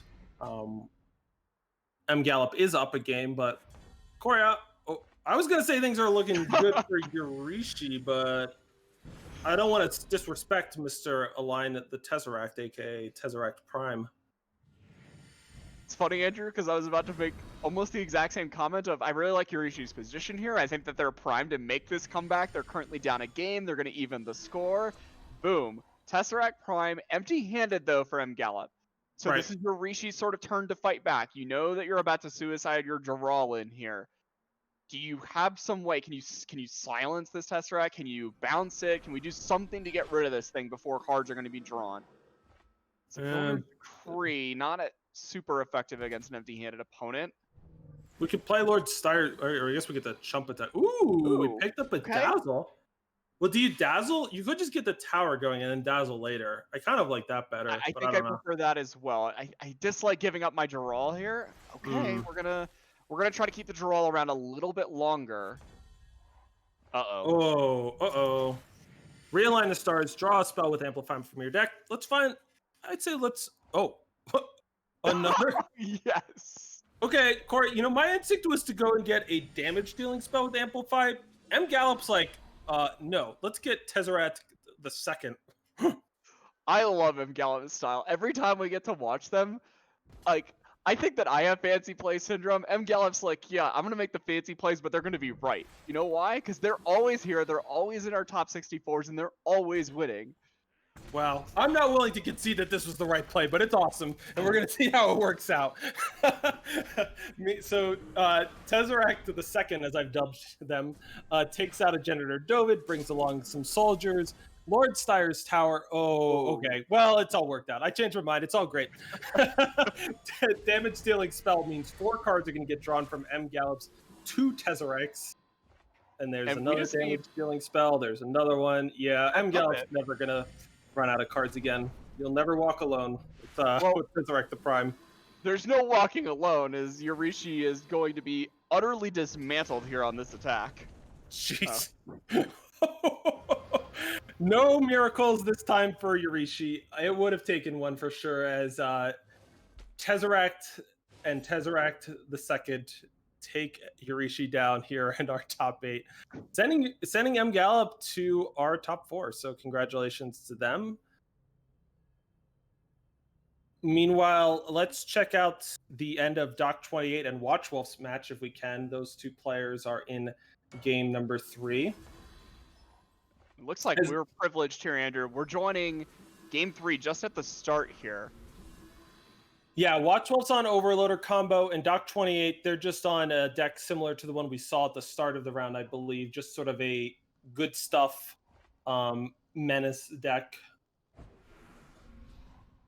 Though Vinegrafter is a card I don't believe we had in the other list. Yeah, actually, Doc 28's got a little bit of a slightly different take. They've got Vinegrafters, and they've got Sills, and so there's a little bit more action going on there. Getting those Molder Mucks, we saw that earlier. I think out of Keith Pellig, they were pretty important out of the market to be able to apply pressure.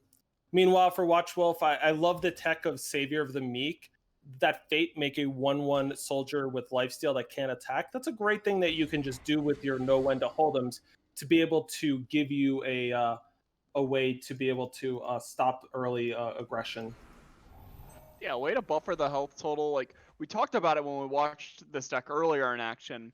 You really just want to apply pressure to the Overloader combo deck, and Watchful just having this ability of, hey, at any moment I can kind of just protect myself. If my opponent's got, maybe a 5/5 Brawling In, or maybe a 20/20 Moonstone Vanguard like we saw earlier, you can make that a little 1/1 lifesteal body. You can protect yourself just a little bit. It's not going to be there for a long while, but it is an extra tool that they have access to that can help buffer their health total. And I'm wrong, actually. Watchwolf isn't even playing Know When to Hold Him. Yeah, it makes sense. The whole Kroll package doesn't really necessarily fit in with the Overloader stuff, the Amplify stuff there. But they're just playing the Savior of the Meek is just on the fair. And it's a nice little combo, of course, with something like Crafty Occultist. I'm just so used to seeing our players cheating Fates with Know When to Hold Them. I assumed that's what's going on here. Is Doc 28 goes into the market with Vinegrafter. That lovely combo of Molder Muck getting additional stats, getting regen. It just makes it so much better.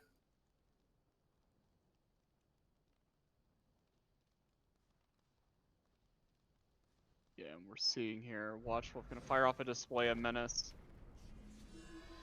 One of the nice things about that Savior of the Meek, 2 Devours, 4 Display of Menace, just some extra fuel to sacrifices. All right, we're, 2/3 of the way there, Andrew. Of course, we still need all the power such that we can go off, but now there's the hardiness, there's the Overloader. We've got the ways to make power. Yeah, double hardiness means we could go off from a very small amount of max power. I do believe Watchwolf, though, is, in addition to missing the Diabolic Machinations proper, they're also going to need a little bit more help in the form of one more Shadow Influences. Diabolic Machinations is 6 Correct. SSS.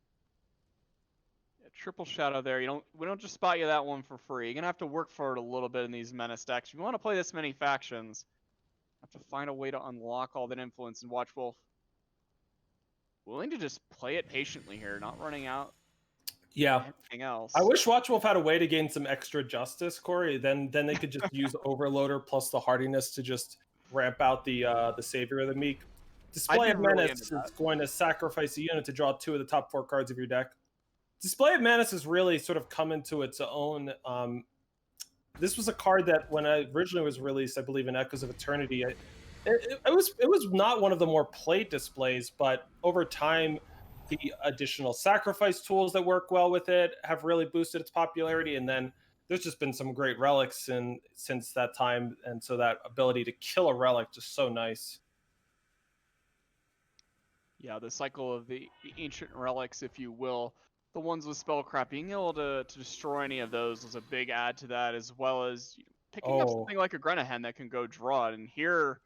I think Watchwolf has it, right? Go for it. So yeah, so a double hardiness amplify here gets us to 4 power. Then the next hardiness gets us up to 6 power as we get to amplify 3 times. Then Diabolic Machinations, we can amplify that 20 times? 20 times. So we get to look at the top 23 cards of our deck, we can get 2 of them. And we got Hardiness and another Overloader. Nah, Oh, it's, okay. We have a well, realigned stars. We're fine. yeah, We're yeah, fine. we we're got fine. realigned to get the Pyrotech Explosion, Corey. Watchwolf's got this. They know what they're doing. So we're going to see here is we're going to see a double Overloader with Hardiness amplified 38 times, 152 power. Realign the stars is going to get Pyrotech Explosion. And how much fireworks is Watchwolf going to indulge us with? This is going to be for 98 times 20. It actually exceeded our cap, believe it or not. Turns out that that exponents hit the maximum amount of damage you can deal in a turtle, which is 999. And for fun for the kids at home, somebody could tell us what it means, how much in chat, our math wizards, I'm sure will tell you, how much damage if we're uncapped a 98 cost Pyrotech Explosion does. But for us, we're just going to congratulate Watchwolf on picking up that win. And Tyler and Iplongo are in game 3. They're our final match of the round. If we can see them, yeah, let's get into it. Awesome. We're here again with another deciding game of a match. Iplongo with her soldiers. They've got a Darli at the top. That's the best way to start. For Tyler, they're one of the Menace players who's incorporating a Sling of the Chi package. And they've got the Sling to go, but not right now. They don't have any biggins, Corey. Yeah, no Belak sort of action just yet. No Shoal Dredgers. None of the big things going off. The Dark Water Vines will sort of help out with that just a little bit, but a Generator doing an amazing pickup here for Iplongno. And an Argo also picked up. It's huge. Yep. For Tyler, they're going to be able to get down with a Feln Vow, a Whispering Wind. Though you do have to have consideration if you're Tyler, if you want to play a Sling next turn, Corey, you need to seek power this turn. Yeah, difficult sort of spot. And given that you do have multiple 2-cost cards, so maybe Tyler's thinking, okay, maybe I can play 2 Whispering Winds in a row, and if I get fortunate enough, hey, I'll just run out my Sling. Does seem like what they determine. All right, so no undepleted power for Iplongo. They pick up a Tara Everloyal. The new Paladin gives one of your units Warcry 2, and if it dies, Tara doubles her stats and gets Warcry 4. Not a soldier herself, but an absolutely fantastic new 3-drop option for any kind of justice aggressive deck like Iplongo's. Yeah, really awesome, the synergy there in their hand as we see the Inspire on the Temple Shihan. With Tara, the ability to just pump up something very, very large for these soldiers, get into the sky and get over sort of what a lot of these Menace decks are doing. However, Tyler, a lot more effective at getting into the air with that new addition of the Dragon, as they do end up finding a Fire Sigil here with that Seek Power, going to be able to start deploying these Sling of the Cheese, but unfortunately for them just yet, don't have a plan on where that is going. So if you're Iplongno, the big thing that you're concerned about here is how dangerous is it to let a Whispering Wind attack go off? Tyler could potentially discard a card. Like, if they were to discard a Sling, it's going to hit either a Shoal Dredger or a Kroll, and maybe that gets back something large enough to proc the other Sling. They could also discard just the Fire Sigil, but then that shuts off the Sling. So for Iplongno, that's pretty much what they're doing, is evaluating how dangerous it is to exactly let the Whispering Wind goes. And you know what? They've come to the conclusion quite dangerous, because they are going to stun the Whispering Wind, attack with Generator Dovid. You know what? If they actually just exhaust the Generator Dovid and attack with Darli, it's 1 more point. Yeah, I'm actually surprised at it as well, given, you still have the power available for the Bubble Shield, but it looks like Tyler's going to block anyway, so it looks like Iplogno here gets to maybe represent having additional Dazzles in their hand, and this is a nice pickup here for Tyler. Crafty Occultist here, actually rather important to try to dig Tyler into some sort of action here. It can help fill up the void. Yeah, I mean, they're going to get to make a Granadin and off of discarding Kroll. They pick up 2 Grand Suppressors, and Grand Suppressor really, really nice against the Argo Iron Thorin lurking in Iplongno's hand. Just a matter of, will that come down in time for Tyler? Boulder Gate Guard. All right, we're finally seeing the Temple Xion come down, I assume. Okay, we're gonna get that inferiority complex onto the Oculist. The occultist, yeah. All right, Boulder Gate Guard is going to just turn the bubble shield into a Justice Sigil, Felon painting off the top for Tyler. We've now got a Sling of the Chi ready to go. So Tyler's got a couple of options, Corey. If they get down Grand Suppressor, fantastic against Argo Ironthorn. And I would be quite suspicious if that's what's coming. Given that the Boulder Gate Guard did make a power, or at least you suspect it did, considering there was a sigil play right after it. Right. Meanwhile, the Reckless, thanks to the Temple Shihan, means we get to eat the Crafty Occultist to reduce the cost of that Shoal Dredger down to 3. And we're just going to see a Sling here, which is going to mean we're going to have a huge turn here from Iplongno as Argo Ironthorn is going to come down, stun the entire board, and that Val's actually a nice pickup here, Andrew. Also, this the Dara Lee exhaust the Argo. Right, so that means 5, 4, 3, and 2. That's we didn't. We wanted to play the invasive species from the market. Invasive species, that 2/1 Reckless Mandrake has bargain. If you've hit the enemy player with no cards in your hand this turn, you can play it from your market. And Entomb, you add a copy to your market. So giving up on the value of the extra damage to get an extra 2/1, pretty nice. Meanwhile, Shoal Dredger comes down, thanks to Sling, kills the Argo Ironthorn. It's going to draw a card at end of turn, thanks to Sling, and the Grand Suppressor showing up as a 2/3. And this is just enough blockers for Tyler. You can now block the Shihan and the Generator Dovid, and you could take 6, but a permafrost off the top, Andrew. Shoal Dredger is permanently stunned. The entire squad is coming in. Grand Suppressor is going to be able to block, chump the Generator Dovid, but your math is agreeing, lining up with mine, Corey. I see 9 points connecting through for Iplongno. With Tyler at 8, we are just moments away from seeing Iplongno into the semifinals of this Expedition Open. Gentlemanly no block from Tyler as the match is concluded. All right, so congratulations to Iplongno. And making it to the top 4 is a really big deal because this year within our Open series, if you make it to the top 4 of multiple Opens, you automatically make it to the World Championship. And if you make it to multiple top 16s, so for those players who, maybe fell this round, if you make it to the multiple top 16s, you get invited to our special last chance qualifier.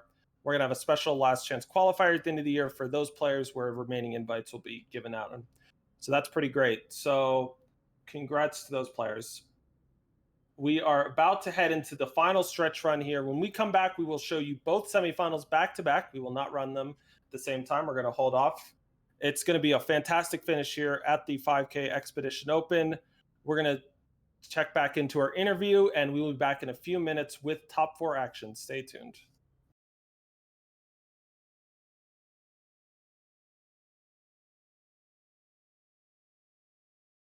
You won the Stormbreak 5K Throne Open.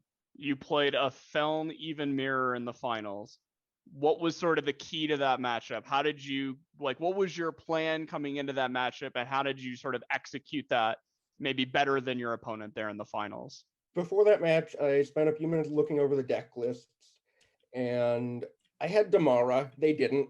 Damara can steal Champion of Cunning. That was one thing in my favor.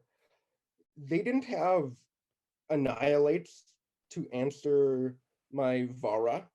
So what I could do is I could play out a Vara pretty safely into their champion turn, where champion's the card the matchup kind of revolves around because it's really hard to kill and it kills people quickly.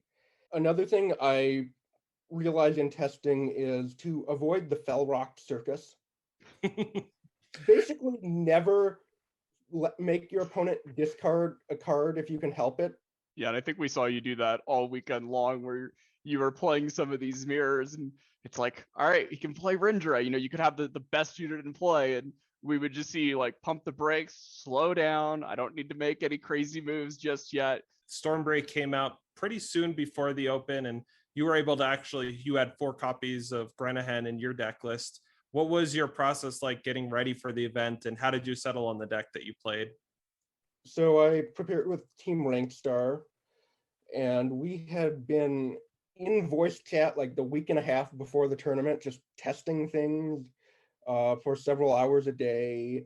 We had been on the Feln deck before Stormbreak was revealed, and we were like crossing our fingers that nothing would shake up too much because we really liked the Feln deck. And then we got something even better than big changes to the rest to the format. Like, we didn't expect to get Grenahan. We didn't think Feln would get something. You play 34 matches over that weekend. What was your favorite match to play throughout that whole adventure? Probably the one against Kolokoma, just because of how big of an upset it was.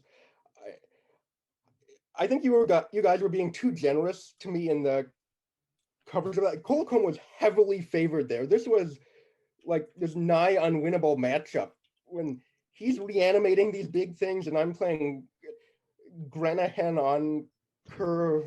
I just loved slamming down that champion without the full influence. It was just such a great feeling. Like, I'm going all in on this game plan. What led to that decision? Like, how did you come to the moment of, all right, this is my plan, and this is what I have to do, and I just need it to work out? So I can't have the game go on long. I want to end it as quickly as possible, which isn't normally what you're trying to do with Even Feln. You're trying to play a long game a lot of the time. And I recognized my best way to end the game quickly was playing out champion. And that turn I realized I can't wait to play it with Aegis, because if I don't play it this turn, then I can't kill him quickly enough. So I'd rather risk it dying, because if it's not in play this turn, I'm not winning. Well, you made it all the way to the finals, and as we mentioned, you beat Netscape Navigator in the Feln Mirror of the finals and took your place in the 2021 Eternal World Championships. So now you've got a little bit of time. You could still play in our upcoming 5K Opens and help your teammates prepare and still win some cash money. As you sort of look forward towards the World Championships, how important is it? A big goal of yours to win it, or are you just more looking forward to competing and trying your best? I think, given it's my second year, I'm going to set my goals a little higher than last time. Last time I was like, I just want to get top 8. I don't want to lose out on day 1 or maybe day 2. I would have probably accepted a top 16, but yeah, this year I want a finals matchup against Lights Out Ace.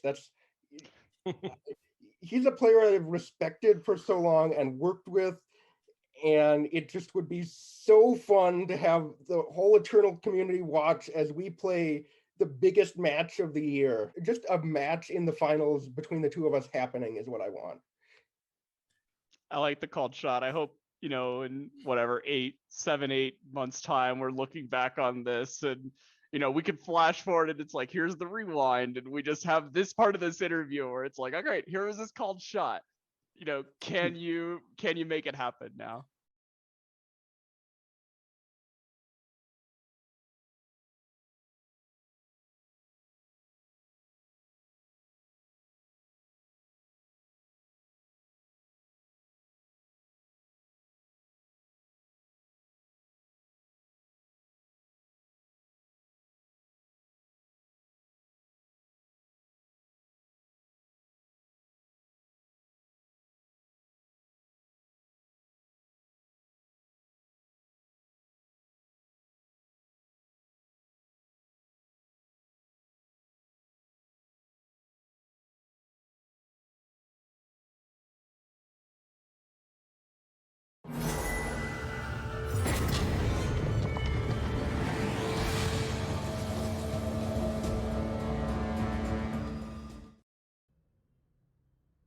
Welcome back. It is time for the top 4 here at the Stormbreak 5K Expedition Open. We have just 3 more matches left in this event that will determine the winner of the 5K Open, a nice juicy chunk of that prize pool. They'll be the champion. They'll be headed to our World Championships.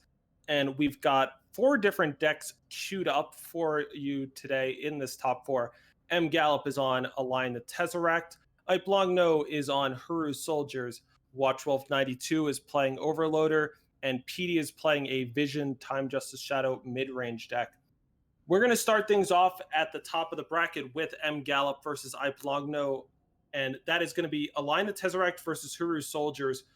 Corey, we saw Align the Tesseract earlier today up against a 3-faction soldier build. How do you like this Huru Soldier deck matching up against it?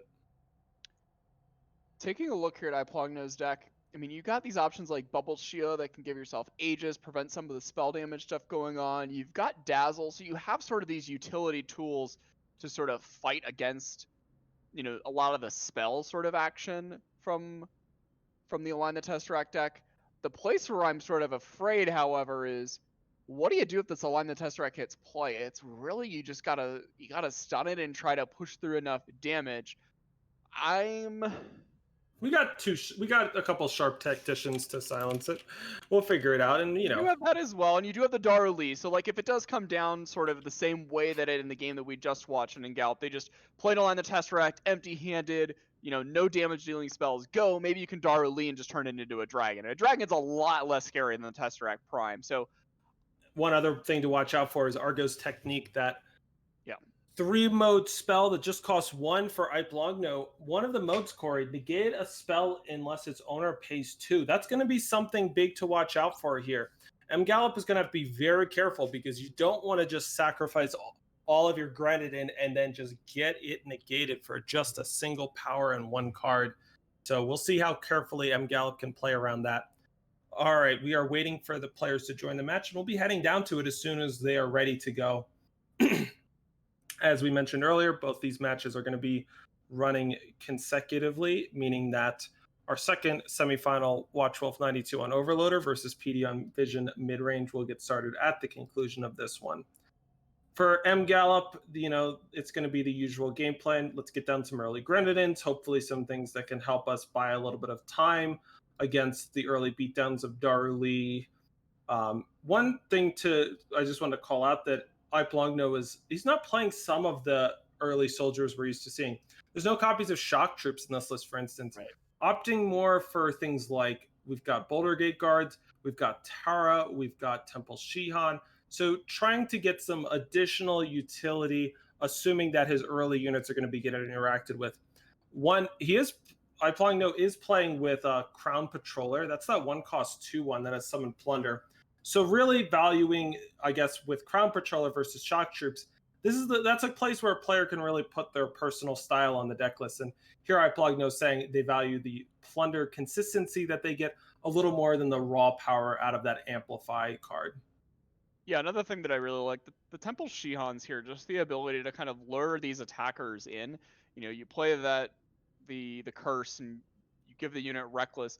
That just limits the number of units that M. Gallop actually has to align the Tesseract with.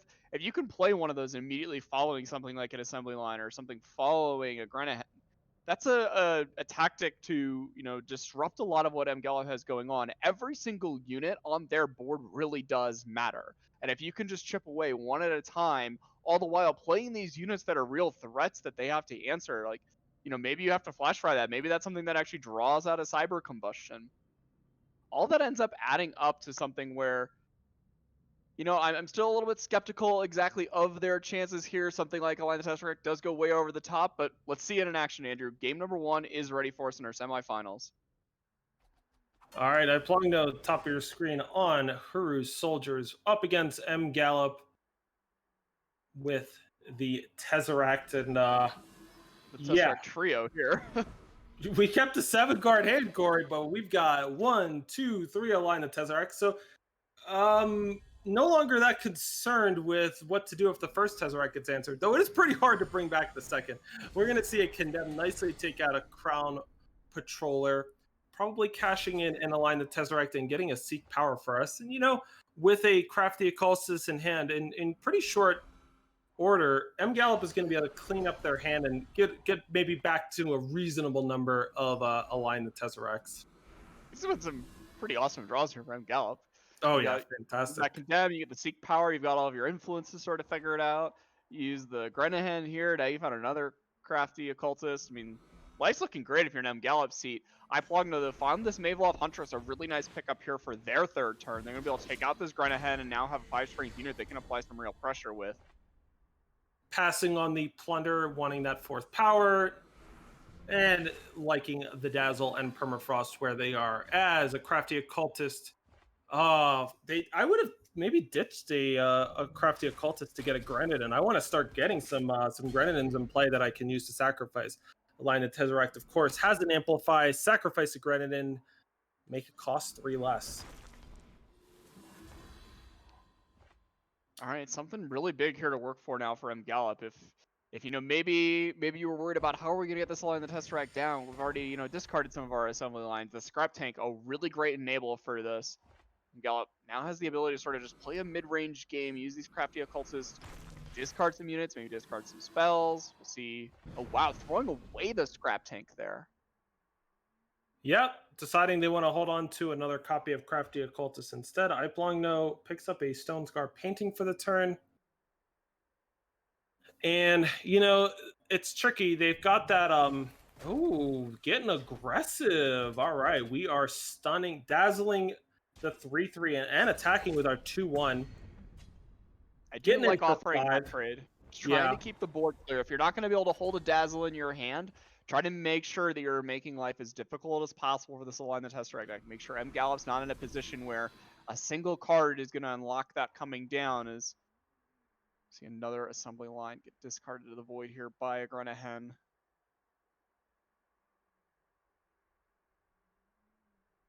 Just wanted to note, Gallop was our 64th seeded player in today's event. So that means they barely snuck in, and they have made the most of their chance getting all the way to the top 4, but they're not done yet. As Dara Lee comes down, next turn might be able to start exhausting Sling, turning into a 5/4, but with Avara's favorite and a Condemn in hand, Gallop is just going to pick apart with a beautiful controlling plan. Yeah, I wonder if we're actually going to see Gallop just get away from Align the Tesseract completely in this game where... Well, yeah, the going empty-handed and seeing so many Dazzles already played is going to make Gallop a little bit more optimistic, I imagine. Definitely. Probably see one cash in here, get into the market. All right, a Tesseract's Technique. You can give a Grenadin +2/+2. Quick draw this turn. You can negate an enemy fast spell and deal 1 damage to the player, or you can create and draw a random Grenadin. Meanwhile, Down Dark Scrounger is going to sacrifice the stunned Crafty Occultist, picking back up another Vara's Favor. It's going to kill the Maveloft Huntress, and now Iplongno's got no units on board, just the power in hand as they're getting attacked, and this is not going according to plan here, Corey. Yeah, all things considered, Double Shion not a bad pickup. The issue is you've sort of just been grounded in nothingness here. The Soldier's deck really thrives on, you know, getting a threat into play and making these tactical attacks turn after turn after turn. And yeah, Iplongno, there's no attacks being made at this point in the game. We're going to see third occultist come down, 2 more power pitched. Still have this Tesseract Technique in hand. That's going to enable an all-out attack here from Gallop.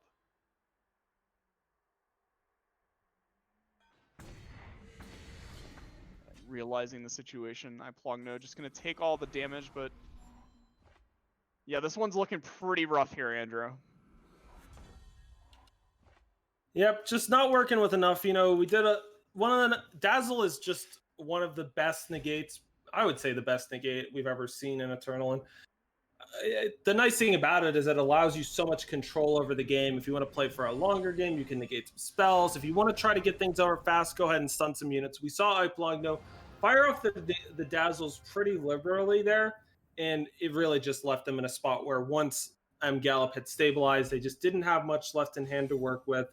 And Gallop, no need to bring about Tesseract Prime, Crafty Occultist plus some nice value with Grenahan and Down Dark Scrounger gets it done. As Gallop is up a game here in the first game of our best of 3 match in the semifinals. Yeah, I think if you're Plugno here, yeah, you kind of want to get away from running out these Crown Patrollers. If we can try to, plunder those away into sigils and get ourselves up to the stronger part of our curve, up to those Argos, maybe up to amplifying a Daro Lee and getting some of these smaller soldiers off the ground and up into the sky, where I think in general Gallops can have a pretty difficult time dealing with 5/5 flyers. You're playing a lot of damage dealing spells. Sure, they're effective at taking out some of the smaller soldiers, but 5/5 dragons is not what Gallop's deck is ready to fight against. The issue is, how do you actually get there? We saw Plugno just sort of die there with just 5 power, Andrew. Like, what other things do they need to be doing to get themselves potentially into a spot where they can feel confident about playing maybe an amplified Darley, or getting to a spot where they can use all of their power and play an Argo Ironthorn? What do they need to do to set up for that in the early turns? It's about getting down some more durable units, really. Like, the Crown Patrollers just are in a tough spot in this matchup. Like, if you see those, I wonder if you can't even put them into play. Like, you might just need to save them for a plunder, because, Darley in a similar spot. It's just, could we see Plugno make a play, like just immediately plunder away that Darley, because it's just too bad when it gets condemned or VAR is favored. So we'll see how Plugno wants to adjust. Gallop's pretty much snapped off their hand, and I can't blame him. Looks fantastic. Cyber Combustion catches you up against an early aggressive start, and then something like Flash Fry does a great job there too. All right, so we're going to see both players keep their openers here. We're going to see that Darley come down for Plugno. They do have another soldier in their hand with that Boulder Gate Guard ready to start making it into a 5/4 beater, and a Mavelov Huntress not a bad pickup here either, Andrew. Yep, the tough decision here for Plugno is, what are we going to plunder if we play this Boulder Gate Guard? Oh, what? Interesting. Okay, so they hit the Vicious Overgrowth. They held on to the Crown Watch standard. I thought that might get played depleted this turn. But I guess wanting to put damage, and now are we going to see Gallop just say, hey, this is good enough for me, I'm ready to Cyber Combustion these 2 units? Definitely. There's just no need. You're playing against Argo's technique. Let's make sure we can get it while the getting's good. And you just have a really phenomenal next turn set up with assembly line straight into it and align the Tesseract. Plugno didn't play anything here, and this is going to be the first test for Gallop. How aggressively do they want to act? Because they're not even going to play the assembly line. They didn't want to get that negated. That's fair. Yeah, the assembly line is something that kind of brings this whole hand together right now. It gives you the extra fodder to use to Cyber Combustion. It's a thing that's getting you to your align the Tesseract.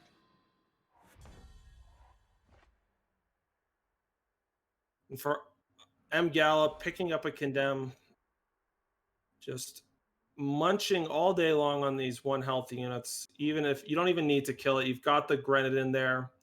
If you're Plugno, are we going to permafrost the rustling, the 1/1 Grenade with decay to get our minion through? Yeah, it looks like that's what we're going to do, Andrew. Not prepared to just run out the Argo yet this turn. Wants to hold up that bubble shield, maybe find 1 more power to be able to protect that. But if you lose your only threat in play, yeah, we're going to have to fire off the bubble shield here, protect this Mavelov Huntress.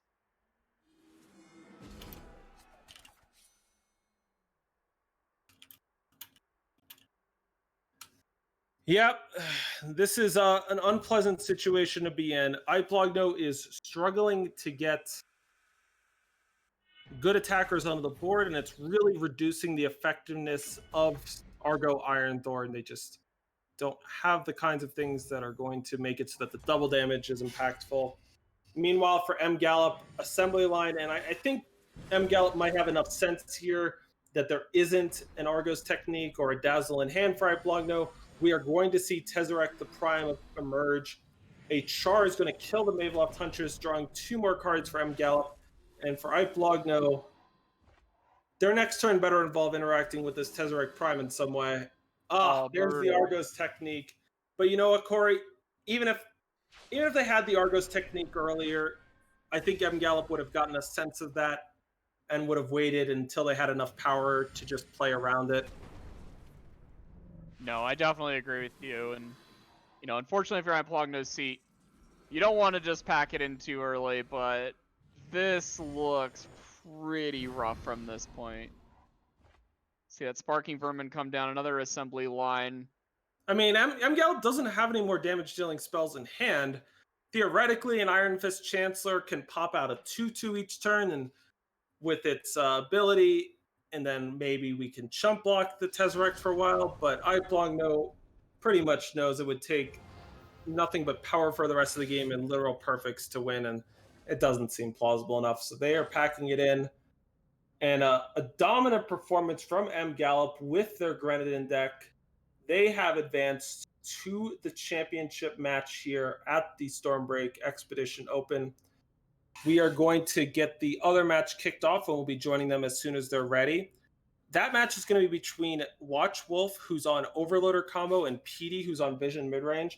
And I love the matchup, Corey, if I'm being honest, on Watch Wolf's side. Like, PD's going to have these From Beyonds and these exploits, but otherwise they're just going to be like, it's just so hard for them because they have to deal with the possibility of, I play a Know Thy Enemy amplified and now I'm dead. Right. This is kind of one of the reasons that we saw the Overloader combo deck sort of emerge earlier on in the format was a lot of just slow, grindy mid-range decks that they didn't apply enough pressure to you to get the game over with. Watchwell's going to have so much time. If you see something like a Know Thy Enemy, if we see something like a Roland or a Diana get played and all of PD's power gets used, Watchwolf going to flip the switch, move all in, play it Overloader, play the hardiness, try to find everything they need with the Diabolic Machinations. They're going to be granted so much time in this matchup. There's very limited disruption. There's those From Beyonds and those exploits. They're very powerful. They're very effective. But Watchful's deck, really, really highly redundant. It's something that it seems that they really valued in their deck this weekend. Just having the ability to, use the Realign the Stars, all these Display of Menaces, the Devours that they've added to their deck, kind of protect their ability to build up. You have Dazzles as these negate effects. You can use Condemn at fast speed to go get something like a Swift Refusal to negate something like an exploit. This matchup, like you were saying, Andrew, I think it's a nightmare. I think this is actually the worst matchup if you're in PD seat you could be asking for. But hey, you're in the top 4. You're going to fight it out. You're going to try to make the magic happen. I'm looking forward to seeing what kind of plan PD can craft. And one of the things that's going to be really nice for Watchwolf is that they didn't build their deck in a vulnerable way. And what I mean by that is that we've seen some players stick one copy of Overloader in their market that they go and fetch out. And then what we get out of that is that means that because they're playing 4 copies in their starting deck, they don't have to worry if one of them gets exploited. They could just dig deeper for another one with their card draw effects like a Grenahen or, a Display of Menace. And that's just enormous because you don't want to be in the spot where a single discard spell just ruins your entire combo game plan. Yeah, I think that, if PD can find an opportunity where maybe they get a threat down, like maybe you can get a Roland into play, maybe you're fortunate enough that you can accelerate out with Enter the Monastery into something like a Moonstone Vanguard, that maybe they can get themselves into a spot where they're able to make some attacks and hold up Ascendant Agent such that, Watchwolf only gets one spell that they get to amplify before they lose that Overloader. That does put Watchwolf in a spot where if their hand is set up where it's Overloader into Hardiness amplified 3 times to get all that power, there's some fragileness there. No, that's a great point. Yeah, and if you're Watchwolf, I think what you want to maybe try to do to counteract Send an Agent being effective against Overloaders, get multiple copies of Hardiness ready to go for your turn in your hand immediately, so that way you're not reliant on the Diabolic Machinations resolving to get the hardiness to generate you all of the power you're going to need. You actually can just generate a ton with multiple hardinesses. All right, enough talking. Let's check it out. Watchwolf on Overloader combo as we see the namesake Grenadin right in the middle of their hand. You know what? They're missing some power, Corey, but otherwise they've got exactly what they need in the form of an overloader, a diabolic machinations, and even something like a realign the stars to get a hardiness to get things going. Yeah, and that condemn represents a seek power, something that Watchwolf 92 and their team did this weekend. They are focused around a condemn market here, and what that is allowing them to do is put those one cost cards into their market, and they specifically have chosen to put From Beyond as a key discard outlet and Seek Power, importantly, for this type of hand. Grabbing that, now they have the Crafty Occultist online, kind of got the whole game plan sort of shaking up here. They can kind of let their hand develop now. And look what they did, Corey. They put a copy of Overloader into their market that protects it from something like From Beyond, that discard effect that hits things that cost 3 or less. And so now later on in the game, when they're ready to go for their combo, they'll hopefully have picked up another market fetching card that could just immediately get it so they can do their thing. Yeah, it's like sort of saving it for later, if you will. Hopefully by that point they found a condemn. They'll figure out how to get it back, because we'll see PD here. Unfortunately not able to accelerate with that Enter the Monastery, but this is going to allow them to, they're set up for the roll-in. Once they find time, they can maybe cash one of these into a treasure trove with that Desert Alchemist. Yeah, and it's interesting. For Realign the Stars, they don't have a ton in their toolbox this weekend, Corey. We've got one copy of D'Angelo Arson. That's that 3-cost discard 2 effect. And I don't know. Petey's got 7 cards in hand. I can't say that that's the best. Yeah, and, as you bring that point up, Watchwolf just immediately is like, well, I got 3 power. I don't have anything good enough that I can amplify that I really want just yet. Well, let's just send the turn back and see how things develop. 3 more points come flying through with that cultist, but now PD online here with all those influences, and there's no Thy Enemies is going to pump up this Roland to be we are getting a small clock anymore. 3/7 Decay, Endurance, and we got 2/1/1 Valks.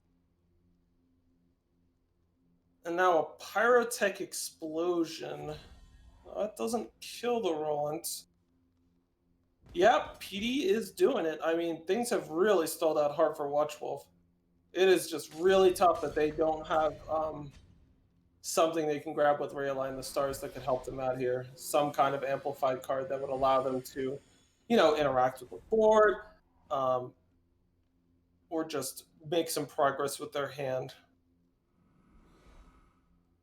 Yeah, it's not like PD's slowing up here at all. One of the things that the Vision deck does exceptionally well is once you sort of give it the time to develop, it just continually just gets to build pressure onto the board. We see the Desert Alchemist come down, a Treasure Trove used. Now PD's holding up things like Smite here to use.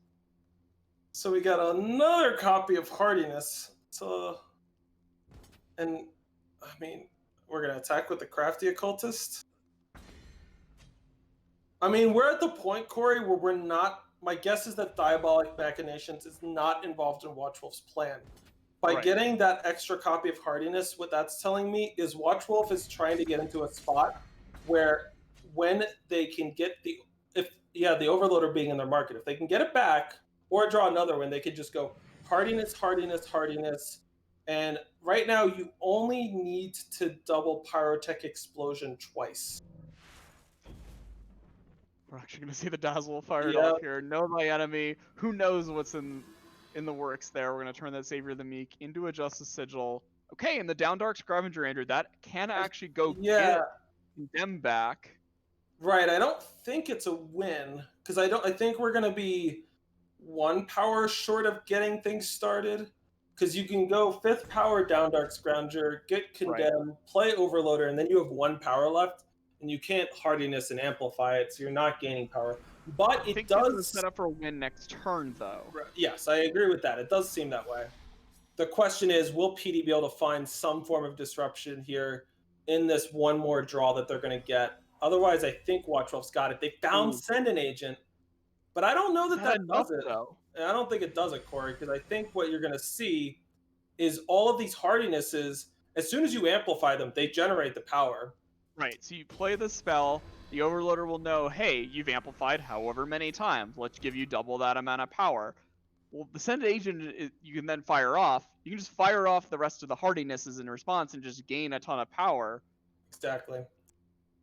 Yeah, and then the Pyrotech Explosion. So fast removal is not the recipe here with this setup. It works well when you hit it in response to Diabolic Machinations and they haven't amplified enough to make enough power, but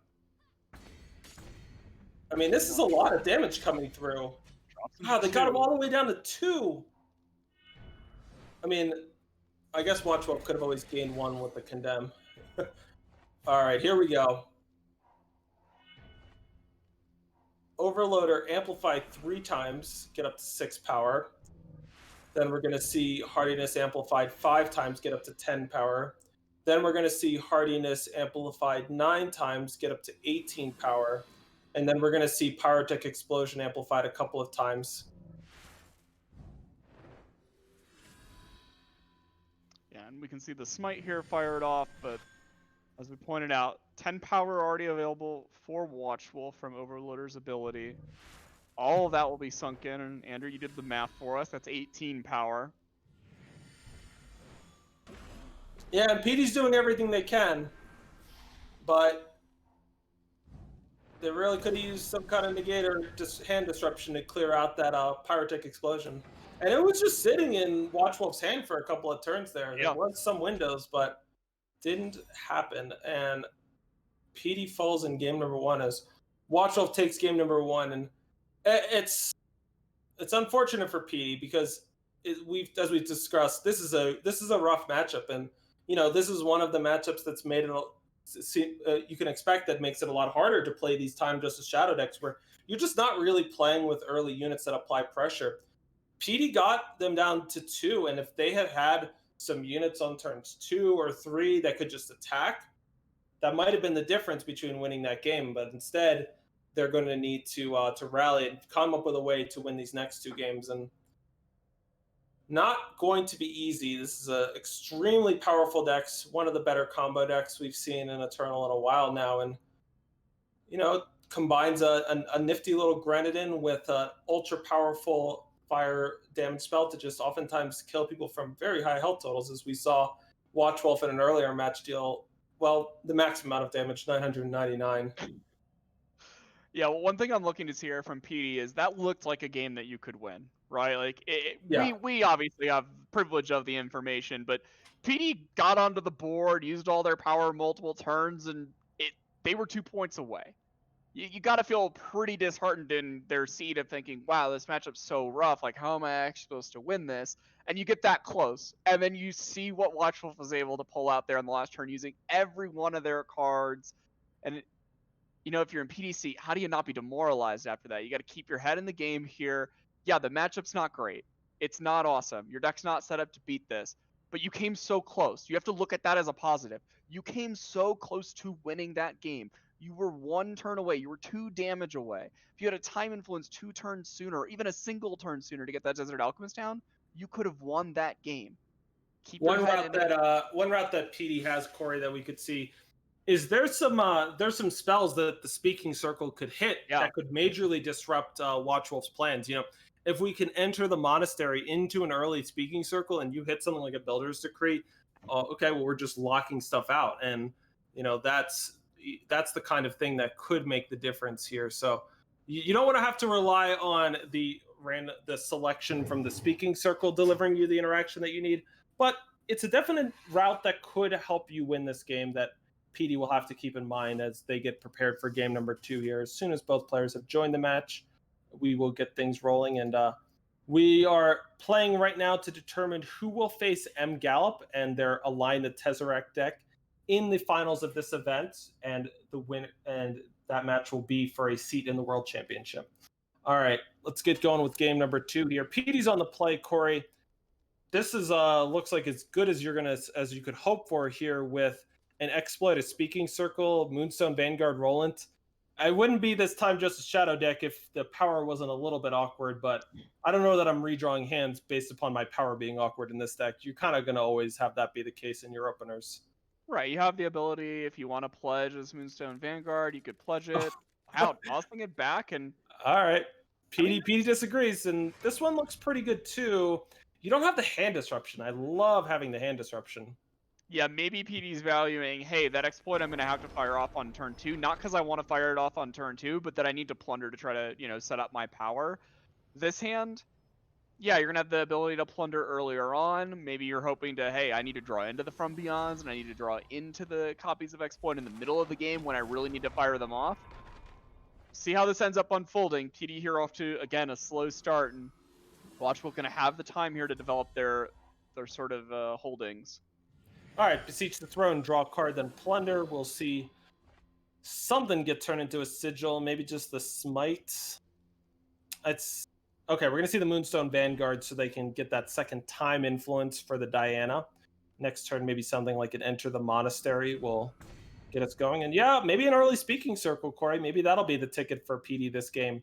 Watchwolf, on the other hand, has got a copy of Crafty Occultist.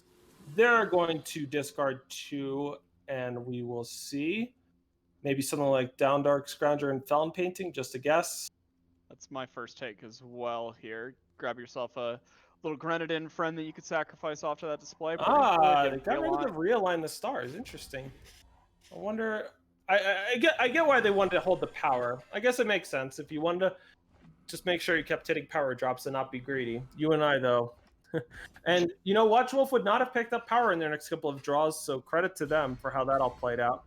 Meanwhile, PD entered the monasteries, got up to 5 power now. Unfortunately, not much. They can't really send an agent or smite anything. Yeah, and unfortunately here for them, this seat will be depleted. So do you just fire off Diana here? Yeah, and this is a spot where you could die, right? Like an Overloader into Hardiness and Diabolic Machination is going to kill you. But if you're PD, you have to get onto the board. This allows you to maybe protect the site next turn. It allows you to maybe someday have a clock going. And for Watchwolf, this could be the match if they can find a Hardiness here. The fact that we're thinking this long leads me to believe that PD's got one more turn maybe in them. Well, that's a lot. How many copies of Overloader do we play here? I don't even know. 2? If you play 3. You can play 3. We'll let Watchwolf let us know what the math is. Yeah. You should definitely play 2, I'm pretty sure. I think playing 3 is good, but I don't know. All right, they're just going to play 2. So that means amplify 3 times. It gets them up to 8 power, so they have a little extra to work with. So yeah, now if you wanted to play another Overloader into a Diabolic Machinations, you can. Yeah, all right, Diabolic Machinations. They took somewhere in the range of like 20 damage. 86 power thanks to the Overloaders. Drawing 2 from the top, like 23 cards of their deck. Correct. So yeah, realign the stars here. Yep, and there's a realign the stars for Watchwolf. We'll see that fired off. Oh man, they're gonna kill with D'Angelo Arson? I don't know if there's any reason for this over Pyrotech Explosion, but flashiness. It's definitely cool. The D'Angelo Arson target the enemy player, discards 2 cards from their hand, amplify 2, deal 3 damage to the enemy player. Played for the maximum amount. You can't play a card for more than 99. And yeah. So what was that? That was, if it was 99 and it costs 3, it's plus 96. So 32 amplifies. 32 times 3. So that was 96 damage? Something like that. We saw the number hit a negative 119, so I just assumed that. I'm not that maybe good at more math, than despite that. having a math degree. Yeah, maybe it was more than that. All right, fair enough. All right, so wild finish here to our semifinals. What that means, though, Corey, is that we are going to get to see M. Gallop with their Grenadin deck take on the Align the Tesseract, the Overloader combo deck, and we'll find out who can reign supreme: one giant Tesseract Prime or one little Overloader. We're gonna bring you a little bit more of our interview, and we will be back in just a few minutes with the conclusion of this event. I can't wait to find out who's going to be going to the World Championships. I know our competitors are excited too. Stay tuned, and we'll be back with a few minutes with the conclusion of this Expedition Open.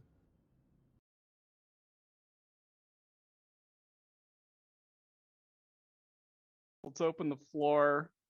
Up to you, August. What do you got for us? If you could, this is sort of your open season, and ask us anything. What do you want to know? So first, kind of going back to Corrupted, how powerful did you think it would be in Constructed? Do you think it would be mostly limited, or like so many of the cards ended up getting nerfed? I know it was a hard card to balance, so like I'm not blaming any lack of foresight, but like how surprising was it that you had to nerf like 7 of the cards? It's never a shocker when we're dealing with a mechanic like Corrupted, where in Eternal, when a card like Corrupted spawns a new unit and it just counts as a full card, it counts as a full unit, it can sit in your void and count to the cards which account for that. And so whenever we're dealing with any sort of token making, things like that, but especially with Corrupted, where the units actually have cost and sometimes special attributes that can really be taken advantage of. In this case, we tried to do some amount of work to play up the fact that these were nightmare shades.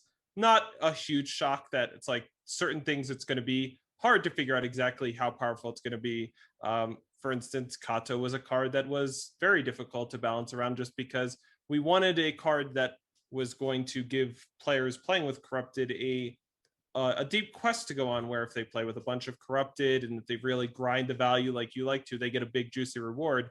But in playtesting, trying to figure out where those numbers should be in terms of the number of units in Void, well, it's a lot easier when we're just sort of setting up relatively linear play patterns of like, well, this 1-drop into this 2-drop, this 3-drop, how does it compare against this deck's 1-drop, 2-drop, and a 3-drop? When it's like, how greedy can players get and how efficiently can they sacrifice their units for value by like the 5th or 6th turn of the game? So it needs to be maybe 10 units in Void or 12 units in Void. Those things are a lot harder to figure out in playtesting, and we certainly do our best in our work to get it as right on the money as, but it's never going to be a huge shocker to us when we're dealing with that kind of context that maybe things were a little off from what we needed, and the world could be a little more fun and better if we tweak things after releasing them.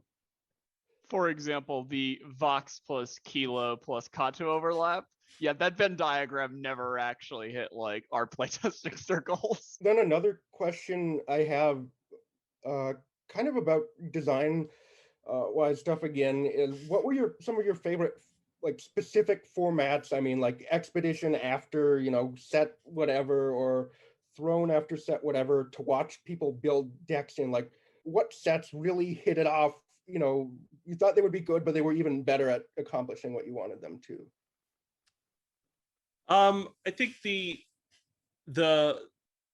when we released, I believe it's the Flame of Zolta, and that was the set that debuted Mastery. And I think seeing how Mastery worked out in the world it really lived up to at least my internal expectation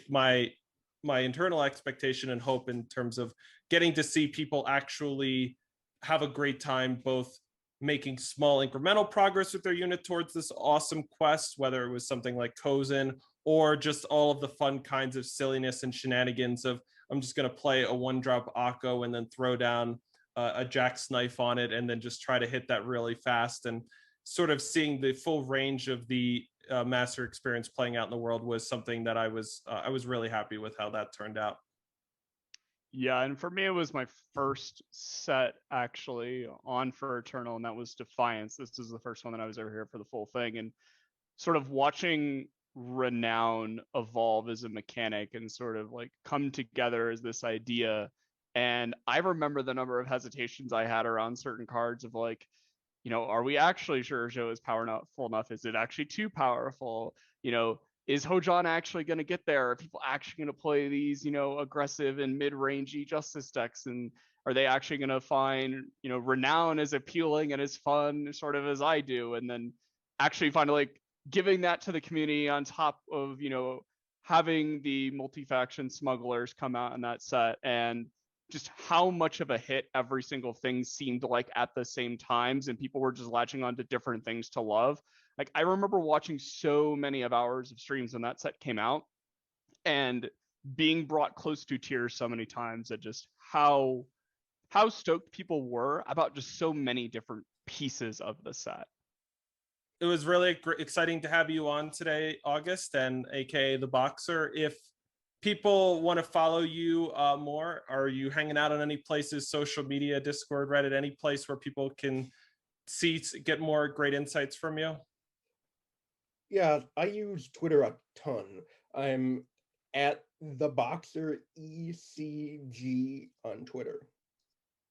Okay, fantastic. Well, good luck to you in your studies. We're really excited to have you back with us again this year for another run at becoming the Eternal World Champion. You'll be back later this year. Corey, any closing thoughts? Anything else you want to say before we wrap it up here? Keep crushing it. You're a pleasure to watch, the Boxer. I'm really excited about the the work that you're able to do in terms of deck building, and I'm excited to see what you and Team Rankstar end up coming up with. Yeah, thank you for having me. This was a ton of fun. Awesome. Well, stay in touch, and we'll be watching your progress closely over the next year as we get ready for the next World Championships. All right, back to the action, everyone.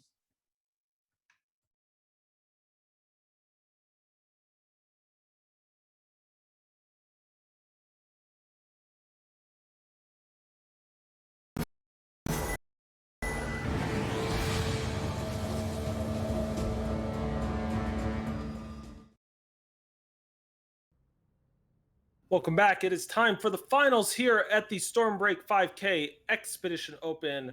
We've had an exciting day of action with 64 players battling down to just 2 remaining.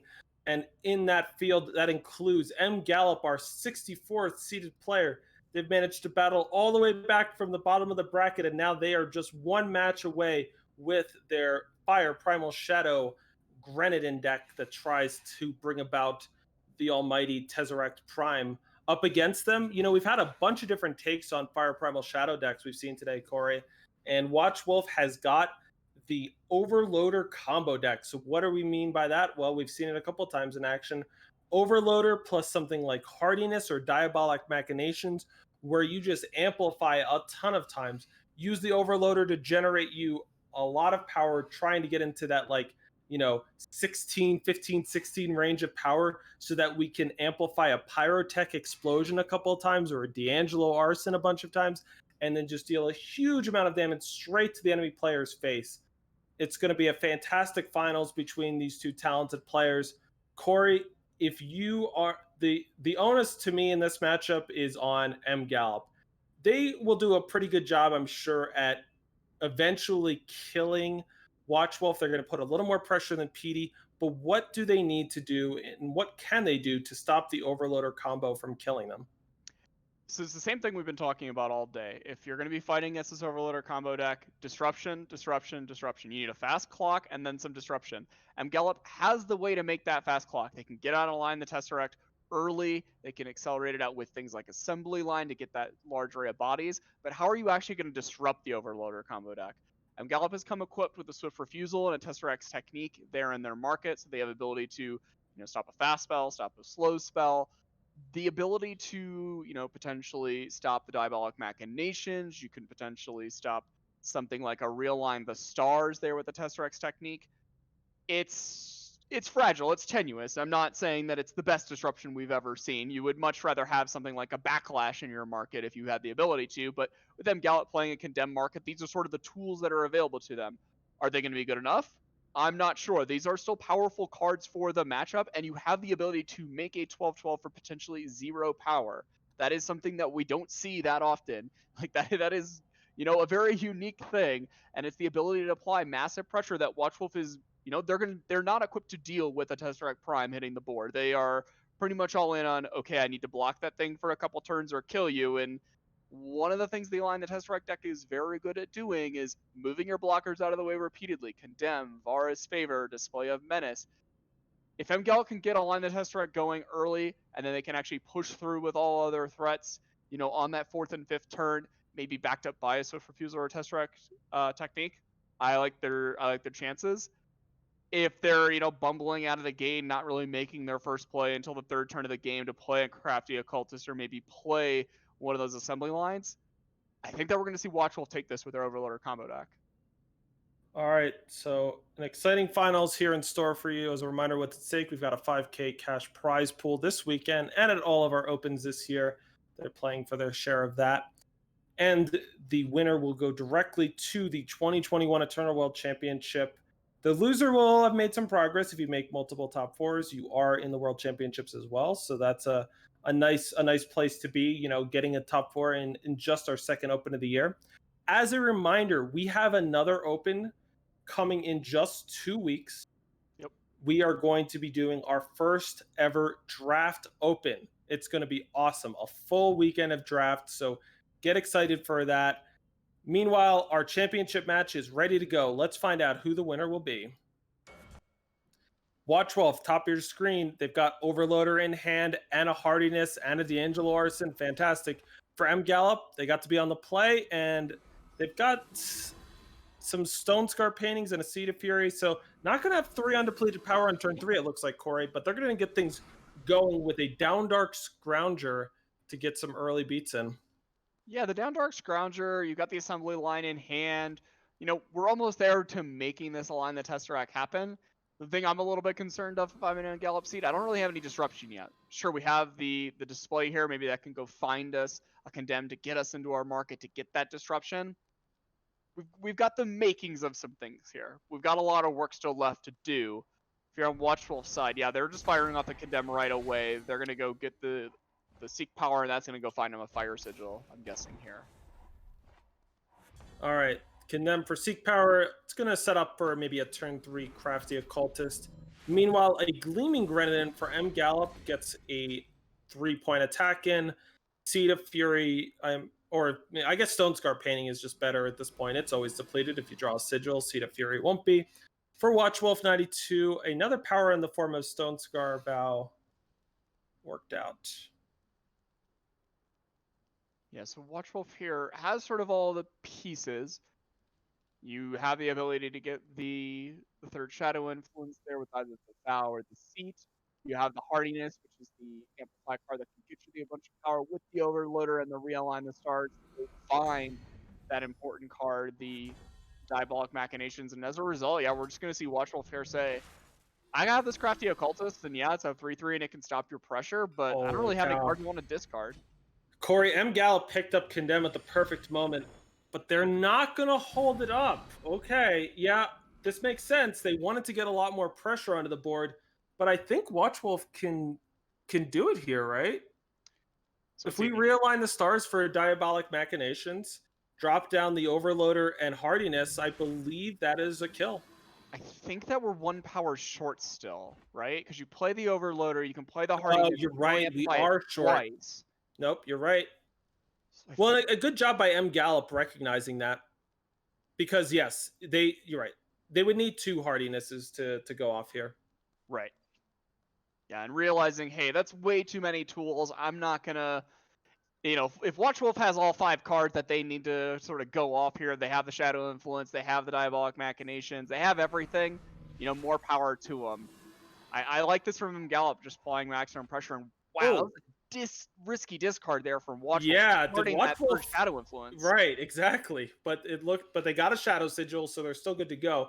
The problem is for Watchwolf is M Gallop with that Condemn has the option to be able to go and get something like a Tesseract Technique or a Swift Refusal, and that will do a nice job of interacting with some of these spells. From Beyond, also an option here. Yeah, and one of the key things for M Gallop also is if they want to just, hold steady, they can actually wait to do that at fast speed. However, here, making this all-out attack... Yeah, this attack, I guess you need to do it to just sort of keep the pressure going. Oh, wow. Oh. All right. This means shields are down because they don't have a 5th power. Yeah. And if you're M Gallop, I get why you wanted to put more pressure on the board. If only M Gallop knew what we knew, Corey, which is you know what? I've already called it once that Watchwolf had it ready to go, but this time I think they do. Oh, I guess. No, I guess they don't. You know what? Once again, M Gallop has proved me wrong because Corey, an Overloader, Diabolic Machinations isn't a fast spell. If you condemn the Overloader when the hardiness is played on it, they can play the Diabolic Machinations and amplify it a ton. They just won't get power because it's not a fast spell. They can't play it in response to the condemn. Right, we saw this in the previous game where Watchwolf just had multiple hardinesses ready in our last match in that semifinals. They don't have double hardiness this time around, so they have to actually pass the turn back as the Overloader could get killed in response to the hardiness, given it would only have 1 point of health. Now I think we're seeing Watchwolf potentially go get a second hardiness here. Maybe they get the D'Angelo's Arson, just try to discard some cards from Gallop's hand. The issue is 3 is very different than 2 here. What a tricky game. All right, so a third hardiness.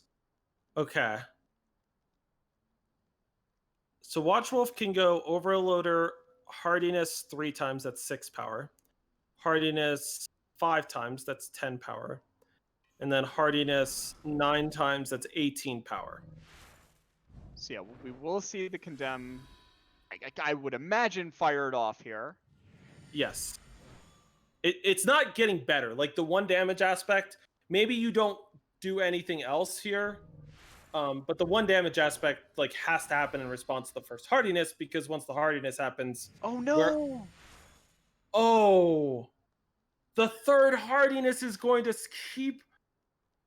And I think if Gallop had just kept their power up, Corey, and gotten something like the Swift Refusal, they might have been negating the Diabolic Machinations might have been enough. But as it is, they don't have any power left. Now keep in mind, Watchwolf only has 10 health. They could only do it 9. They could only amplify this Diabolic Machinations 9 times. Now they're pretty likely to hit a Pyrotech Explosion or realign the stars, but it is not a lock. All right, they hit the realign, so looks like we are clear for takeoff here with Watchwolf. And oh wow, the third copy of hardiness saves Watchwolf's bacon. Overloader plus Pyrotech Explosion take a ton. Game number 1 to Watchwolf, and what an incredibly close first game of our finals there. Yeah, I get the play from Gallop of not only do you get to kill this Overloader by using the display if there's not a third hardiness, you're dealing the extra damage, but then you also get to finally, once the condemn finally resolves, you get to go grab that Swift Refusal out of the market, and you're safe from anything going bad on the next 2 turns. You're just going to be able to slowly kill Watchwolf with all the little rustlings and Grenadin, left around. The issue, that third hardiness that was drawn for turn actually ended up being the difference maker there. The Overloader ends up living, getting to, instead of 10 power, 18 power. Didn't actually end up in the situation where you can play Diabolic Machinations, but you're not going to get any power back. There's nowhere to go.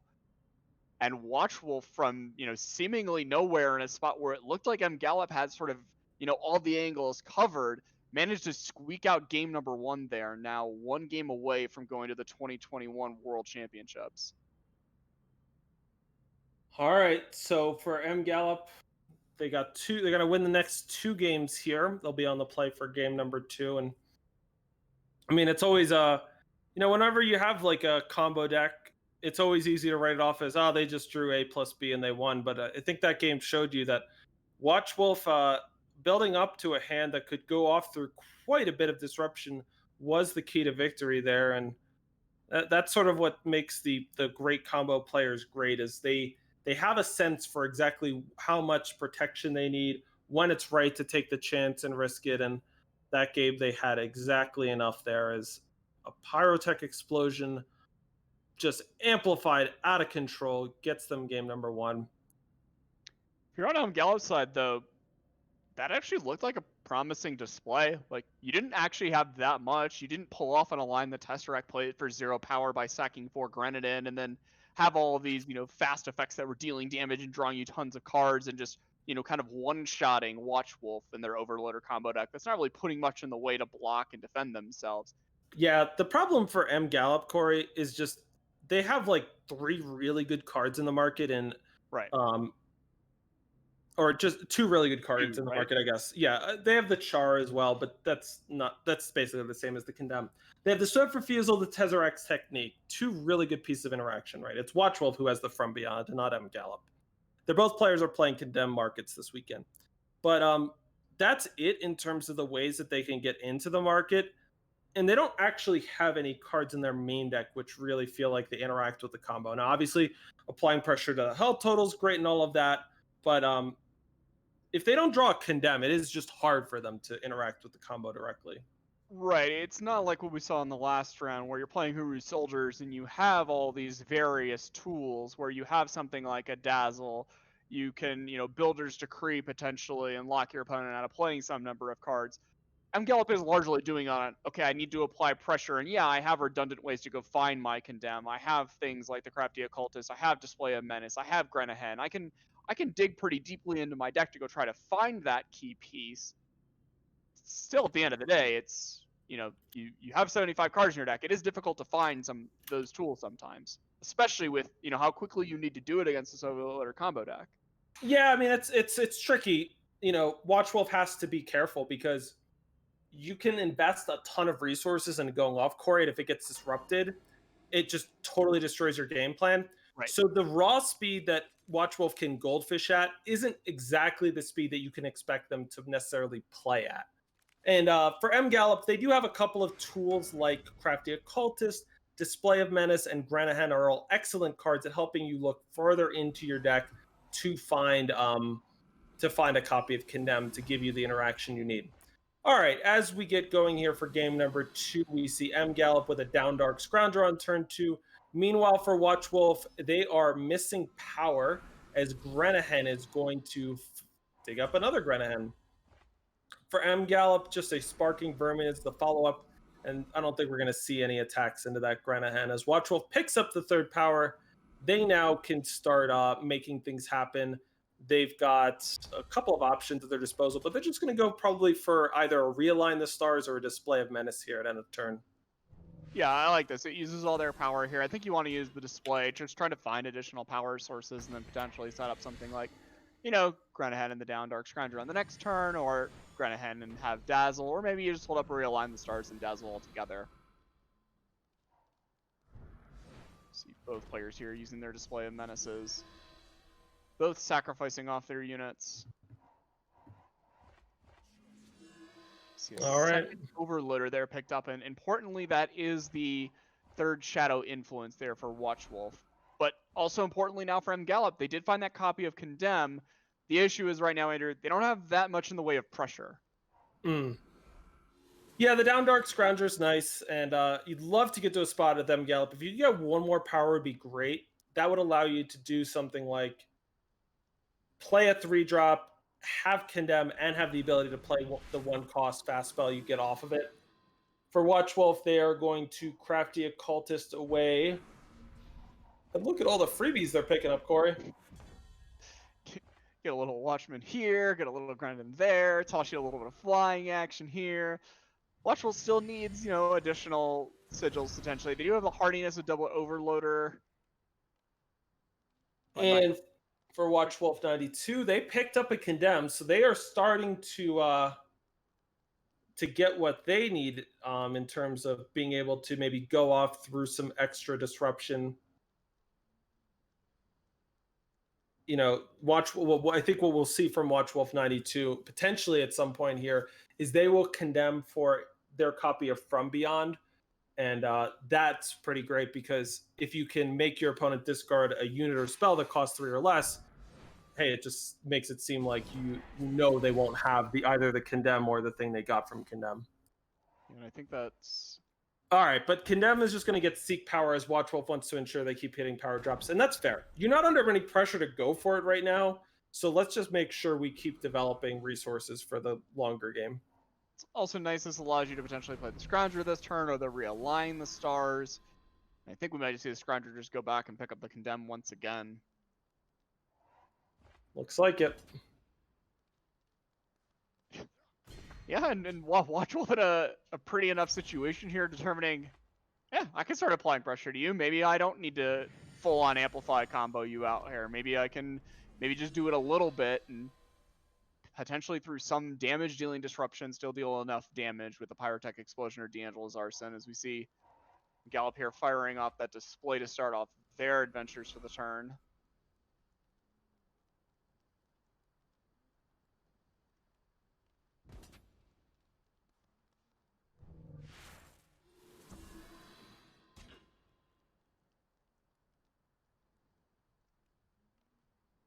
All right, so Down Dark Scroungers look like they might be trading off here, Corey.